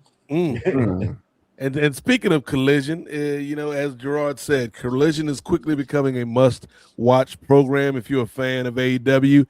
And if you're a fan of AEW, then Collision Course is a must-listen show right here on Post Wrestling each and every week, hosted by Kate from Montreal and a revolving guest panel, which I have been a part of. Ray has been a part of tangentially. And who knows? You might see some other advocates show up in the future. Who? I've been a part of it too before in the past. So. Damn, my bad for erasing you during February, Chris. Chris has been a part of it too, y'all. That's all good. I've stood in the gap for Kate before, mostly as a caller, but yeah, mostly as a caller. I miss the calls, man. I do miss the calls. I know why she doesn't do them anymore, but I miss the calls, man. Man. It's a little tough. Yeah, Hey, just so you know, Muggin, if you watching, brother, the beef ain't never been squashed, brother. Just like Stat and Willow, it's still going to this day. Yeah, and I do get people asking me about if we're gonna ever have calls on our shows. We just have to figure. I don't think we're against it. We just have to figure out a way to implement them, to make our jobs easier. So yeah. So and I'm going to say, I'm already saying it. If we do take calls, the cutoff time for calls is midnight, because y'all be too crazy out here on these streets after midnight, y'all wrestling fans. Right. Yeah. It's wrestling fans is like gremlins, man. You don't want to feed them too much after midnight, Ray Williams. Yeah. But I was on the show a month ago where he was just collecting the super chats on his show wouldn't stop, man. Whose show? It was I'm blanking on the name. One of those Joe Rogan. No, definitely not that. But one of those dudes does the super shows, the super chats and all that shit. And he's getting like Sean Ross Sapp. Yeah, not Sean Ross Sapp, but yeah, someone in that vein. But yeah, he was. Yeah. I don't want to say the wrong name. Just throwing out names at this point. Google YouTube my name, and it might come out. Maybe Huffman. Right. Yeah. Shout out to Maven. But yeah. Shout out to Maven, man. Second act. We're gonna try to get Maven on this show. Like that is a goal for this show to have a conversation with the good brother Maven Huffman, man. Right. Yeah. And the thing is once we learn how to like live stream on Substack in here, I do think we can attract more of those guests, you know, because like wrestlers that I'm actually cool with, like have been like Tyrus.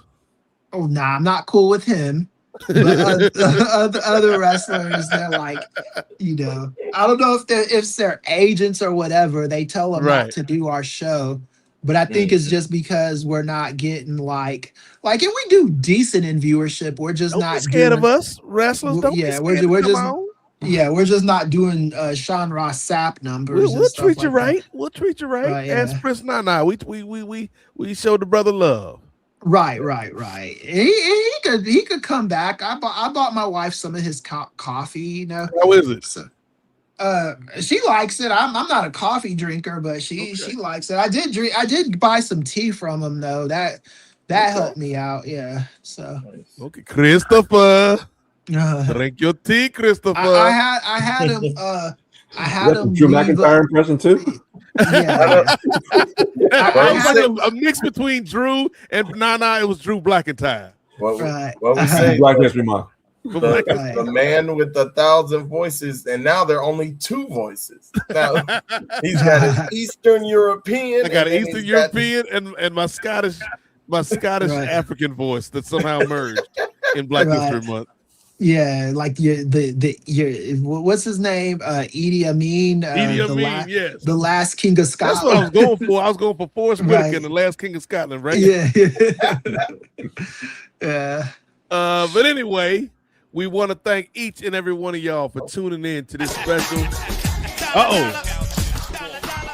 Before we get out of here, I missed out on one, and then a newer one came in, so we're gonna go ahead and knock out. We got a couple. Yes, we got a couple. So I got 2 birds with 1 stone. So Jake from Windy City, shout out to Jake. Thank you for the $2.15. That's an odd total, but thank you for the $2.15. It's got to be a meaning in there somewhere, Ray. $2.15. It's the date. It's today's date. It's today's date. This brother's on another level, Ray. You didn't see it. He's staying 1 step ahead. See? I didn't see it either, but you didn't see it first. He said John Oliver tonight shouted out AEW for the F-Ice chant. Okay. Oh, did he? I'm gonna watch that tonight then too. Shout out to John Oliver.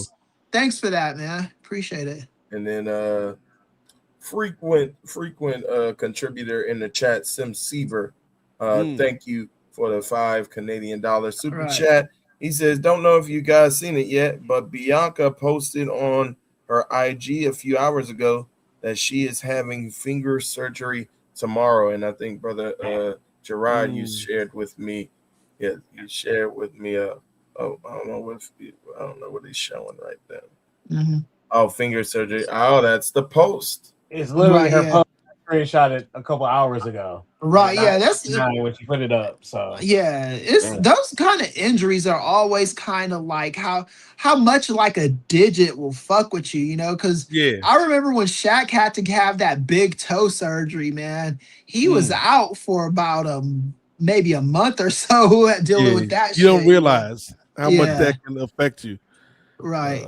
But what's heartbreaking about that is it's been a year. We're almost at a year. Come April, that's last year's Mania. But you were expecting her to be back by now. The report is saying that she broke her knuckle. That's odd enough as it is right there. You know what I mean? Right, yeah. She might have had to punch one of them heifers backstage. It's like they might have said the wrong thing to her. She was like, yeah, knuck if you buck, yo.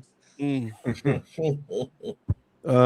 yeah, last thing I'll say before we wrap up is anytime Chris tells that story about Shaq dealing with the toe injury, my mind immediately goes to that edition of the Jamie Foxx show where he was pretending to be a canceled singer at his hotel. Oh, R. Kelly. I love that episode when he sings that song. Big toe. They start booing him immediately.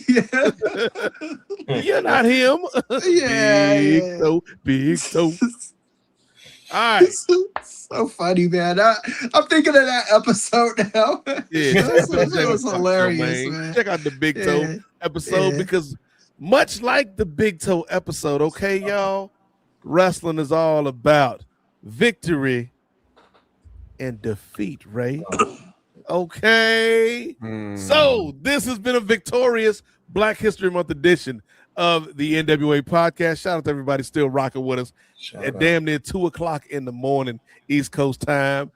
We appreciate y'all for hanging in there while we battle some technical issues off the top of the show. We're going to fix that up for next month. But as we get out of here tonight, let's go around the horn one last time, get some plugs before we call it a show, and we will start. Let's go in the reverse order of what we usually do. Almost reverse order because I'm still going to go last. Let's start with the good professor, Chris from LA. Chris Ely, tell the people about your Substack or anything else you got going on, brother. Oh, yeah. Just follow me on the Substack. I'm at 2,000 followers, over 2,000 followers, 2,000 subscribers. I'm at 215 paid subscribers too. So we're doing really good. I'm making more money doing that now than I'm making at my professor job. So I'm on track to make 6 figures this year with that. So what I'm talking to Ray about this too is Substack has a unique operating feature. So like if I have a Substack, I can help promote somebody else's Substack and somebody else's Substack. So what I want to start trying to do is live stream these shows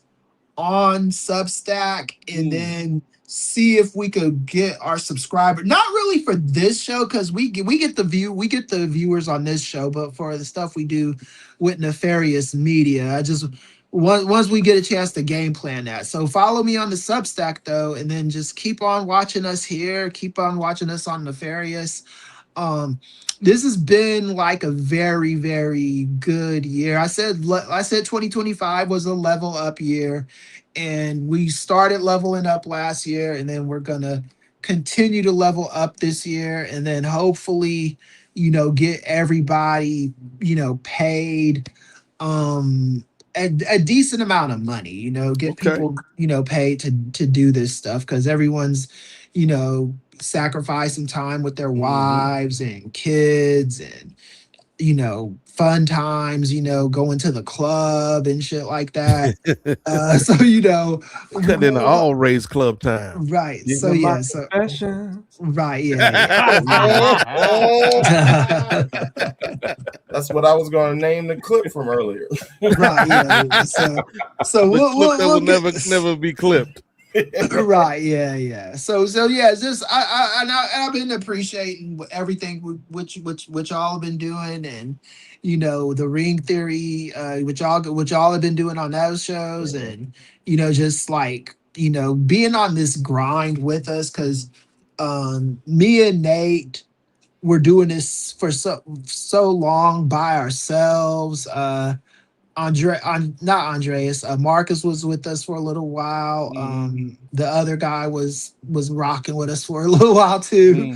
Say cheese. Right, yeah. And now we are starting to see the fruits of our labor come to order. So hopefully we just take advantage of all these like technological things going on. I'm talking about AI, I'm talking about Substack, I'm talking about just however way we could get the bag. So we'll figure it out, y'all. Okay. Y'all subscribe to Chris's Substack, man, if you're trying to get some insight into these uncertain political times. Because Chris is like a monarch, right? That walks into a Jersey Mike's, and just starts piling up sandwiches, brother. Because he the king of the Substack. That's what I'm trying to say. Right. Jay Lacey, leader of the mid-card mafia. Tell the people where they can find you and shed a little insight into what you and your tag team partner got cooking up for this Thursday. Oh boy, yeah. So shout out to the Post Network for putting us up on game on this one here too, John and Way. Salute. You can check me out on the Nefarious Media Network on Ring Theory with my tag team partner, Downtown Gerard Brown. We are going to be chopping it up later on this week, talking about AEW, what's going on with WWE, all the pay-per-views and everything that's what's happening over there, and some of our insight and theories about what we would love to see versus what we're actually seeing too. So for those that aren't subscribed and checking us out, please hit that mash that subscribe button. Rock with your boys, because we doing it real big and about to only get bigger and bigger. Also, you can check me out with Two-Way Ray as well on the SBF. You know what I'm saying? So we also talking about some UFC, some MMA, everything that's going on in the world of the graps. And check me out on Instagram at Jerek, JEREK_wings on Instagram. I'm gonna get active, but I need to get a little bit more live than what I've been. So hit your boy up, follow me, and we do the thing like that. Right. Okay. Oh, well, and I'm trying to get Gerard credential for I can't do it because I'm going to I have to cover the Oscars that night for Lincoln Square, but I'm trying to get Gerard credential. I have a specific contact at AEW now, not the fucking generic shit they get that I got the last time. So hopefully we get you credentialed and you could be one of those guys in the press conference. Stay tuned. Right. You going to the show in LA? I wish I could. I'm supposed to. I'm not going to the Oscars, but the AEW's pay-per-view is March the 15th in Los Angeles. So for some reason they did it the same night as the Oscars, which are in Los Angeles that night too. Traffic's gonna be hell, more hell than usual. And I already promised the Lincoln Square people that I would write something about the Oscars that weekend. So so if Gerard's gonna be in town, then we could just get him credentialed, and I'll talk to the contact at AEW. I'm gonna send the email as soon as we get off of here. So let's play this game. If you get those credentials, I will make a 48-hour trip down to Los Angeles because cool. We ain't. I spoke to the people at the bean counters, and it ain't in the picture. But you know what? We can find a way to make it in the picture. Right, that's the case. But I got and he said that if we because I couldn't get you could credential for the last show because we did it we thought of it a week in advance. Way too late. Yeah, that was too late. So but today marks a month in advance. So if we get this shit, man. And then hopefully we could do more like the scrum calls and shit like that too. So it's coming. So yeah, we're trying. So I'll put it like this, Chris. Gerard, if you gonna come to LA, I'll make the trip to LA to meet you, bro. Okay. I'll be in the building. I could catch up with y'all afterwards and shit. We could go to we could go to Fit. And then me and Ray can get on the Zoom call with y'all afterwards and talk about how the night went. Right. Ray is like, I'm not doing that. And then, and also I could we could let's see what we could do. Let's see how much credentials they could if they let three of us go to the thing or two of us or one of us. I don't need to go, but if y'all two we'll try. We'll try. And I'll talk to you about the contact when the show ends too. We'll chop up offline. Yeah. Okay. We like we try to tell y'all, man, big things is on the horizon. And like that man Jay Lacey, not only is he the leader of the mid-card Marauders, the mid-card Mafia, but he is also the captain of the prelim posse as the new tag team partner for Ray Williams on SBF. But before we get to Ray Williams, let's go to Gerard downtown Brown. Gerard, tell the good people what you got going on, brother, and what time is this Ring Theory popping off on Thursday night, brother? You can definitely catch us at 7:00 for sure on the dot. I'm in my drop top, cruising the streets, listening to Ring Theory because we're gonna be covering all the things that my tag team partner said. We're gonna do our big three as always, but I'm just excited to chop it up, dive into some wrestling, dive into the future. My Clifton strengths might not have futuristic in it, but I'm always thinking of the future and what's coming next. And so, with that said, excited to dive into Ring Theory. And yeah, who knows? You might catch me out in the West Coast, shockingly, randomly in 2026, because I could definitely use it because we rarely get that sun out here like y'all do. So I can use that for my melanin and for my life. So who knows? Raps sounds good to me with a little in and out on the side. Hey, I can't complain. Yeah, so, catch up with catch up with Denise, see what she's doing. Okay. I think Denise lives in Paramount too. So, and also potentially, I might go to the Maple Leaf Pro Wrestling show that's happening coming up in March. I don't know. It's the border stuff right now because last time I went over the border, it was on my birthday and it was Mother's Day at that too. And the mother paid me for 20-some minutes saying you went through the wrong gate when I didn't go through the wrong gate. So they did that before all this nonsense. Yeah. You know, I don't know if I want to. Yeah, you might want to. Do you have one of those cards that my uncle has? One of those cards that he lives in Detroit, and it allows him to go back and forth between Canada and the States. Enhanced license. Yeah. I got my passport and my enhanced license. $45 every year, every 4 years. Yeah, that money it was across that border just fine. They show my license. When's the last time you was over here? What you doing over here? I'm shopping, or I'm going to see a wrestling show. Okay, have a good day. Thank you. Like the border patrol over in Canada, easy getting back though. I can go. I might be calling up Wade or John, like, yo, I'm stuck. I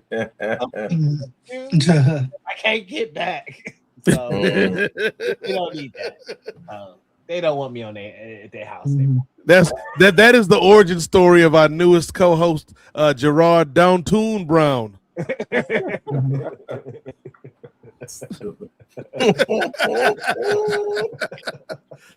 yeah, Gerard and Jay, they got something good cooking up for you Thursday night, 7 p.m. Class is in session, ladies and gentlemen.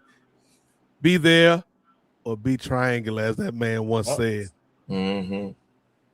Somebody that's always triangular, I don't even know what that means. We just gonna go with it. Is the man with a head that's bald like a basketball. Stop it. The man that joined the Straight Edge Society 10 years too late.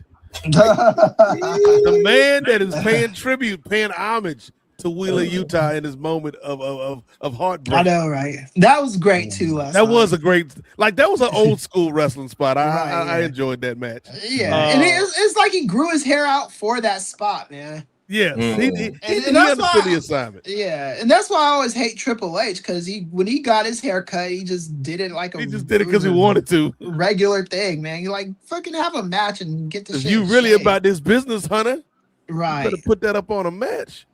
Right. But Ray did not lose a match to anybody, not that I know of. But company man Williams, CM Ray. Anything you would like to promote, my brother, and let the people know where they can find you. All right. Well, you can always find me on the Nefarious Media Network, whether it be on the Kings of Sport proper or the Parlay, or as mentioned earlier, with my new tag team partner, Brother Jay Lacey on SBF. And we still miss you, Chi-Chi. Nobody can replace you, Chi-Chi. But we still Jay has been a great addition and just helping me out with the most recent live watch that we had. So we're gonna be talking about some MMA coming up soon. So keep your eyes and ears peeled for that. You can find me social media at Mondo Dondo 1 on Instagram, at Two-Way Ray on Blue Sky.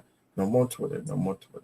And I want to actually real quick, before I pass it on to our MC here for the night, just wanted to express something. I appreciate you guys. You're always great to hang out with, and I'm always having a blast hanging with you guys, even for the quickest 4 hours in professional wrestling talk. And I really needed all the laughs because even though, as I mentioned at the top of the show, our Walt Whitman High School boys varsity team won our third straight Class 4A Maryland state championship, dual championship. There was a lot of excitement from this past week, but we also had a tremendous tragedy where one of our lady wrestlers passed away. I can't say too much. Due to her being a minor and also privacy with the family and everything. All I wanted to say is I did mention during December with the loss of Lamar Wilson how it's important for people to seek out folks that they need in their time of distress. And right now, I just want to go ahead and share with those that are going through some things. You are loved. You are appreciated. You're valued more than you ever know. And you have purpose. You have purpose. You have meaning. And you being around can help other people. So please keep that in mind. So I just wanted to share. Right. Well said, Ray. Yeah, very well said. Yeah, thoughts and prayers, man. Mm-hmm. In terms of me, you can find me, as Ray said, here at Nefarious Media each and every month, each and every week. I would say each and every day, but ain't none of us got time like that. But Ray is like, no, we not each and every day. Hey, don't worry, Ray. I'm gonna triple your salary, dog, so that we can go daily. You too, Gerard and Jay. Everybody's salary getting tripled. We getting that Maria money. Everybody getting the Sister Maria money. Sister Maria made so much money. She made one appearance on Ring Theory and ain't never been back. She getting that Undertaker payday. Was in the ring. Yeah. But you can check us out on the Nefarious Media Network 1 year into our existence. And as Chris said, man, we were building, continuing to build, continuing to level up. I think our IG just passed 1,000 followers. So we appreciate everybody on IG checking us out, man. We're continuing to learn on the fly with this whole thing. And we appreciate the support from the people here at Post Wrestling, the postmarks that have come over to hang out with us at Nefarious. And we're going to continue to do it, especially right now, Ray. Because, Jacob Fatu, we talked a lot about him tonight. What do you always say, Ray? All gas, no brakes. Yeah, what I mean? No, he don't say that part. But we are on a drive as well. And that is the drive for 500 Patreon subscribers. That is one of our stretch goals for the network, because 500 Patreon subscribers will allow us to do a lot of different things here at the network. It'll allow us to bring in additional production help to assist Ray and Jay on the production end of things. It'll allow us to upgrade our equipment, like my laptop. I think my laptop might be on the way out, so I'm looking for a new laptop. And then things like, one thing I really want to do is make the Patreon experience special to the people that sign up and have exclusive shows, Speaking of exclusive shows, one of those exclusive shows is coming back very soon, and that is the Avengers Initiative, featuring myself, Jennifer Smith, and Brittany Monet, talking all things MCU. We'll be back in March with a new episode where we will be talking about Wonder Man as well as Daredevil and Spider-Man Noir. Who knows? Maybe Tekla will get a cameo up in that joint with Nicolas Cage. Nicolas Cage and Tekla. Who knew? But that will allow us, the subscribers will allow us to do more things here at the network and really kind of take this thing to that next level, as Chris was saying. 500 YouTube subscribers gets us halfway to monetization. So you're already watching us here on Post Wrestling. It ain't nothing but a thing to move over to the Nefarious Media Network Patreon and click that subscribe button, as Jay Lacey said earlier. So we're trying to do a lot of things here at the network. We appreciate everybody for supporting us. There will be no show on Nefarious tomorrow/today because it is Monday in some parts of the world. We're going to take a break, but then, as we've said all night long, Thursday, we coming back.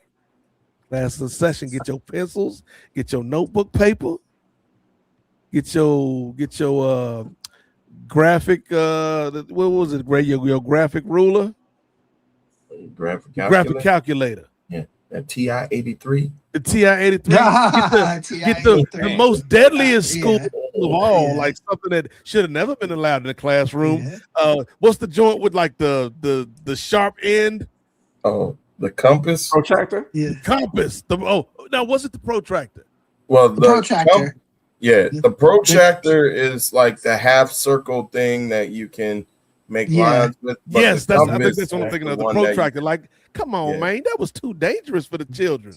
Yeah, the compass got the sharp end. Bring all of that stuff with you when you come to class, because Gerard and Jay and Ray are gonna school you, learn you a little something on this edition of Ring Theory, man. So we got a lot going on at Nefarious. If you want to check us out, man, check out Nefarious Media Network on IG. Thank you for the birthday wishes this month too. It's Family Day in Canada. That's the only holiday today is. The only day. Mm-hmm. The only day. There is no holiday here in America at all that celebrates a particular person in a particular position. Oh, yeah. We're just gonna leave it at that, Ray Williams. I don't know why the banks is closed. Maybe they celebrating Family Day too. Who knows? I'm celebrating Family Day. Whether you in Ontario, Canada, or Ontario, California, we can all celebrate Family Day. One of the two in and outs in town. But anyways, if you want to follow me particularly, check me out on Twitter at @8 MOZAIK, at Nate Mosaic, at Nate Mosaic 757 on Blue Sky, at Black Nate BLAQUE_Nate on IG. And I just follow the network, man, because we try to do some big things, and we're gonna keep it pushing. So as we leave, Ray Williams, you can bring me back out, brother, because it's Family Day, brother. As we leave, I just want to say, man, this was a fun edition of the podcast, man. Black History Month. Black History is 365, but particularly in the month of February. If you are interested in this aspect of wrestling, of the America, of sports, business, anything, man, all of the contributions that Black folks have made to our everyday lives and the things we enjoy and use in our everyday lives, man, this is the time to educate yourself, man. A lot of people are trying to get rid of Black history in our schools, trying to get rid of teaching about the history of this country, man, the good and the bad. But in Black History Month, celebrate the contributions of Black Americans to this country and to the world, man, because it's made all of our lives better. So salute to all of those that came before us and those that will come after us. As I said before, Chris, RIP to Dr. Julian Shabazz. If you are a Black wrestling fan, check out his book, Black Stars of Professional Wrestling, and check out the NWA every month here at Post Wrestling. I think his one of his relatives is trying to come up with an updated version. Another edition. of the book. Okay. Yeah, We'll so hopefully that'll happen. keep too. an eye out for that, and if All it right. does And, come to fruition, we'll tell you. And thank you for the birthday wishes. My birthday was 2 weeks ago, and a couple people wished me happy birthday, so I appreciate that. Yep. They don't call that man.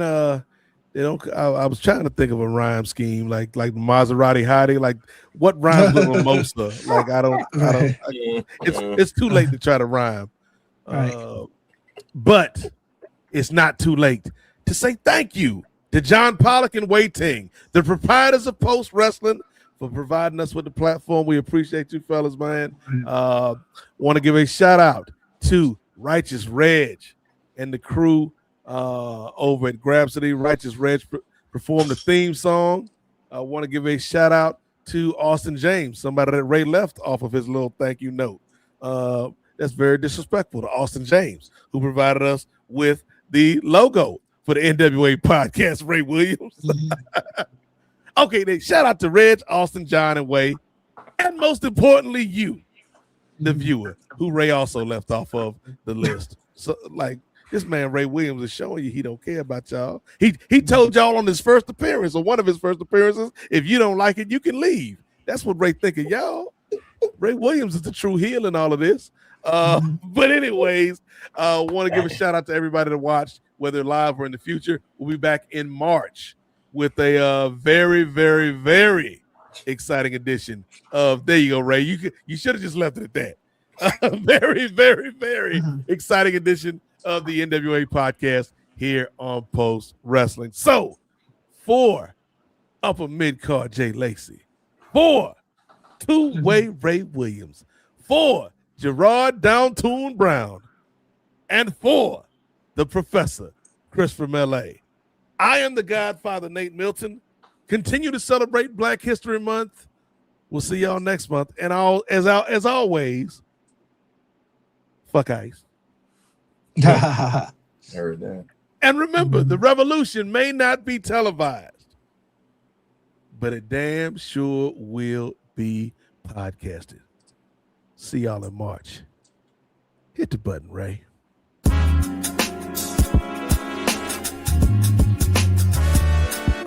Yo, it's Righteous Reg. It's a case for the safe, keep a space for the Nubians. Unfiltered, off kilter, the Professor, the Godfather, Post Wrestling, the NWA, not keep guessing, The views and expressions, you know the rest, it's pod excellence, get the message. Advocates for Nubian wrestling, you're listening to the best again. Black wrestling in the ring we invested in. Nubian kings and queens we invested in. It's for the culture and we reppin' it. It's for the culture and we reppin' it.